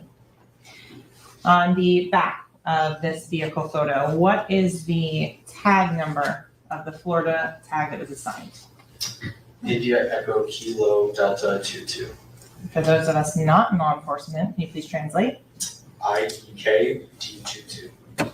The India Echo Kilo Delta that you just used, what is that commonly referred to?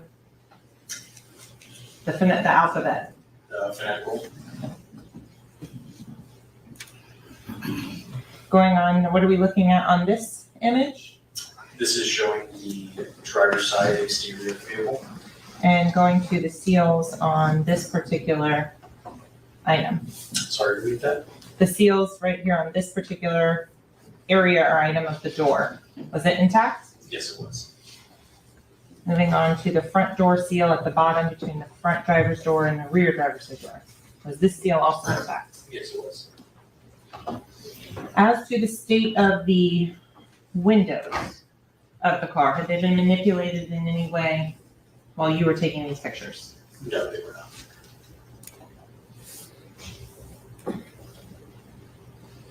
Moving on to the final picture of the evidence tape here on the driver's side door by the A column near the hood.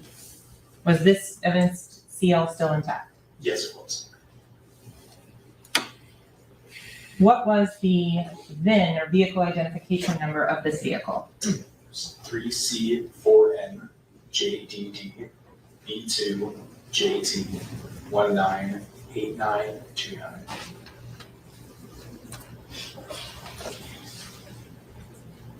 The first photo that we're looking at here was now inside the vehicle. Tell the ladies and gentlemen of the jury what you're documenting in this photo. From here, I took photos of the exterior of the vehicle. Then the doors of the vehicle were opened up. And as is, without anything being moved or disturbed, photographs of the interior of the vehicle were collected. So you say without being anything moved or disturbed. What do you do to make sure that you're not contaminating any of the evidence? I wear gloves prior to each time touching the vehicle. That goes with touching my equipment, going back to the vehicle, and vice versa.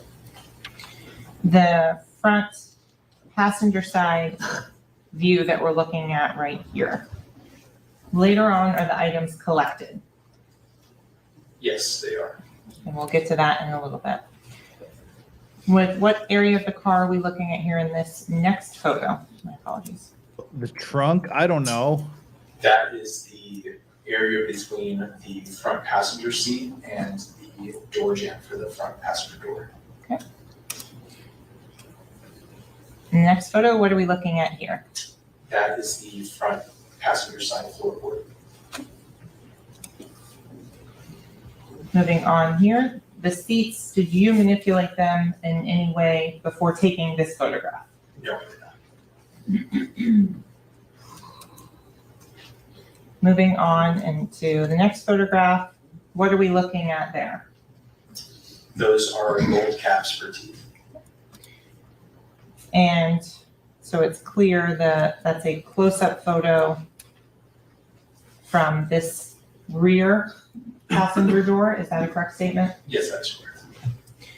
When we're looking out this rear passenger door, what are you documenting in this particular area? I'm documenting the interior of the rear passenger door and the door jamb for the rear passenger door, as well as the seat and the floorboard of the rear passenger. Moving on to the next image, what are we looking at in this photo?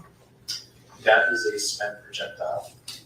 So I'm gonna go back a photo. Ew, it's pink. Ugh. Is that the same projectile that is down here? Yes, it is.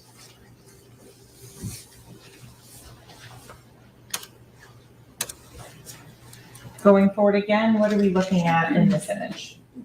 That is the rear passenger side floorboard. Oh, they killed The his items that were phone. found there. Shot his phone.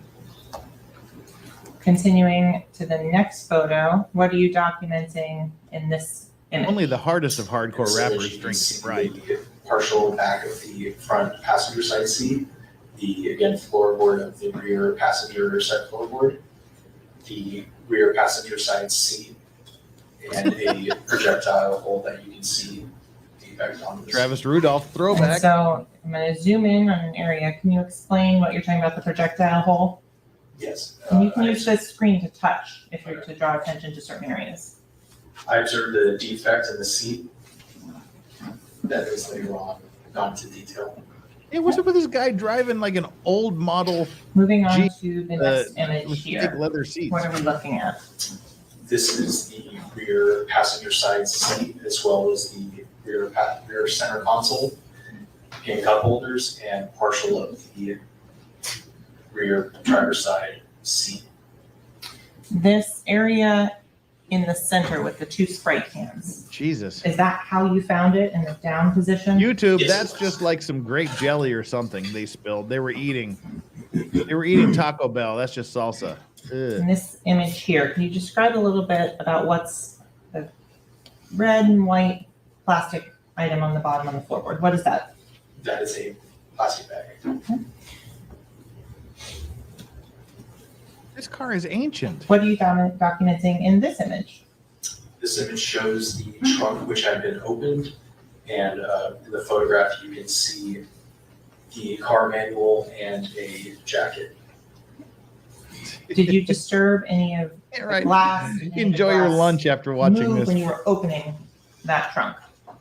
Not that I recall.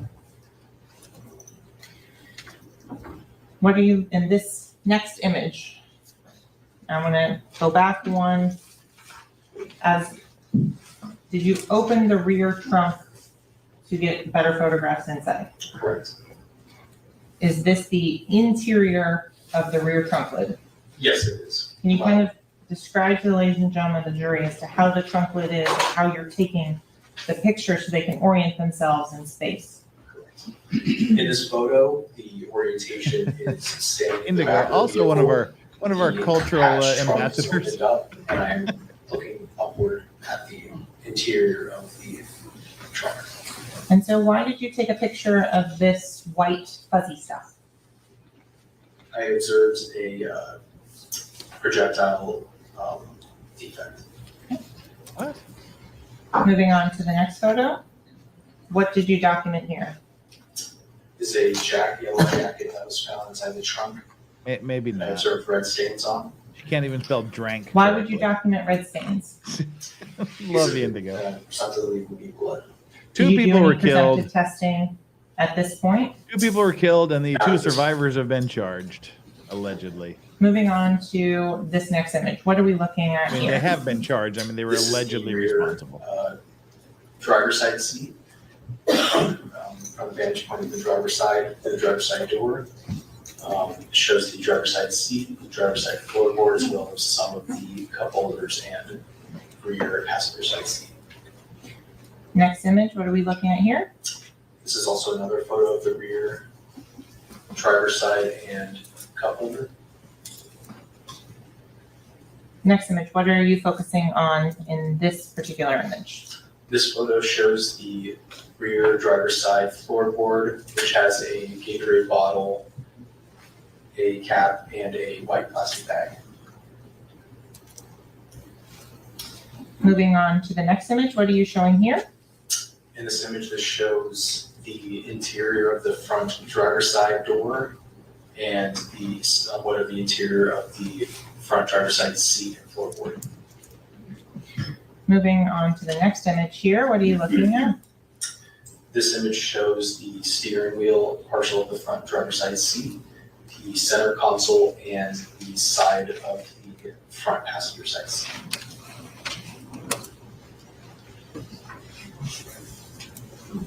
On the next image now, we have a little bit different. Why do you put these yellow numbers? These numbers, at the time I called photo markers, not with my agency, I refer to them as placards, so I might refer to them also as placards. But these placards show and denote items of interest that will later be collected. And it's easier to recall back to a certain item and to show where that item is. As you're documenting and collecting the evidence, do you use these photo markers in your reports and notes? Yes, I do. So to go back to the photo of 1, 2, 3, 5, where did you collect the items at photo marker number 1? Yes, I did. Do you maintain the liquids that are inside of them when you worked at the Miramar Police Department? I do not recall. As to photo marker number 3, did you collect the items of evidence that were there next to photo marker number 3? Yes, I did. Moving on to photo marker number 6, did you collect the gold teeth that were in that pocket there? Yes, I did. Item number, item number 7. Did you collect that item? Yes, I did. And what was that? That was the spent projectile. For item that's at photo number, marker number 8, what was that and did you collect that? I believe that is denoting the pair of shoes. Yes, I did. Okay. And to go to a better picture for photo marker number 9, did you collect the item at photo marker number 9? Yes, I did. And what was that? That is a cell phone.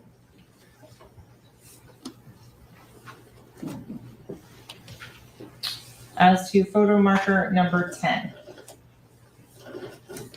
did you collect the 2 Sprite cans that were there? Yes, I did. How did it taste? Did it taste like blood? Did you lick the side of the can, officer? Going on to the rear of the vehicle, photo markers 12, 13, and 14. Did you collect the various items listed in this photo? Yes, I did. Did you have help and assistance in processing this vehicle? Yes, I did. Who helped you? Crime scene technician Tara Carroll. Did you guys have a plan of attack to how to process the vehicle? We split up the vehicle into certain sections and each processes areas of the vehicle and collected the items that were in relation to those areas. So it's clear to the ladies and gentlemen of the jury, what section were you assigned? I was assigned to the driver's side of the vehicle. In your report, how did you write down which side you were responsible for? In the report, it shows that swabs were taken from the passenger side of the vehicle, which was incorrect in the report and was later shown as a correction in the primary receipts, as well as the original swab boxes that were collected on scene. So let's stop for a second there and explain when you're collecting swabs, what are you doing?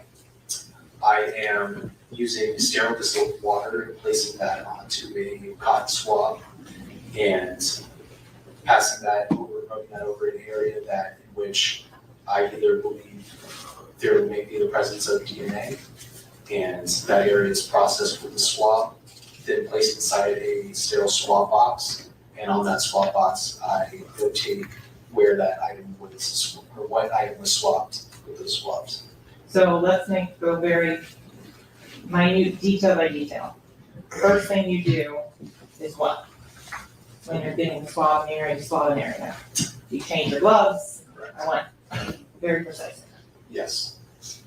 I get my new pair of gloves out of the box and take the new sterile swab, open the swab packaging that is sealed and sterile, and open up a new sealed container of sterile water, and that water is then placed in drop form on the top of the 2 victims were sitting on the swab, passenger side, front then the and rear. swabs then rubbed over the area in which I intend to process.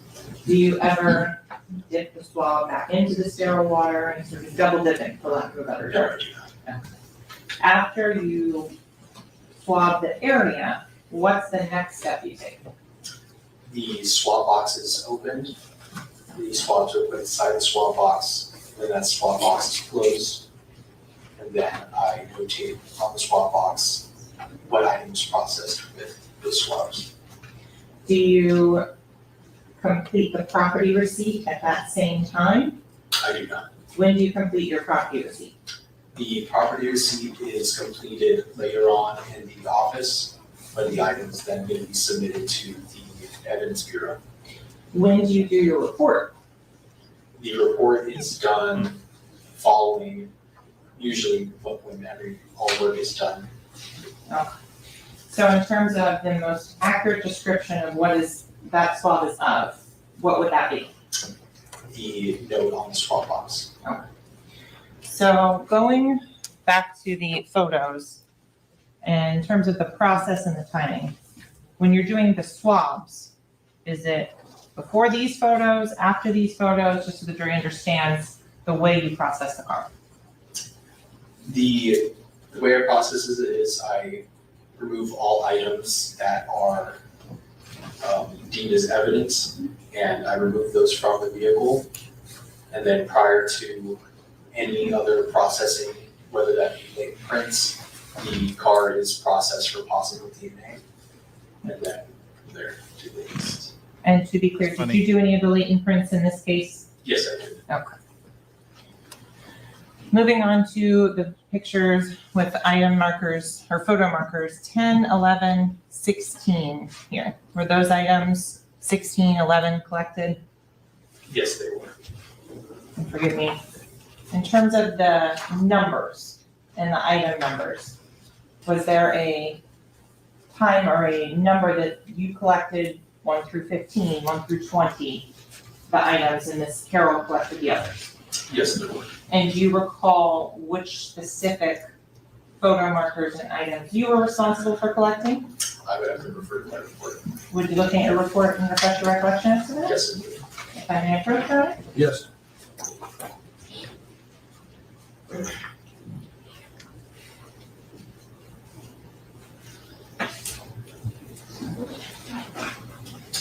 Ashton, if they did it from inside the car, then why shoot so many times unless they planned a drive-by story, I guess, but wouldn't their ears ring like an MF?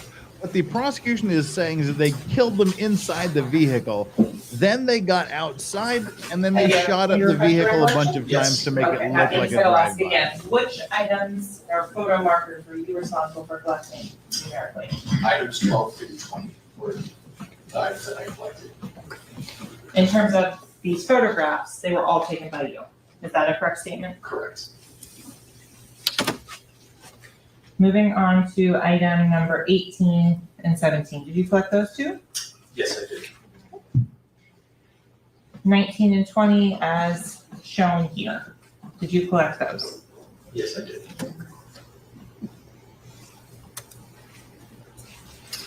What are we looking at in this photo here? This photo shows the trunk portion of the vehicle with the hatch covering the spare tire removed. The processing here again at the, what location of the car on this photo or our next one? This is the front driver's side floorboard. Okay, you have, and what photo marker is here? 19. So what are we looking at here underneath the brake pedal? That I believe is a spent projectile. Is that then marked with photo marker number 24 that we're looking at in this photo? Yes, it is. And item number 23, the glasses case. You were documenting that? Sorry. It was a 40 caliber guns. Handgun allegedly. On to photo marker number 25. Did you take these images here? Yes, I did. Photo marker 26. Did you take those? Yes, I did. Are these the items that were in the glove box? Yes, they are. In terms of this enterprise receipt that we're looking at here, does that vehicle description listed on this enterprise receipt and VIN number match the Jeep Compass that you've been looking at? No, they do not. And the name of the individual who rented this vehicle,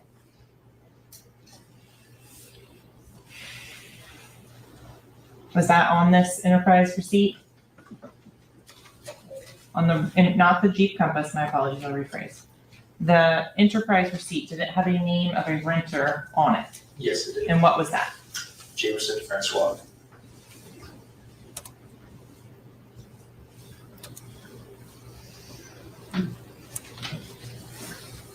I'm going to move on to the next photo here. What have you done to document the scene in this photo inside this Jeep? In this photo, it shows trajectory rods that were placed inside of the projectile defects to show an approximate path of the projectile. Excuse me, can we approach? Sure.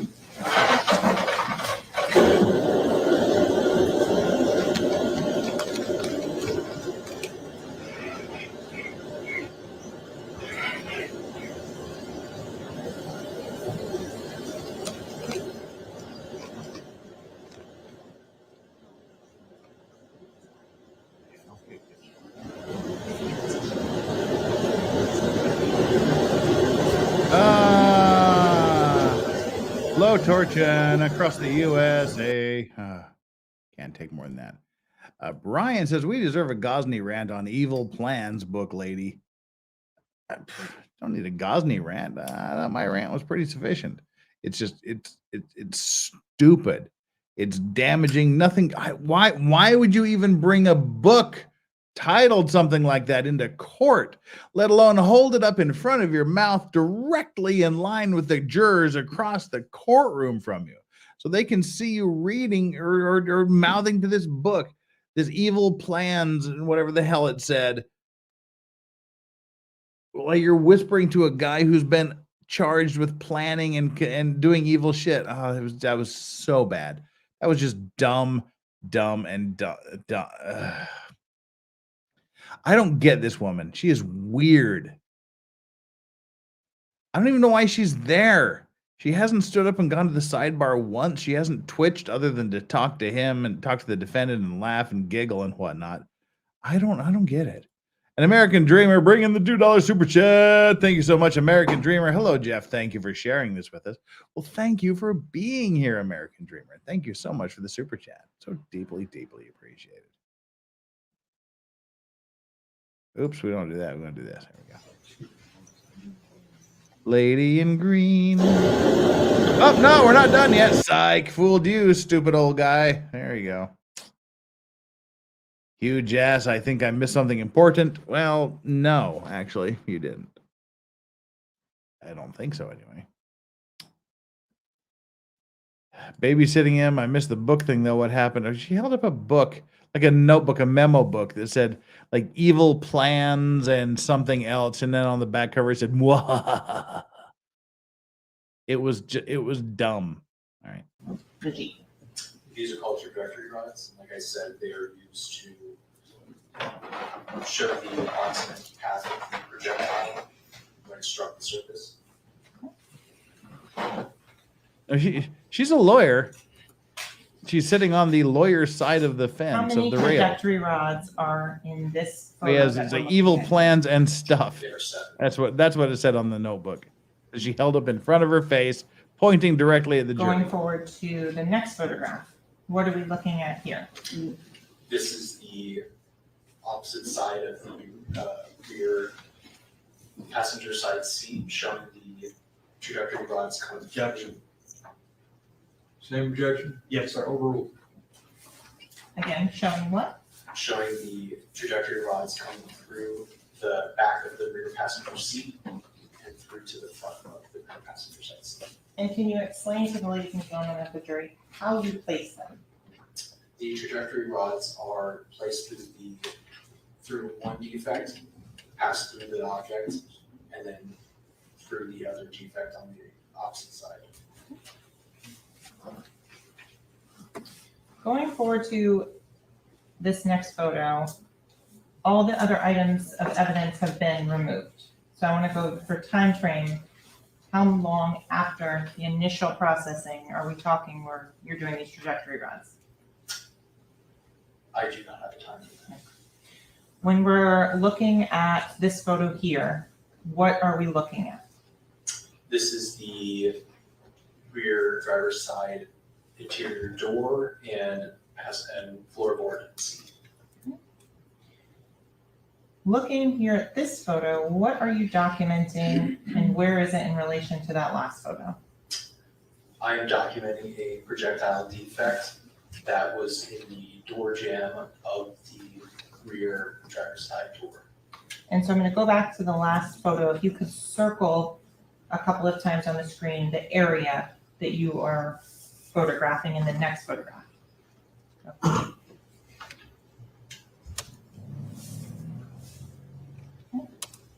And going to the opposite angle view of that. Can you again circle the defect? I will so be it's clear? right back.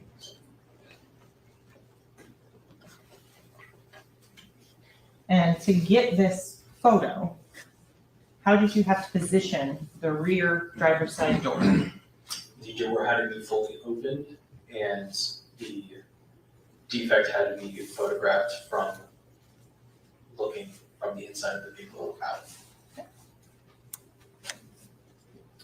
So going on to the next photograph here, you mentioned prior that there was a projectile on the seat that you recovered. Correct. Is this the process you had to undertake? Yes, it was. What did you do? Tell the ladies and gentlemen of the jury. I used a scalpel to remove the top layer of the leather, and it showed a projectile that was situated inside the front of the seat.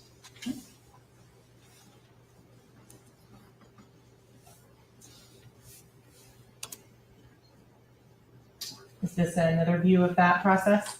Yes, it was. Okay. Did you assign a photo marker to that item and collect it? Yes, I did. And what are we looking at this image? This is an image of the projectile as it was removed from the phone to be fully photographed. Okay. So those 65 photos that you took at the processing of the Jeep, is that, and we've gone through all of those. I'm going to move on now to the photos that you took of the items of evidence that you collected.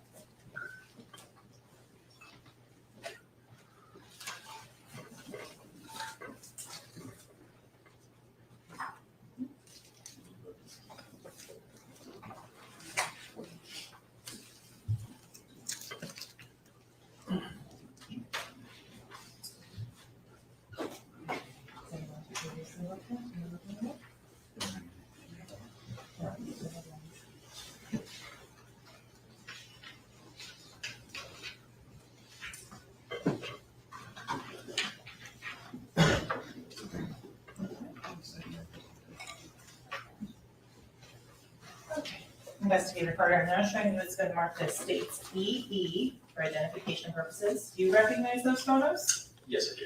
Did you have an opportunity to review them before you came into court today? I do. Do they fairly and accurately represent the processing that you did of the items collected from the Jeep? Yes, they do. Here at this time, the state requesting of states EE in as states 31.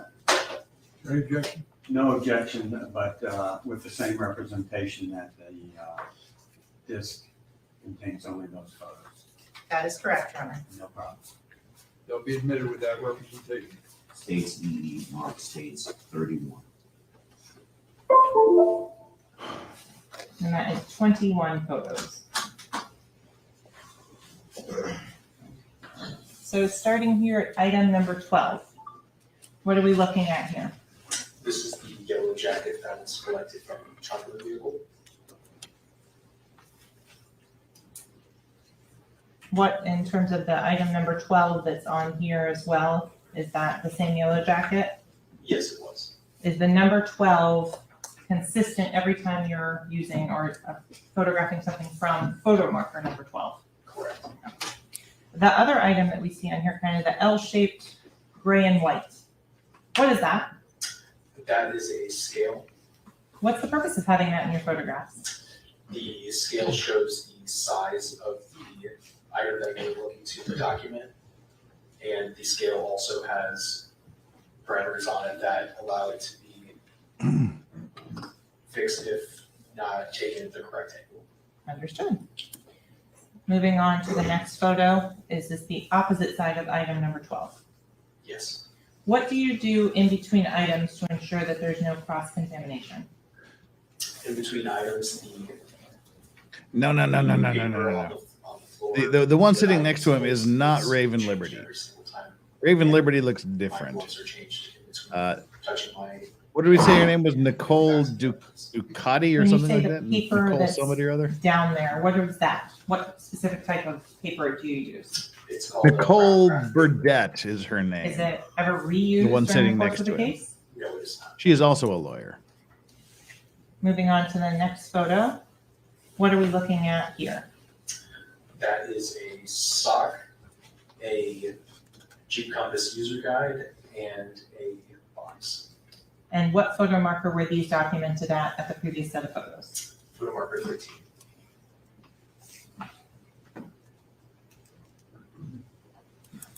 Going on to this next photo, still at photo marker 13. What are you showing here? I am showing the opposite side of both the SOC and the Gene Compass user manual and the interior. Come on, mods, you're not doing your job. Moving We on to got item number bots here in 15. chat. That is what? That is a disposable lighter. Did the Miramar Police Department policies and procedures allow you to maintain that item in evidence? No, Why not? because of the combustible nature of the liquid inside. So the documentation of this evidence is just the photo. Clearly, it's time to change all of my mods. Moving on to item 16.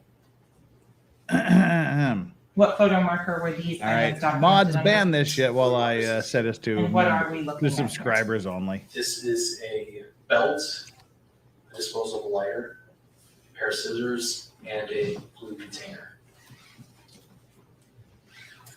Inside the blue container, based on your training and experience, what did that substance appear to be? I observed a green leafy substance inside of the container. Did it have any odor associated with it? I do not recall. Moving on to the next item number, what are we looking at here? This is a Gatorade bottle with red stains on it. And what photo marker was it documented at? Photo marker 17. Moving on to the next photo marker. What are we looking at here? This is a water bottle, I believe a black plastic cap, a Gatorade bottle, also with red stains on it, and a white plastic bag with red stains, and containing a green plastic cap and a spent bullet casing.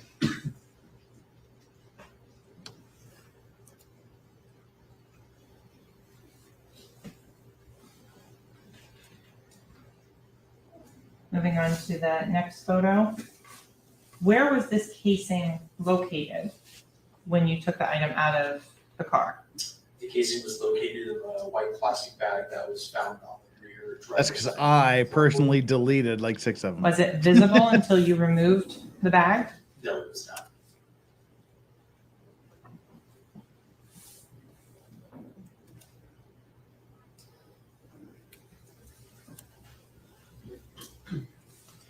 Moving on to this next photo with the scale and the large number 18. What are we looking at here? This is a closer up photo of the spent cartridge casing that was collected from a white plastic bag.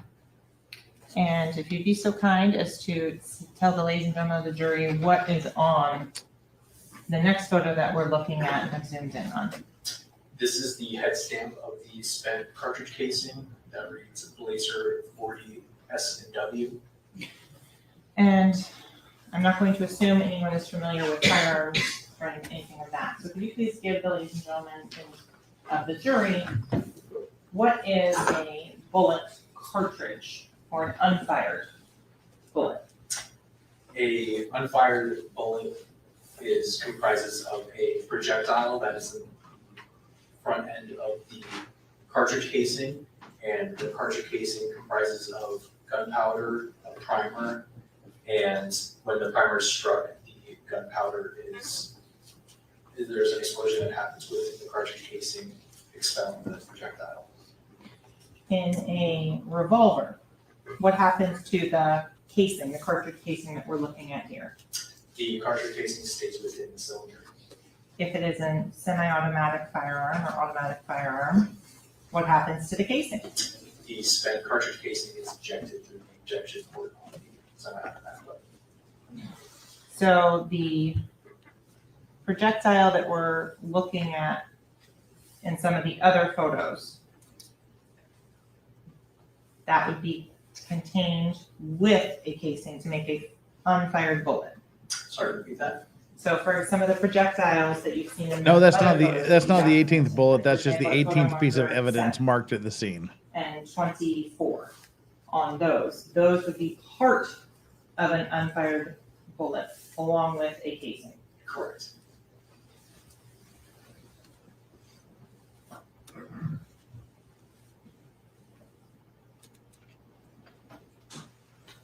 Moving on to the next item that you collected. What were these? These are 2 white sandals and a blue plastic container. Is this a different blue plastic container than the one that was in the back seat? I do not recall.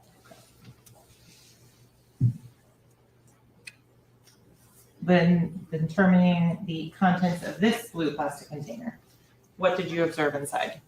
I observed an unknown green-leaf substance. Moving on to item number 20. Where were these items recovered from? These were at photo marker 20 to know At least they're drinking some good iced tea.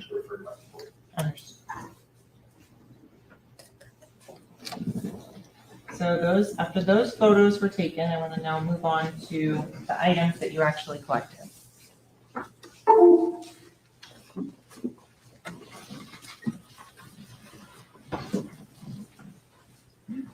Yeah, can we go through them? Yes, ma'am.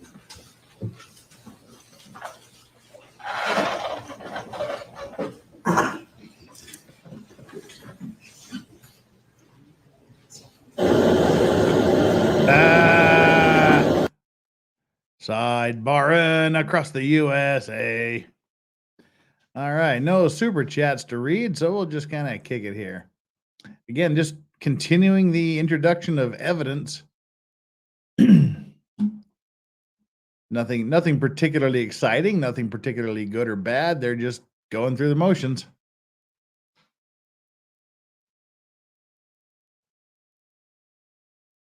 All right, guess we're back at it. Advised that this is probably a good time to break for lunch.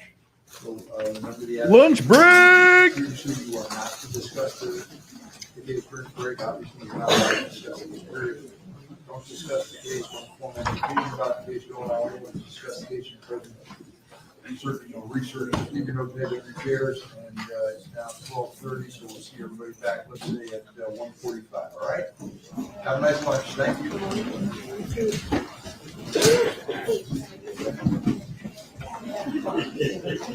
All right, that is where we wrap up the trial stream for the day. But we're not done yet, kids and kidettes. We're not done yet. That's where we're going to wrap up the trial stream for today. Tomorrow, come back for day 2 afternoon and day 3 morning. We'll just do the same thing we did. We'll burn through the afternoon session as quickly as possible, catch up to the morning session, and once we get to real time, right around lunchtime, we'll call it quits for the day. But that's not where we're going to end it. We've still got some interrogation video to watch, about 45 minutes of that, and then we'll wrap it up. It's currently 1:27 a.m. here in dark and cold and weirdly mosquito infested. I must have like a window cracked open or something, screen cracked open. There's my bunch of mosquitoes in the house, and they bit my foot, and it's annoying the shit out of me. But that out of the way. All right, it is 4 hours and 24 minutes into this thing. And what we're going to do now is we're going to watch the interrogation video. We're going to watch the interrogation of the driver by the police. It was on stream yesterday, but the audio was so horrible. We just sat there for 42 minutes and listened to it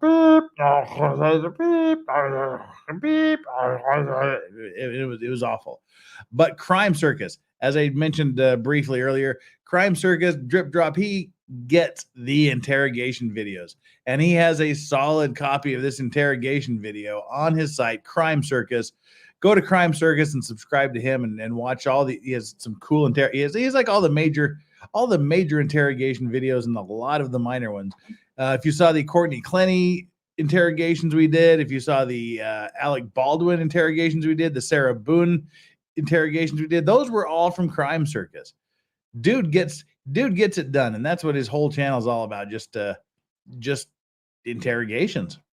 So he does the thing. And we're going to go to that in just a minute here. But first, let's do another intermediary grift where we point out that we currently have 649 people here in chat. And people, don't go anywhere. Don't go anywhere. Because we need to watch that the interrogation video. We have 877 likes. We need to get up to 1,000 likes. That's the goal for today, 1,000 likes. I'll do a shot just for the hell of it if we get to 1,000 likes. That's another 128 or 122. Another 122 likes, and we'll just do a shot to celebrate that. Why the hell not? Whatevs.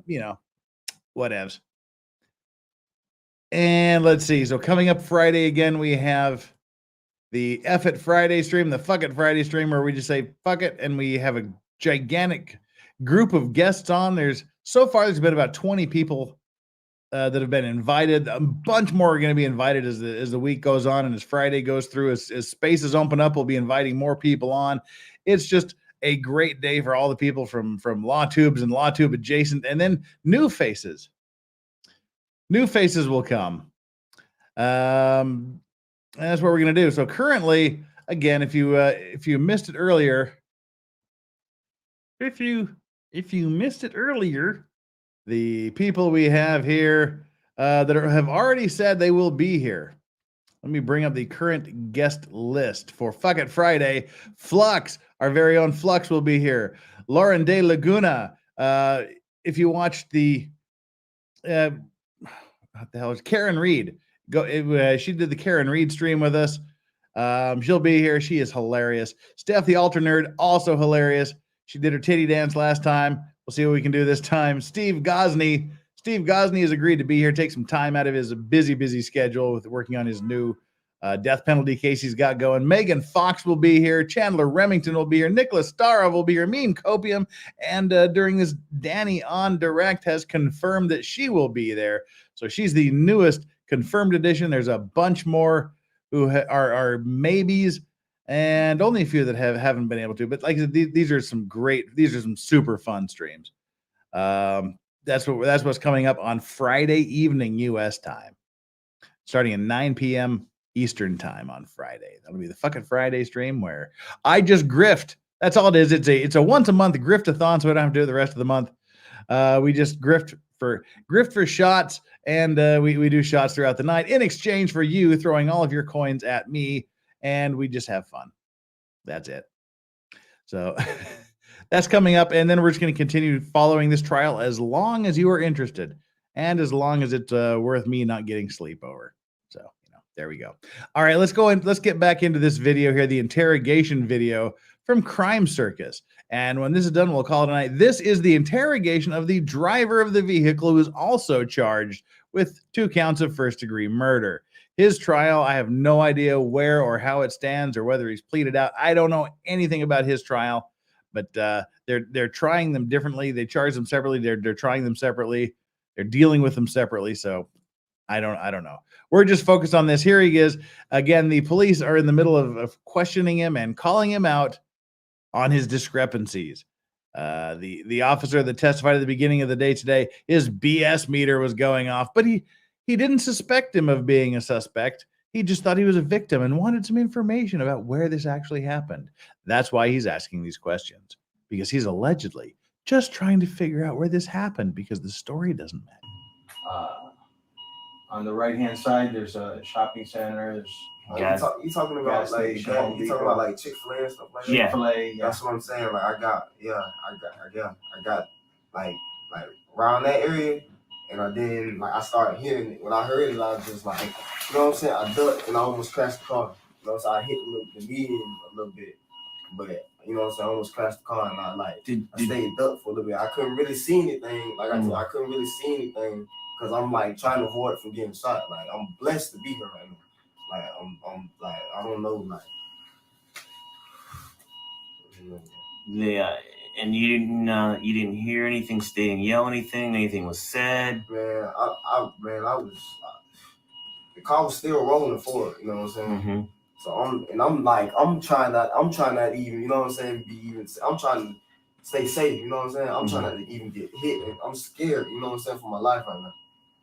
And the car just rolling. I don't know what car, which way it went. You know what I'm saying? Nothing. Do you have a description of the car? That's what I'm saying. I couldn't see anything. Like I was. Here's the hard part where we're having a hard time to understand is that We shut down that entire area, and we had officers shoulder to shoulder walk it out. They didn't find as much as one shell casing. They didn't find one piece of glass. Nothing. Nothing to what you said adds up. And it's hard. For real? Bro, I'm telling you, bro, that's like. I mean, for whatever reason, your two friends died. Are these your good friends? Yeah, that's what I'm saying. These my like. These your two. I'm assuming close friends. Yeah, and you're doing them an inservice by not telling us the truth. I'm telling you the truth, son. I don't like. How? What do you want? How do you make shell casings disappear? Okay, does this sound like a cop who's just trying to, just as he testified, he didn't think this guy was a suspect. He didn't think Melly was a suspect. He thought they were victims. He just thought they were victims. He was just trying to find out where this accident happened so they could find evidence to find the killers. He was just a victim. He didn't think he was a suspect. Is that how you question someone who you think is a legitimate victim and you're just trying to find out where things happened? How do you make shell casings disappear, Mr. fucking victim? I mean, that cop was lying his damn ass off on the stand. He was lying his ass off when he said, oh, he wasn't a suspect. We didn't suspect him. We were just trying to find out where it happened. Idiot. I don't know. How can I tell you about a shell case and I'm driving, ducking for my life, trying to make sure I don't get hit, and you telling me you telling me about shit. I don't know. You know what I'm saying? I'm trying to make sure I don't get hit. I'm driving. I'm trying to make sure I don't get hit. You know what I'm saying? Medical equipment is beeping. He's in the hospital. I know it's not for you to worry about. Shit crazy, bro. But if you tell me it happened there's got to be some evidence there. There's going to be broken glass, just like there's broken glass over here from when you guys open the doors and stuff like that. Okay, there's going to be broken glass over there when the windows got shot out. There's going to be casings from the people shooting at your car. Okay, there's going to be evidence over there. Okay, right now, there's nothing. Okay, now, I kind of think I know what happened because I got information that something else happened on the east side of the city in Pembroke Parks, but, which sounds similar to your thing, but you need to be straight up with us. Okay. Listen, I know you may be maybe you're scared, but yeah, definitely just Mark talking to him like a you're victim. doing your friends a disservice. We can't do our job. I'm not doing no disservice. Doesn't sound like he's a suspect at fucking all, does it? What can I like tell you if I'm ducking for my life? My head's over here. The driver was not shot. He just took the dead bodies to the hospital. Saying? But like I'm keeping the car straight by hitting median. You know what I'm saying? I'm that shit fucked me up, bro. Let me ask you this. I look up and see them like how they looking. What is, you think I'm like looking for a car? No, hell no. I'm trying to. Man. All right, well, let's just forget about where it happened. Let's just put that. Well, that's what you said. You wanted to find out where it happened. Let's talk about why. Are you having issues with anyone? I mean, we are upcoming artists and stuff, so technically, like we have been having like, you know what I'm saying, like people like, when you like start doing better than people, they start hating and stuff. You know what I'm saying? So you had some jealousy issues. Yes, like jealousy issues, but but also like it's crazy because people they don't try us. You know what I'm saying? They talk like on social media. You know what I'm saying? But they see us and you know what I'm saying. It's easier for them to talk shit on social media than it is to your face. You know what I'm saying? So who's been talking shit on social media? And I haven't really been on there, but like he like my friend that's passed away now, God bless his soul.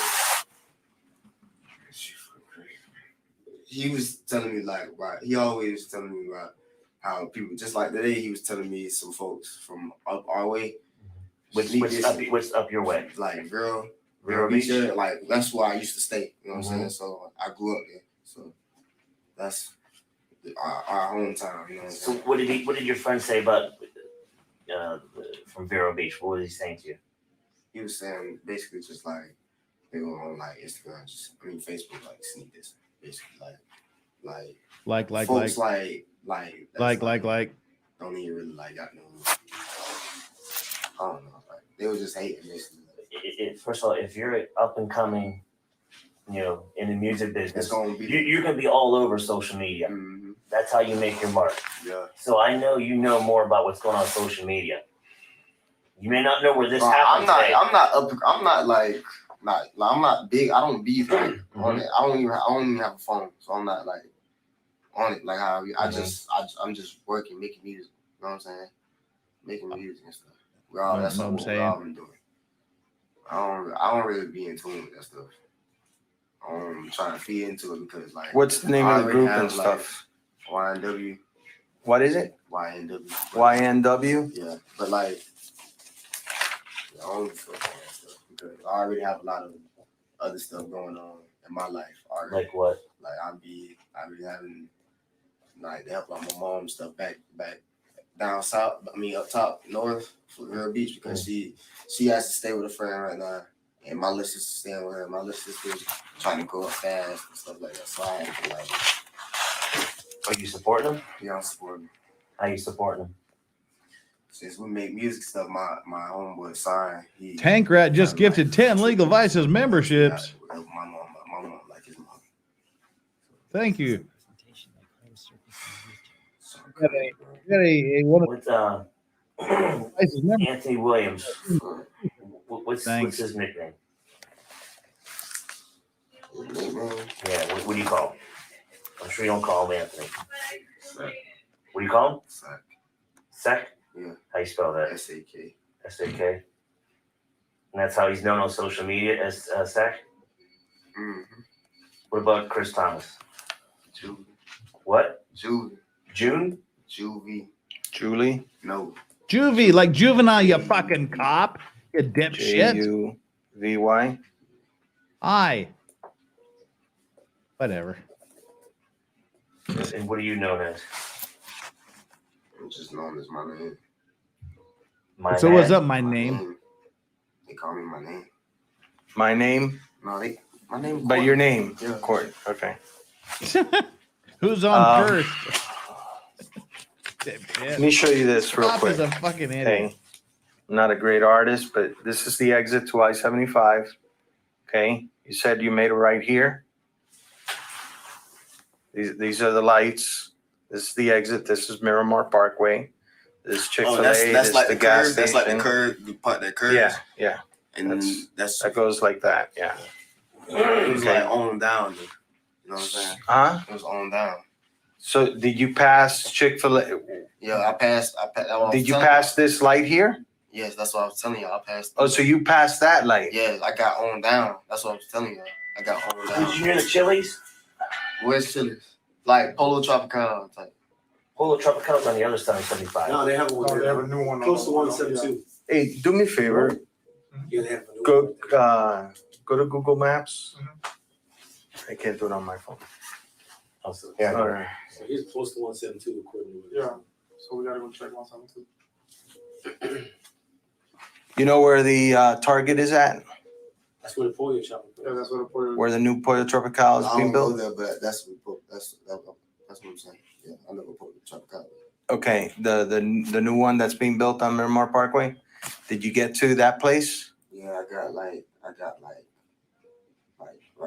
around the area. Is that where the shooting happened? Yeah. Oh my God, I was joking. Remember when I said So that? you know where Target is at? His name is Target. probably Cortland, not Okay, Portland. so is that where you? His name is Cortland. Is that where you were Cortland at? Henry. Cortland Henry is Where the his shooting name. happened? His nickname is YNW. I was just telling y'all that's why I He got literally off the did exit. change Cortland to Bortland. Okay, so you got off the exit. At this point, Was there a car following you that you noticed prior to? Not really, I had to mute it. Like, we had Did you guys have a beef with anybody on the highway? We weren't. Shit, Like a road rage type thing or we anything? was vibing. Okay, so now you get off, you pass Dykes. The shooting hasn't happened yet. Or did it happen yet? You passed Chick-fil-A. Mm-hmm. Yes, I passed Chick-fil-A. Did the shooting happen? I got on past the light, and then it happened like. So at the time that you passed Chick-fil-A, did the shooting already happen or no? No. Okay. You said at the time I passed it. Yeah. Like a little after. I was saying just a little after. Okay, so you passed the light over here. Yeah. The second light after you pass the exit. Yes, there's a light there. Yes, you turn right. Then there's an intersection there. So you were past the intersection. The shooting hadn't happened yet. Yeah. Is that what you're saying? And then I got right on past the light. Follow me? Mm-hmm. Right on past the light, sir. And I no bullshit, bro. No bullshit. I'm like, you know what I'm saying? What the fuck was that? I swerved a little bit, hit the median, but like the car's still rolling. That was him imitating I'm still firing ducking. sounds? I'm trying not to be seen, you know what I'm saying? That? In the car. Did you hit anything else other than the median? Because you got damage to the hood of your car. That was already. The damage to the hood of the car was already there? Yes, sir. No, it's good questioning for the cop. He's suggesting things. He wants to pin him in. Yeah. That happened Because he's an idiot. Yeah, on the trip on Georgia.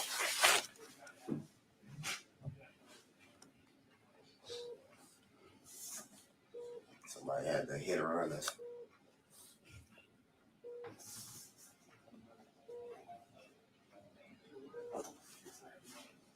Dang, man, this junk is crazy, bro. That moon before all night, bro. You know, after you pass, there's Chili's, then there's a park, Miramar Regional Park. I think it's Chili's like Dove, right? Huh?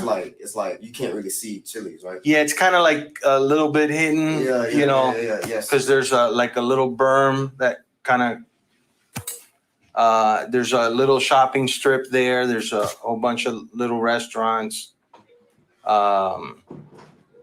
And then there's the regional park. Then after the regional park is where the Target is at, and the new Pollo. We're just trying to figure out, for you to give us a little bit better pinpoint where you think it happened. Was it before the park or after the park?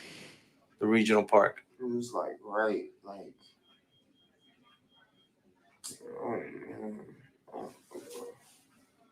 Hey, how about we get in the car and you show us? You want to do that?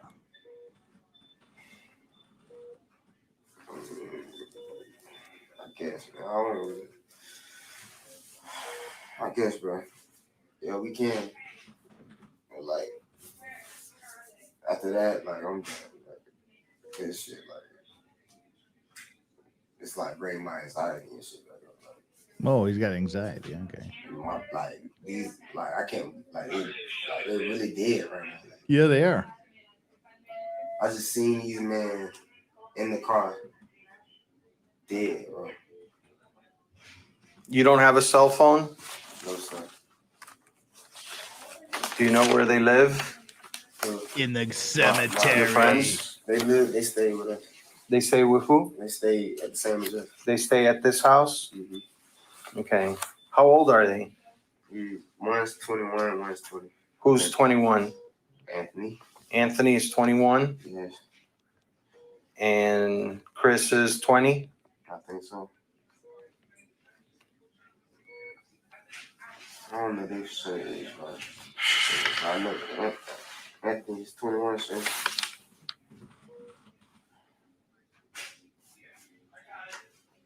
You can't give me any names that was you guys were beefing with, or was beefing with your other friends on social media? Anything recently came up? No, sir. But I'm sure they're gonna talk to you about it. I mean, not really. We kind of Not really, cause like, not really. Not really. What do you use for social media? What sites? What do I use? Yo ass. I just be on like Instagram. Really. How are you on Instagram without a That's phone, on there. bro? I be on. Nobody They be on uses everything. desktop They Instagram. be on everything. What's your Instagram name? YNW. Bam. Damn. YNWM? Huh? YNW. Damn. Band? BAND? Oh, for fuck's sakes, cop, open your Yeah, goddamn ears. How can you conduct an investigation when you can't understand what the dude right in front of you is saying? Fuckwit. Yeah. Y'all not gonna really see nothing on my page because like my page is like people really don't like it. Yeah, but then we'll get off your friend's page, we'll get your friends. Oh, okay. Yeah, okay. I understand that. I understand that. So, What about Anthony's? YNW Sack Jason. YNW Sack. SAK. Jason. Jason. Sack Chaser. All together? Yeah. Okay. And then what about Juvie? YNW Juvie.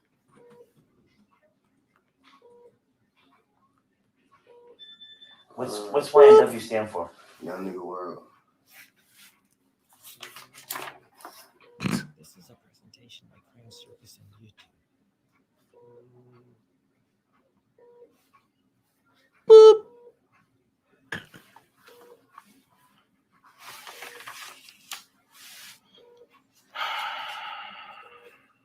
Confused cop's eye.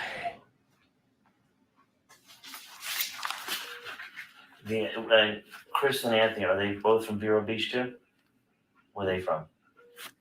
Anthony's from Atlanta. Yeah. Yeah. Oh, let's read the super chat here from Lancelot 652 before too much time passes here. Ah, yes. Every time I talk to a victim, I walk up and ask, "Why'd you murder your friends?" Even if he did or didn't do it, cop's still a liar. Right? That's kind of what he was doing. Yeah. Thank you so much for that super chat. From Vero.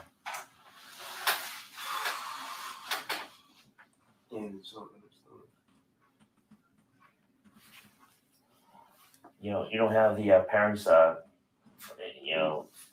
Chris's mom's name or Anthony's mom's name, isn't it?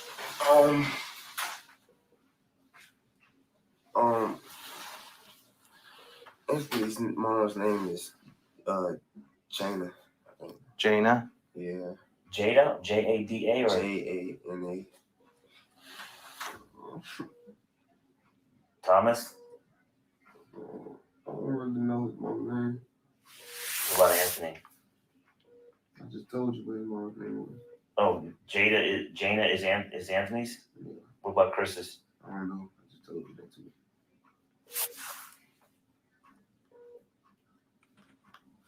Do they live here or in Vero? I told you that too. They live in Vero.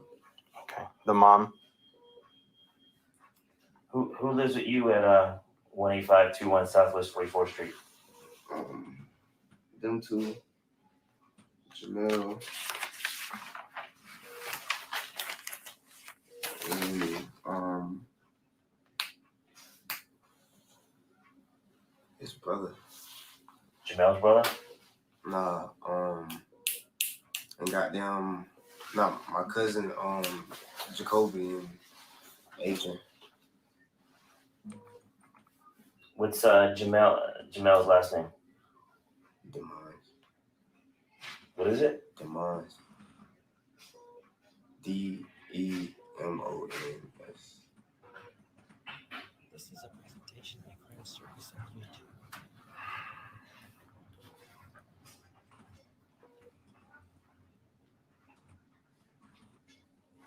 And they haven't been having enough problems with anyone lately?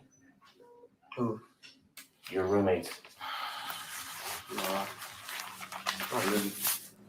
That's what I'm saying. Like everybody, then people been saying like stuff is squashed, stuff like that. And They said stuff was squashed? people have said stuff was squashed. Well, who was it squashed with? old people that don't even like. I know they. We just, enlighten us, fill us in, helps us to know a little better. Who were you beefing with that it got squashed? Who was that? Okay. Like an old homeboy, but I mean, What's old homeboy's name? like his name is Bentley. Of course, What is it's Bentley. Bentley? Yeah. That's his real name. That's just what you call him. That's his real name. And where's he from? He's from Real Beach. Have you seen him down here recently? No, sir. I don't like, honestly, sir, I don't even. We did get jumped in Walmart. When? A couple months back, sir. But I don't know who the kick guys were. Which Walmart? The one right here in Pembroke Pines. The Walmart close to your house? Like, yeah. So that would be the one in Pembroke Pines? Yeah. Did you guys report it? Nah. Go in. Nah. No, because we ain't snitches, you Who jumped dick. in? Was he inside the Walmart or out in the parking lot? It was inside the Walmart. Who was it? I don't know. They was jits. I don't know their names, man. You're talking about the Walmart on 184th Yeah, they said they and called- Pines Boulevard? Yeah, they said they called the police and stuff. And it's all crazy. Did you remember talking to the police that day or no? No, we didn't talk to the police. We just left. You just left. What the beef was inside the store? This is a presentation by Crime Circus on YouTube. I guess we fought inside. I mean, when you say fought, just fist or anything else? Fist.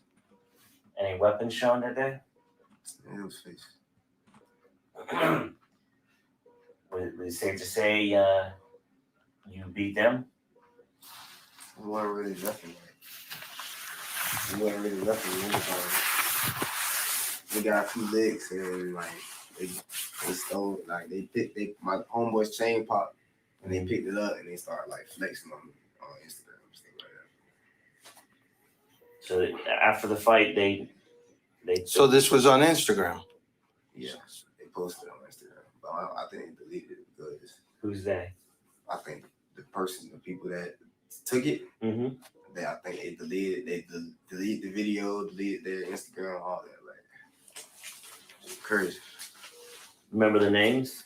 That's what I'm saying. They didn't know who they was. Period. I'm not from down. They were from down. Stop talking and call a Raven Liberty. You know it was, but you knew it was on social media posting. Yeah, that's what I'm saying. I seen the post, but like, of course, anybody can go on Instagram and you know what I'm saying. Simply just go on Pembroke Pines and people from there gonna pop up. You know what I'm saying. Or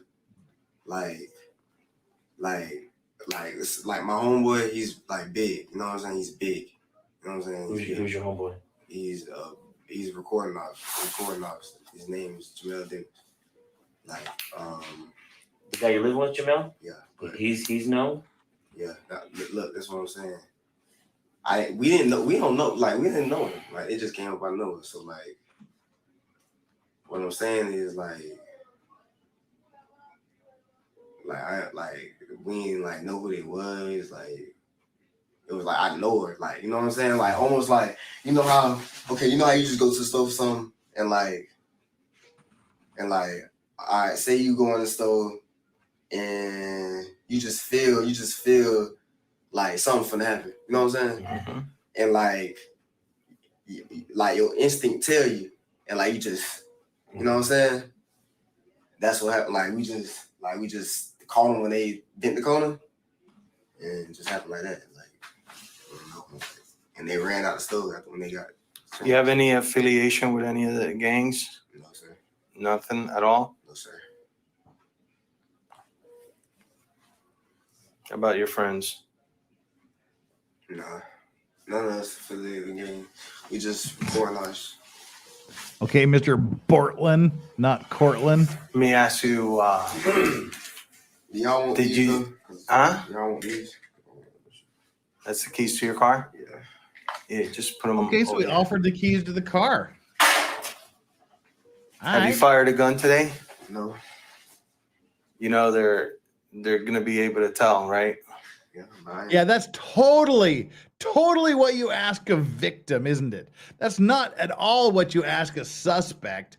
You would never ask a victim. For fuck's sake. Yeah, that's totally how you would talk to just a victim that you don't suspect of doing anything. We know you're a victim and we don't suspect you of doing anything. But did you fire a gun? We know if you fired a gun. We're going to be able to find out if you fired a gun. Didn't you, victim? Didn't you, victim? Lying ass cop. Fire no gun. Okay. But how I'm fire? I'm asking you. I'm not accusing you of anything. I'm just asking you because if somebody was shooting at you, you know, and you shot back, that's self-defense. So there's nothing wrong with that. Okay. Actually, the law allows you to do that. Oh, no. But I just want you Dick. to be straight up with me. Okay. Because if we test your hands and stuff, it's going to tell us if you shot a gun today. No, I didn't shoot a gun today. I didn't shoot no gun today, sir. I was driving. I didn't shoot no gun. This is a presentation by Crime Circus on YouTube. Are there going to be any guns in the car? No.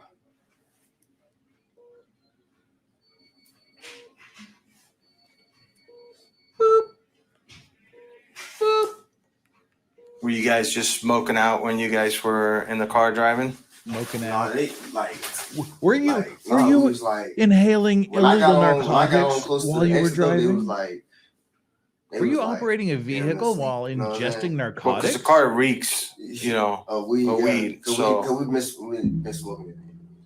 okay, I just want to know, you know. I know. I'm telling you straight. Like, I'm telling you. Okay, that's interesting. That's interesting. He has just made a statement against his own interest here. That goes to some serious credibility. And he's saying, I didn't do that. I did this. I did this one wrong thing, but I didn't do that wrong thing. That actually I find to be pretty credible. He's not lying about everything. He's saying, yeah, he's even halfway laughing. Yeah, I know the car smells like a goddamn, skunk factory. But no, I didn't shoot anybody. I didn't shoot any guns. I didn't lie about it. You feel me? Right. So, like, You guys doing any dope deal gone bad, and that's why this happened? How the Christ is that something you ask a victim? This cop lied his ass off. Excuse me, poor victim of a random drive-by shooting. Were you shooting guns, doing drugs, and making a dope deal in the car? Is that what you were doing, Mr. Victim? And you guys work. How do you guys support yourself? I told you, my homeboy is a signed recording artist. Jamel? Yes. That's how you're paying for the rent for the house and utilities and everything? Mm-hmm. Yes, sir. Who's he signed with? He signed on 300. And he got $97 in his pocket.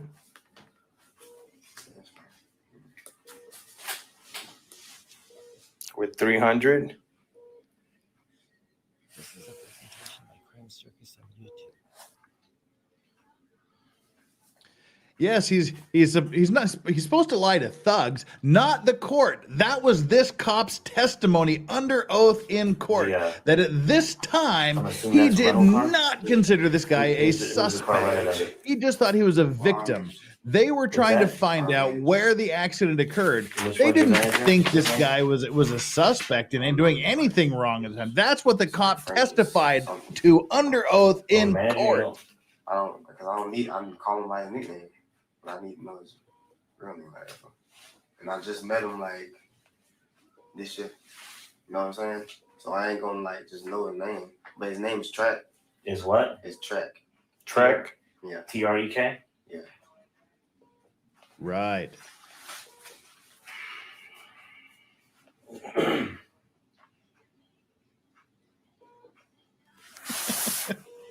Solid.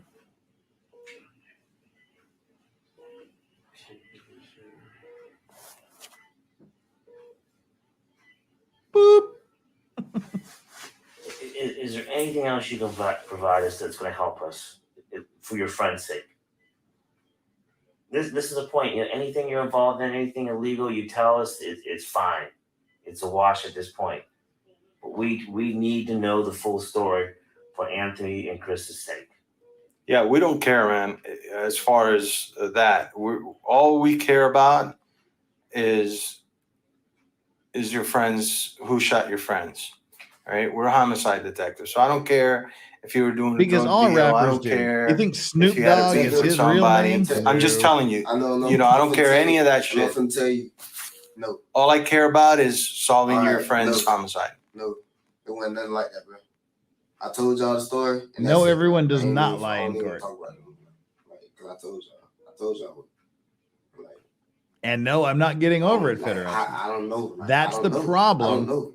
with the I don't- prosecutorial Just system. so you know, all right, because you're saying, well, I don't want to talk anymore.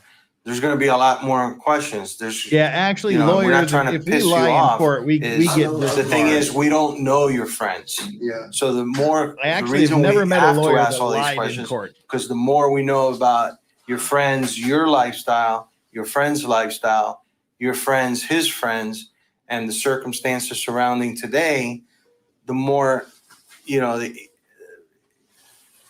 easier it's going to be for us to try and solve this. Okay, if we don't get any information, you know, it's let me throw this out to you. Okay. And just be straight out, man. Just be this is an honest answer, and I would respect you, okay, by just telling me the truth, even if it's something that I don't want to hear. But I respect the truth rather than BS. Okay. And a simple question. If you knew who did this, okay, you may or may not know. If you knew who did this, would you tell me? It's either a yes or no question. Answer. Oh, Jesus. Honestly. Yeah, honestly. The truth. You wouldn't? Because I wouldn't want to be a part of that. I wouldn't want to be. Okay. I respect that. I respect that. Like, I don't like it. It's a lot that comes with that stuff, bro. Like, I could get killed. Because you rather just handle it within you guys? Okay. That shit fucked me up right now. I don't know how to think right now. I don't know how to feel right now. Like, I'm so fucked up right now. Like, I don't know. Officer, detectives. I'm sorry for my language, you know what I'm saying? That's right, you're not gonna I ain't offend from down here. Like, this shit make me emotional, bro. Like, I ain't been asleep since yesterday, bro. You know what I'm saying? This shit just really just fucked me up, son. You know what I'm saying? Then y'all gotta take my shoes, and I just got them bitches back from somebody that got them took them from me. You know what I'm saying? Someone took your shoes? Yeah, and I had to get them back, and I had to clean them up. Who took your shoes? My homeboy had them took them, and I had to go get them. He had them fuck them up, man. I just cleaned them yesterday. He stole from you? He like kind of like switched them out, like for his shoes. Like his shoes weren't nothing compared to those. Yeah. You know what I'm saying? He lives with you, or is Nah, he just came down there just to, you know what I'm saying, just to, cause he makes music too. Mm-hmm. So he came down there just to get the food. You know what I'm saying? at your house or at the recording studio? Hey, where's the recording studio at? I don't know the exact like location. You know what I'm saying? Because it was my first time being there. You know what I'm saying? They brought me there. Mm-hmm. So like, give me some landmarks. I know it was in the Dale. Like that's probably like the only like. In the where? In Fort Lauderdale. Mm-hmm. That's like the only like. In the Dale. You know what exit off of 95? Do you get off 95? Is it on East? Yeah, it's off of 95. Yes, that's their job. I think it's like, is that Oakland? That's absolutely their job. Oakland Park. Just don't lie about your job on the stand. Lie about your job to him, but don't lie on the stand. I had to use their phone for GPS.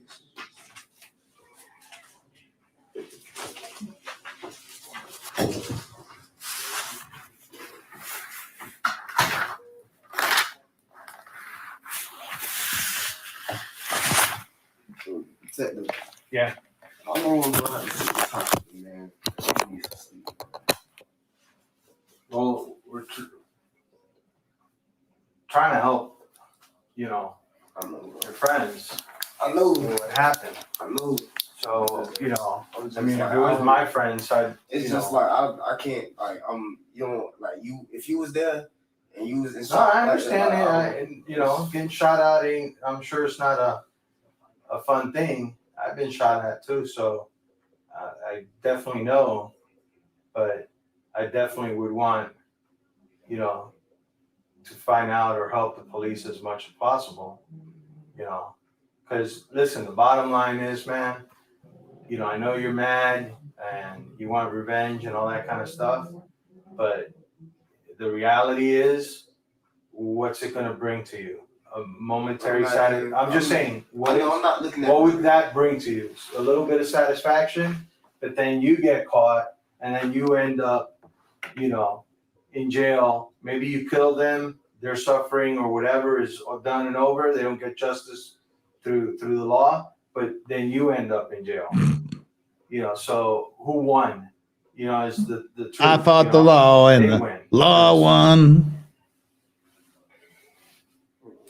You know, because now instead of killing 2 people, they essentially kill a third, because once you go to jail for life for killing somebody, then your life is essentially over too. So, you know, you gave him the satisfaction of taking out the entire car. I'm not thinking You know about retaliation, man. I'm trying to make sure my mom and my sister, man. That's what I'm worried about right now, man. I ain't even trying to retaliate, man. That's hurt. This is a hurtful feeling. You know what I'm saying? That's a hurtful feeling. Now that's the 2 people you that's the inspirational message at the end of the episode. How long have you known? Yeah, man. Yeah.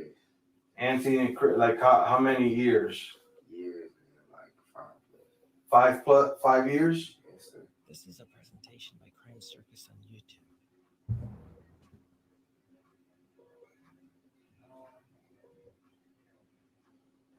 How'd you guys meet? Was it school? Was it who? Or just through music biz? I don't know, man. It was the whole, I don't know. It was a whole bunch of stuff. I kind of agree with that, Matt.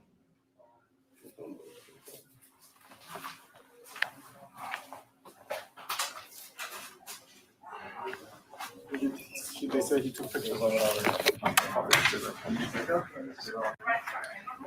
Hold on a minute. Thank you for watching this Crime Circus All right. presentation. I really do appreciate it.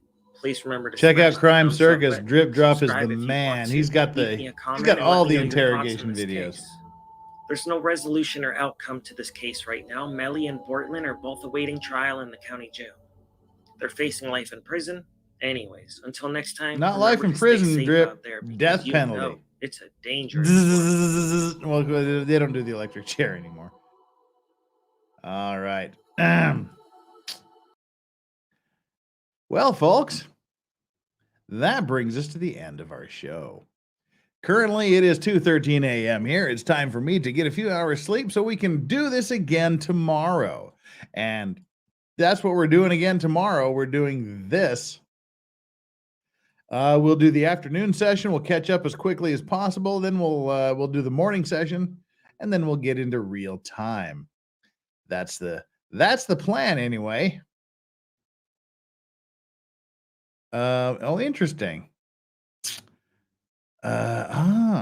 See, now we've got a problem. I was looking for people to send us to. But MLS Law and Nicholas are both streaming.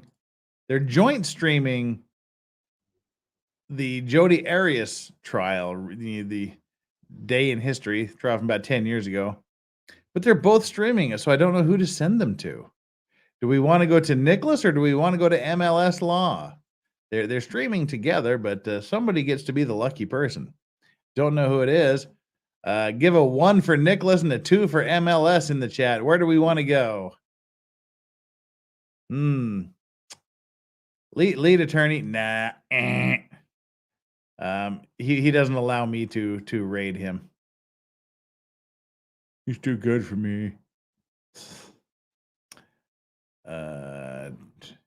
12. Yeah, 12's not the answer. 2, 11, all right. 5, 2, 1. Well, we're even. Like a few people did guess nobody. Yeah, 12 doesn't do it. I'm serious. Where are we going to send these people?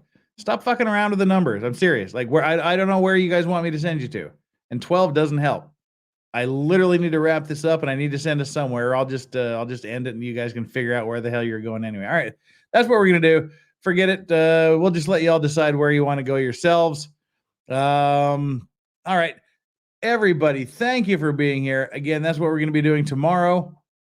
We're going to be doing the afternoon session of day 2, the morning of day 3.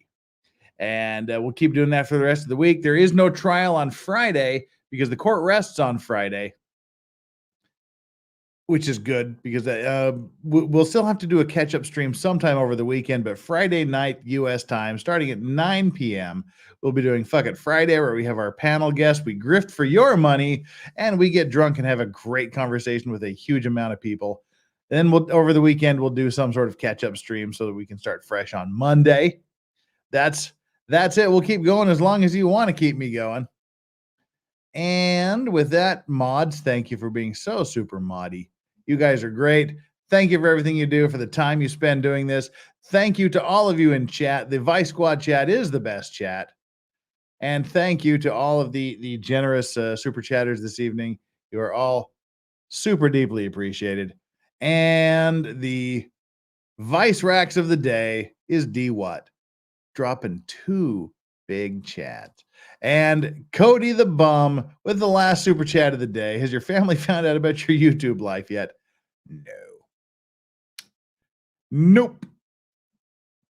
They have not. Nobody knows yet. Nobody's just found me. There's only been 2 people that have found me organically. It's a lawyer that works for the Las Vegas Clark County District Attorney's Office that used to live here in Korea, and a girl that I knew for a brief period of time.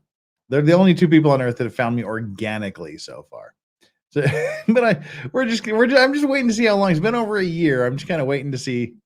I've had people come very, very close, but no dice yet. All right, with that, thank you so much, everybody. Have a good night. Go wherever you desire to go after this. We couldn't decide where to send you, so if you want to go to Nicholas, if you want to go to MLS Law, if you want to go to anywhere, it's up to you. Nobody's getting sent anywhere tonight, so cheers. See y'all tomorrow. Same bat time, same bat channel. It's Law Racks. Me, Legal Vice, is saying whatever you do, wherever you do it, whoever you do it with, the one thing to always remember is to enjoy your legal vices. Law Racks out.